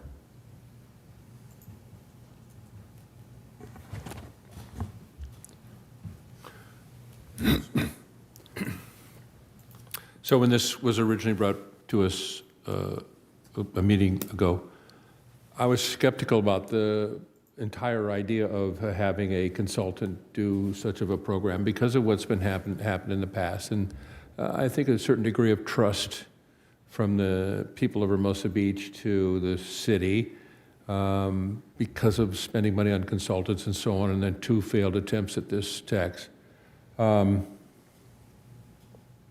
And in considering this over the last few weeks and reading these reports and so on and so forth, I have changed my point of view somewhat on this, and I think we need to do this. I think that this company is not going to be doing the sort of things that have happened in the past, and I think this is probably the right thing for us to do, and so I plan to support your motion. Thank you. Thank you. Any other comments? So, Mr. Mayor, option 2 as opposed to 1, what's the difference between the two? Different company. It's almost the same money. Different company, Same money, similar money. $20,000. I didn't. But it's the same one that was proposed last time. Correct. And it's 20,000 in addition to what other expenses besides the 20,000? Mailings? 2 mailers. Page 3 of the staff report. There's a table that lists the expenses. So, what are we articulating as far as total expenses on this? 20, 30, 40, 50, 46,500? Versus between 40 and 47.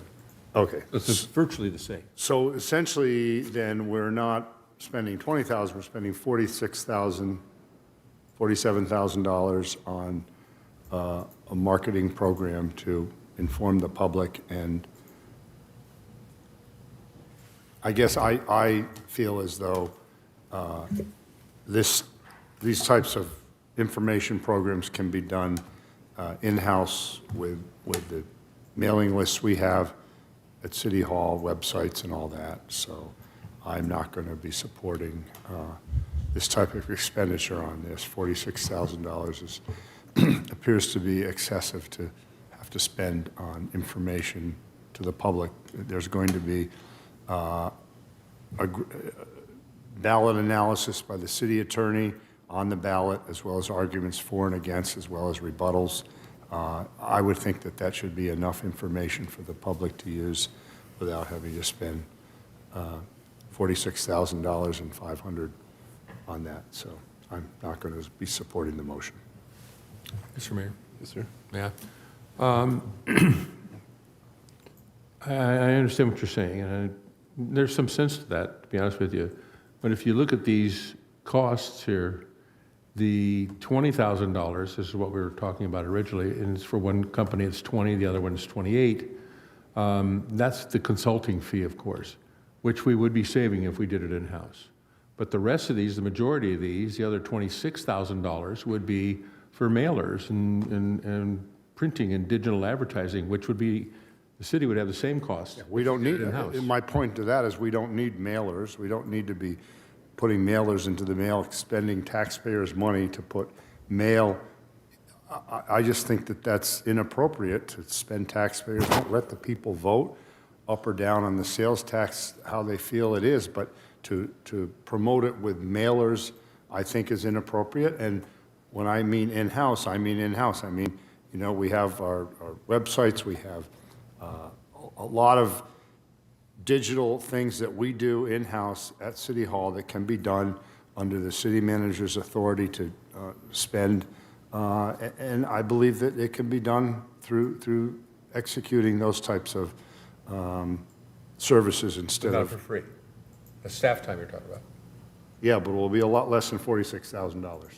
I can tell you that much. Okay. Yeah, I mean, you know, what we do to publicize council meetings and emails that go out and, you know, all the general ways that we publicize this, you know, it's in the ballot. It's why it's in the ballot statement. It's there for people to vote on. You know, the city manager goes to other events and other groups have, the Chamber of Commerce and others, to talk about the ballot measure, you know, and he's been doing that and will continue to. And I think that those outreach programs are available enough for us to do and not have to spend $46,000 to inform the public about this. So, Thank you. Yeah. Thank you for that. Thank you. Madam City Clerk.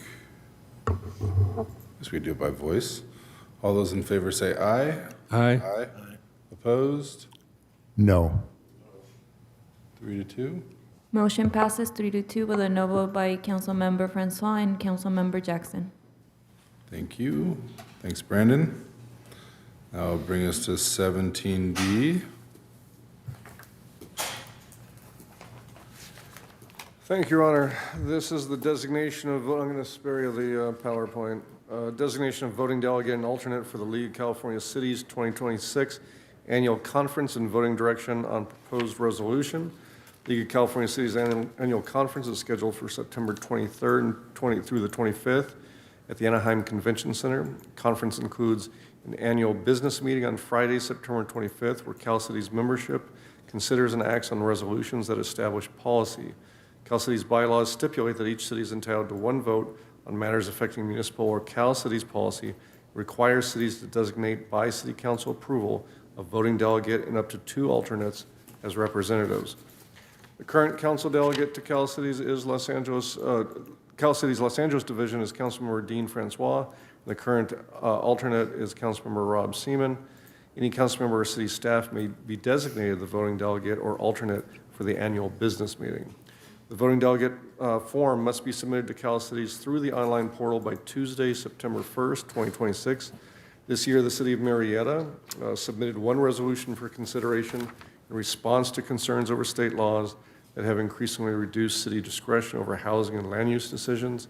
It is titled a resolution of the General Assembly of the League of California Cities calling for a working group to consider a state constitutional amendment or other form of initiative to ensure final local authority over housing and land use decisions. Cal Cities staff analysis.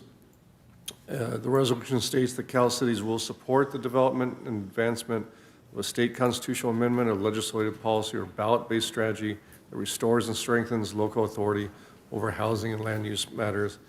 Consider establishing a statewide working group or other appropriate committees to evaluate and develop a proposed constitutional amendment or other legislative policy or ballot-based strategies to restore and strengthen local authority over housing and land use matters. The resolution states conducting legal, fiscal, and policy analysis, engaging cities and other stakeholders in building a statewide coalition of proponent supporters in preparation for the November 2030 general election or within another reasonable time period. The resolution itself would not have a significant direct fiscal impact. However, depending on what actions follow, the fiscal costs could be significant.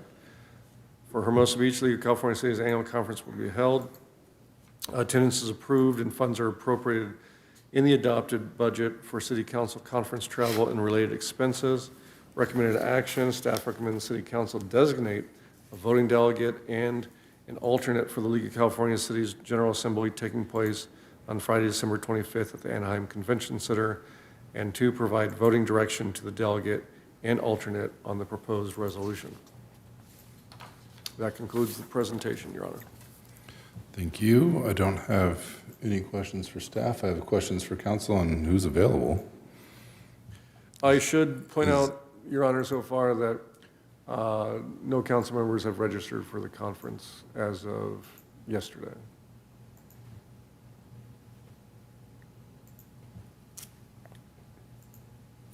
Mr. Mayor?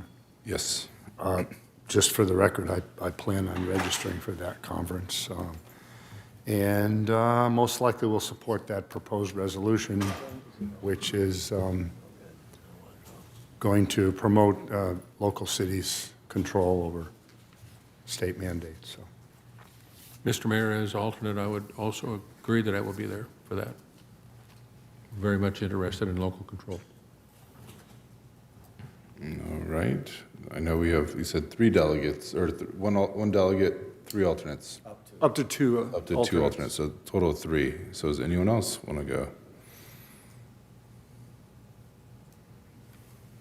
All right. Is 3 a requirement? No, it's just up to. All right. Let's stop the discussion now, open up for public comment. I'm sure Brandon wants to speak to this. I do not have any hands raised. I will close public comment. So we had interest from Rob and Dean to go. Do we have to vote on who the delegate is And then direction. Direction to the delegate and alternate on the proposed resolution. Okay. Anyone have a motion?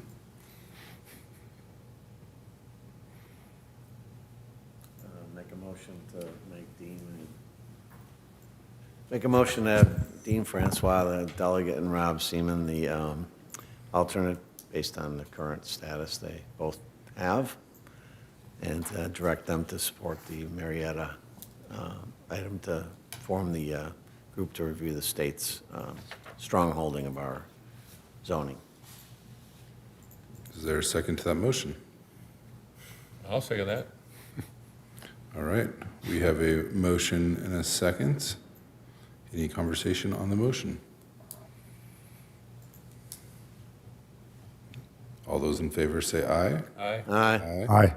Opposed? All right.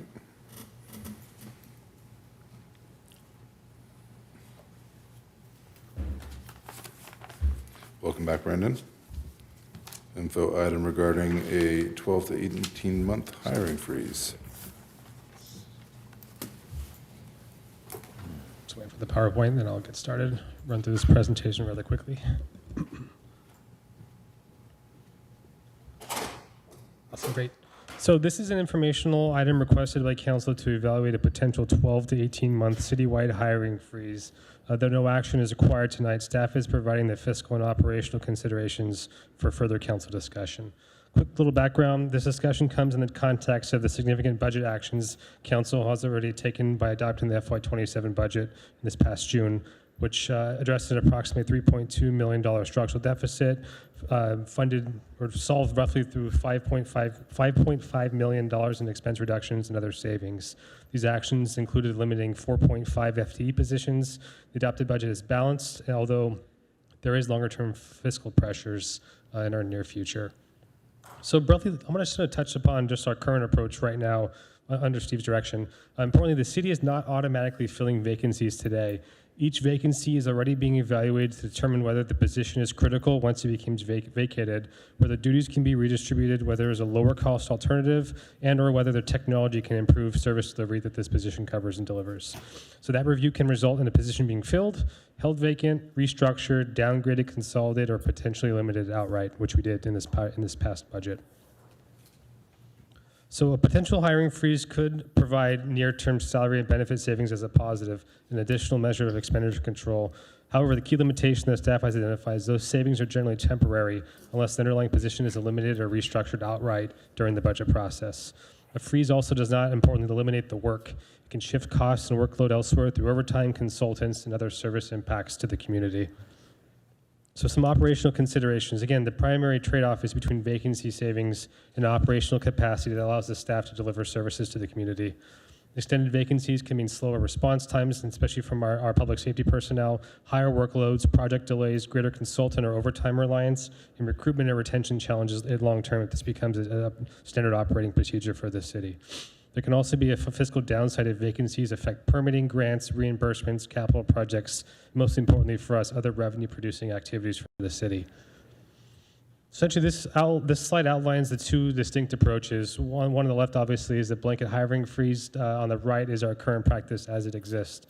Again, the policy distinction would be between a blanket hiring freeze for a determinable amount of time versus the managed vacancy control, which we'll call our strategy that's currently in operation. The blanket freeze is pretty straightforward. It generates vacancy savings, but again, provides less flexibility. The current approach evaluates positions individually, capturing savings where appropriate, while allowing critical recruitment to proceed at the city manager's direction. Again, the objective is to pursue sustainable efficiencies rather than simply keeping positions vacant for a predetermined amount of time. So fiscal impact. So this item, again, is just an information item only. There is no direct fiscal impact through tonight's information item discussion. In the near term, a freeze could produce short-time savings, like I mentioned. We cannot identify a reliable net savings figure in advance because it depends on which positions become vacant and when. Currently, the city has 3 true vacancies citywide and a staff of over 150. Any gross savings could be offset again by overtime, contract service costs, lost revenue, and other operational considerations. So again, staff's recommending to receive and file and continue the current position vacancy review currently done by the city manager. This approach maintains the fiscal discipline while preserving the flexibility to protect critical services and capture savings when vacancies create opportunities for restructuring. However, if council would like to pursue a formal hiring freeze or any alternative vacancy controls or additional analysis, council can provide that direction for a future action item, so if they so choose. Again, just to wrap up, the central question isn't whether we should scrutinize vacancies. We currently are. The question is whether a blanket 12 to 18 month freeze would provide enough additional savings to outweigh the loss of operational flexibility. Staff's recommendation that it is not. So the staff believes that the current approach allows us to capture savings as they come about while still balancing efficiencies while protecting critical services to the community. So with that, I conclude my presentation. Happy to answer any questions. Thank you. Any questions? Seeing no questions, we'll open it for public comment. We do not have any hands raised. We'll close public comment. I just want to thank staff for what they're doing. I think you guys are making, everyone's doing a great job of reviewing each position. And I know that we're also very lean. And so I would not be supporting a hiring freeze. I know that's not before us tonight. That'd be a future agenda item. But again, I appreciate the report and again, doing what we're doing during this current economy. I just want to again thank you for the report. A lot of good information in there, so I appreciate it. Mayor. I was in favor of this as an informational item because I wanted to get this information and get some look at it and see what that entails and what alternatives there are. And I am in favor of receiving and filing this and not proceeding with a hiring freeze. There's a motion on the floor. Second. And a second. Any other deliberation? All those in favor say aye. Aye. Aye. Opposed? All right, motion carries 5-0. And that will bring us to future agenda items. I think you had one. Councilmember Jackson. Thank you. I've got a couple. I'll start with the one I mentioned earlier with the discussion of moving the city manager's report back to the front. I think that's when we have the most people who are here to receive the information. And I don't know if that's just an action item or we can just vote on that, but whatever we need to do, I think it makes sense and appreciate the support. I would gladly support that, knowing that I think our direction is not to have someone up here every week. It's to when things are substantial. Right, but the community's been asking about so many things, and it'd be nice for city manager and the chief to be here, and chief can go home early too. So there's two. So I can just weigh in, I mentioned at the beginning of the meeting when you do the agenda, you can always have your meeting move it to the front. If you want to make it permanent, there's a resolution that we have, and so I would recommend amending the resolution to move it to the business section. So if you want to make it permanent, it would take an amendment to the resolution that we have. If you just want to go meeting by meeting, you can do it at the beginning of the meeting. All right. Any other support? Looks like it will be a. All right. I don't think we need an info item on that. No, that's fine. Also looking for Your support. Honor, speaking of that though, I want to we'll make an effort for, again, high-profile items without the need to change that. I'll certainly bring those forward and make more. There are a lot of, when we first started, when we talked about the TOT collection, there was no community input. There was no community conversation. All of a sudden, boom. The shooting, a death here. There's so much that's going on. The update on the pickleball court. So, I think it's good for us to give that information earlier versus at the end when nobody's here, but No, it's understood. There's no support. That's fine. I'll move on. Have it in writing, too. I think a little written report would be great. We could see it. I asked for the floor. Yeah. I think that it's always appropriate for the staff to arrange the information to move it up to the front if it's important. One of the reasons I was glad it moved to near the bottom was, I got here 2 years ago, and for the first, 6, 8 meetings, it was interesting to me. It was interesting for a while, and then it became, the police chief was here talking about, every little thing he was doing, and it was really not that informative. I think it's better when we have higher points and more interesting points. And so I think, I agree. Anything that is of real interest, I would love to hear from it. And if it was shorter when I first saw it, it would have been better. But when I can recall, sometimes that report took an hour, a whole hour. And I mean, we would start the public hearings late, because we were going through all that. I mean, like tonight, we had a really long night, but, there was a reason. If we keep doing it every week, I just think it's not productive and it's expensive, because, we've got a lot of staff holding off, waiting. It's $4,000 an hour every meeting. We'll look to find a happy medium.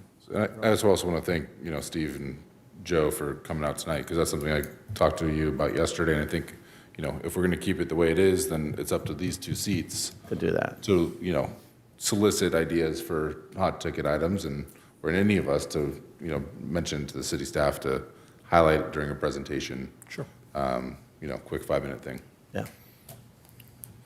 Ray? Next one. Next one.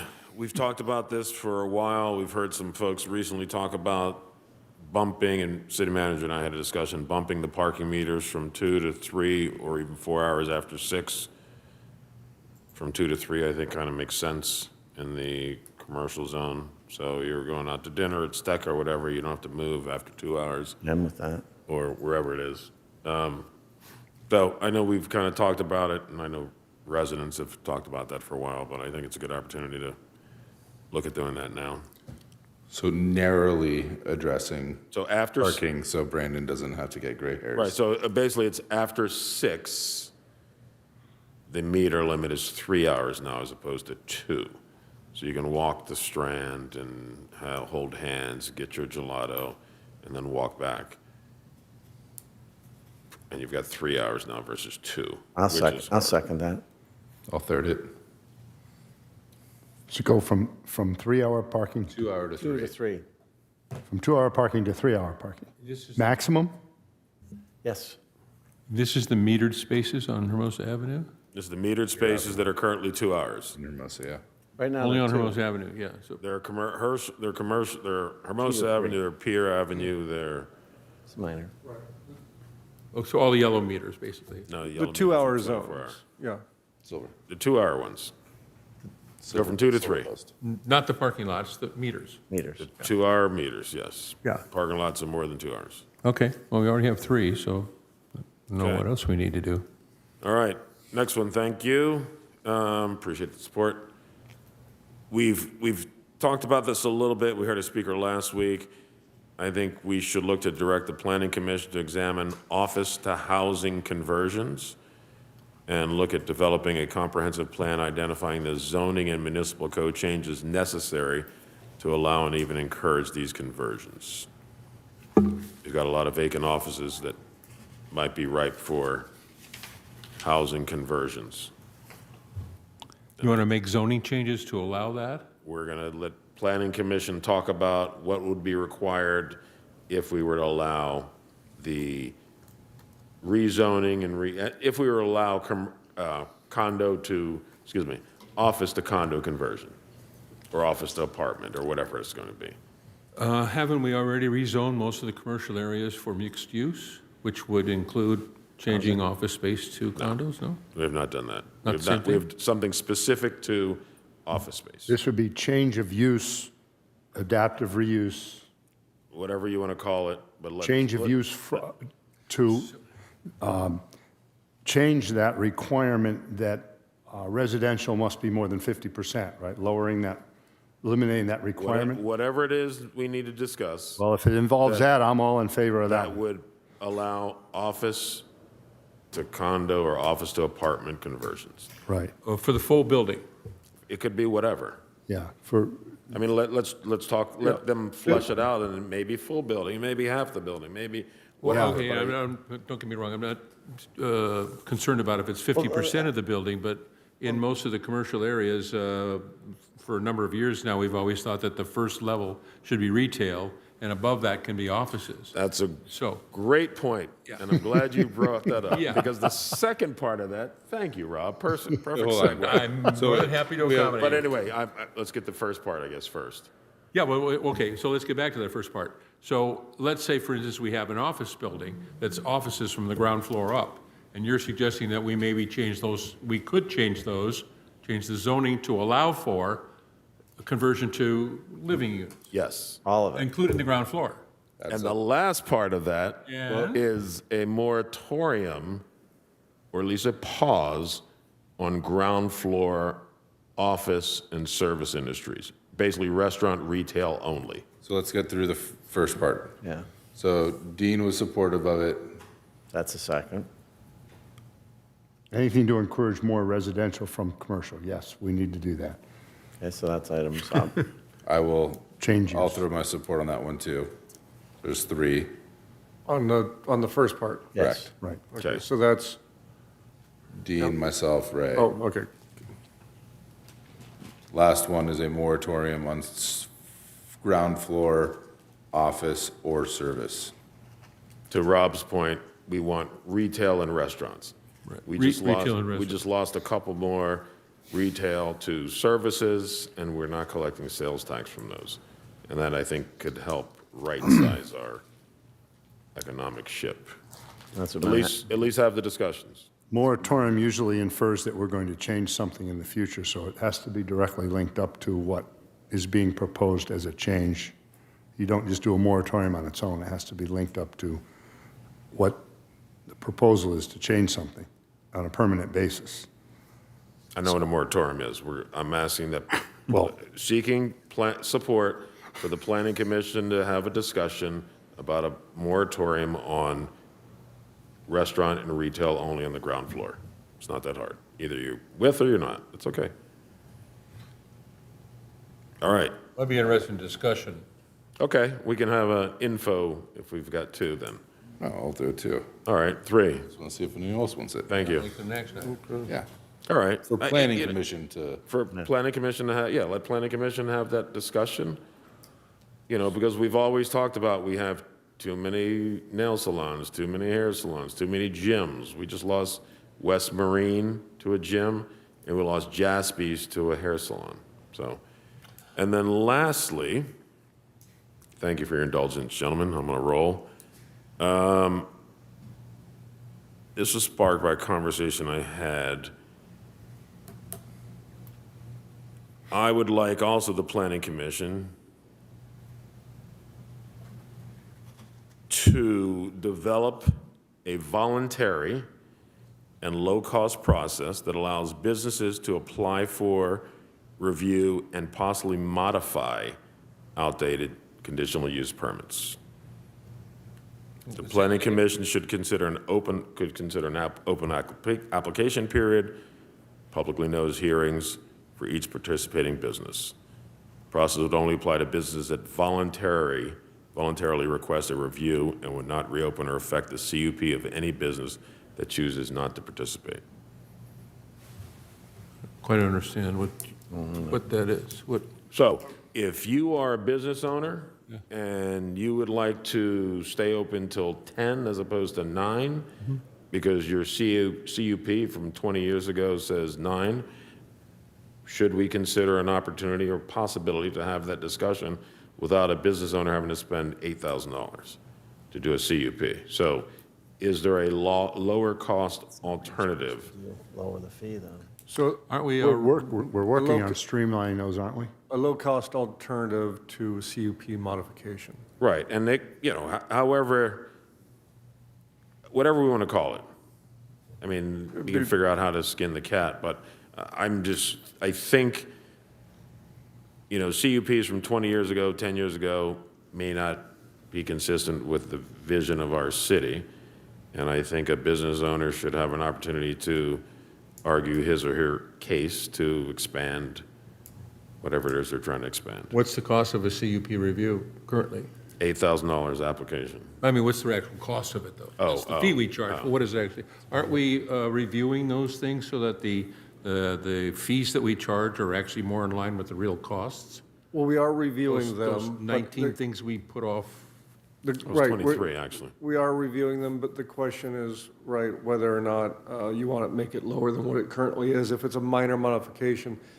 And I think we're working on something like that, but we'll take direction from council if council chooses to give that. I thought Allison was working on something. Yeah, it's part of the streamlining. I don't want to say that necessarily, it's part of the streamline, because the streamline is for the overall CUP. From my understanding of what's being said here, it's for things like hours and stuff like that that would be. If I have a pizza joint that closes at 7 per my CUP from 20 years ago, and I like to stay open until 10. There'd be minor considerations that wouldn't change, like you need a grease trap all of a sudden, or you need Right. ABC requirements, something like that. Well, I thought we were already evaluating those fees Yeah, I thought we now. were. That's, We're evaluating the fees, Fees, but not but that's for a total CUP. not the CUP. This is like a CUP light is my, Yes. it's Well, I mean, modifying. weren't we evaluating the CUP review? Yeah, maybe you could come back I don't want to, next. I'm not trying to get in the middle of this. There's a suggestion being made by council members, so I'll leave it Can you to talk to Allison and see what the scope of the zoning update in CUP review, and if there's a minor modification aspect of it? Well, that can be our, so is there, I guess the question is, does our current zoning code update include an expedited / lower cost option for a CUP review? And that's where I just kind of threw myself in there because I thought we were looking at that, but I'm not certain this moment. And of course, Allison isn't And here. if we so- are, then that's, okay, then But I think before we leave, the question is, does council want to give direction if it isn't being considered? Just a point of clarity.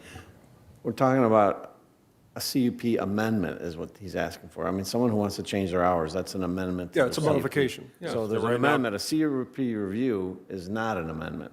Okay, I just want to make everyone understand, a CUP review is not changing anything. That's just a review.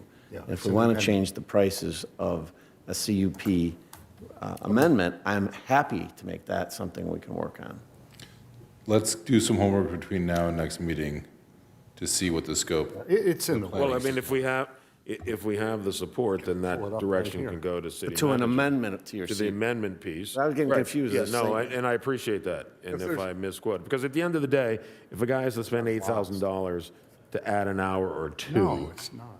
he's less likely to do it. So if it's an amendment, then it's amendment, I appreciate that. And if that's part of our update, then my Right. motion is If council- pointless. But if it isn't, I think we have at least two. But if you want to give direction tonight, we'll see if it's moot tomorrow. Okay, we'll second that. I'll second And that. I'll alert council. To the amendment, we'll I agree second with that, that. too. If it's not already part of our update, then it should be, I think. Yeah, it should be, but it is. I mean, So is everybody on board with that? Yeah. yeah, it should be. And it is. Thank you. Don't have any more? No one does it. Anything else? Anyone I have else? one. Dean? Remember, that staff's got this other thing, you know. Oh, yeah, I got it, I got it. Go ahead, Dean. Don't overwhelm them at one meeting. Well, it can be played out over time, all right. Thank you, gentlemen, for your indulgence. I have one. Yeah, we got Dean first. All right. Thank you, Mr. Mayor. On our list, I just pulled it up here. On our list of tentative future agenda items, there is an item here originated back in 2021. Let me just pull it up. 2021. Parks and Recs Advisory Commission Volleyball Court Use Subcommittee was formed to review all aspects of the beach volleyball courts located in the residential area. And the Parks Commission recently had an initial hearing on it. They voted 3-2 to continue it. 2 didn't even want to continue it any further. And in the interest of limiting and reducing staff time involved, in this issue, my suggestion is to refocus this item on simply the maintenance and stewardship of the volleyball courts in the residential area and coming up, clarifying policies of city and volunteers regarding that, because I think that's where the concentration of the interest was, and eliminate this whole idea of monitoring tournaments, creating fees for every little tournament on the beach, accounting of the dollar that's taken in for each tournament and all that. That just is a large bureaucracy that I don't think this city is ready to handle. So I would like to refocus this future agenda item to just include that limited area of focus, because I think that is what the Parks and Recs Commission can grasp and handle, and it would really reduce staff time so that we are not focused on all of these other proposals regarding tournaments and all of that. And we've received emails to all of us, City Council as a whole, regarding people's complaints and volleyball users' complaints that this type of restriction is just not needed. It's probably one of the regularly used things that works well on a volunteer basis. So that is my recommendation. I'm seeking 2 votes to modify that future agenda item so that the Parks and Recs Commission has the proper direction on where they're going forward on this.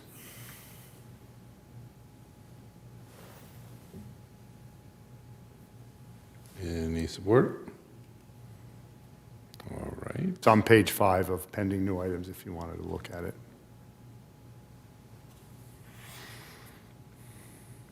Any other items?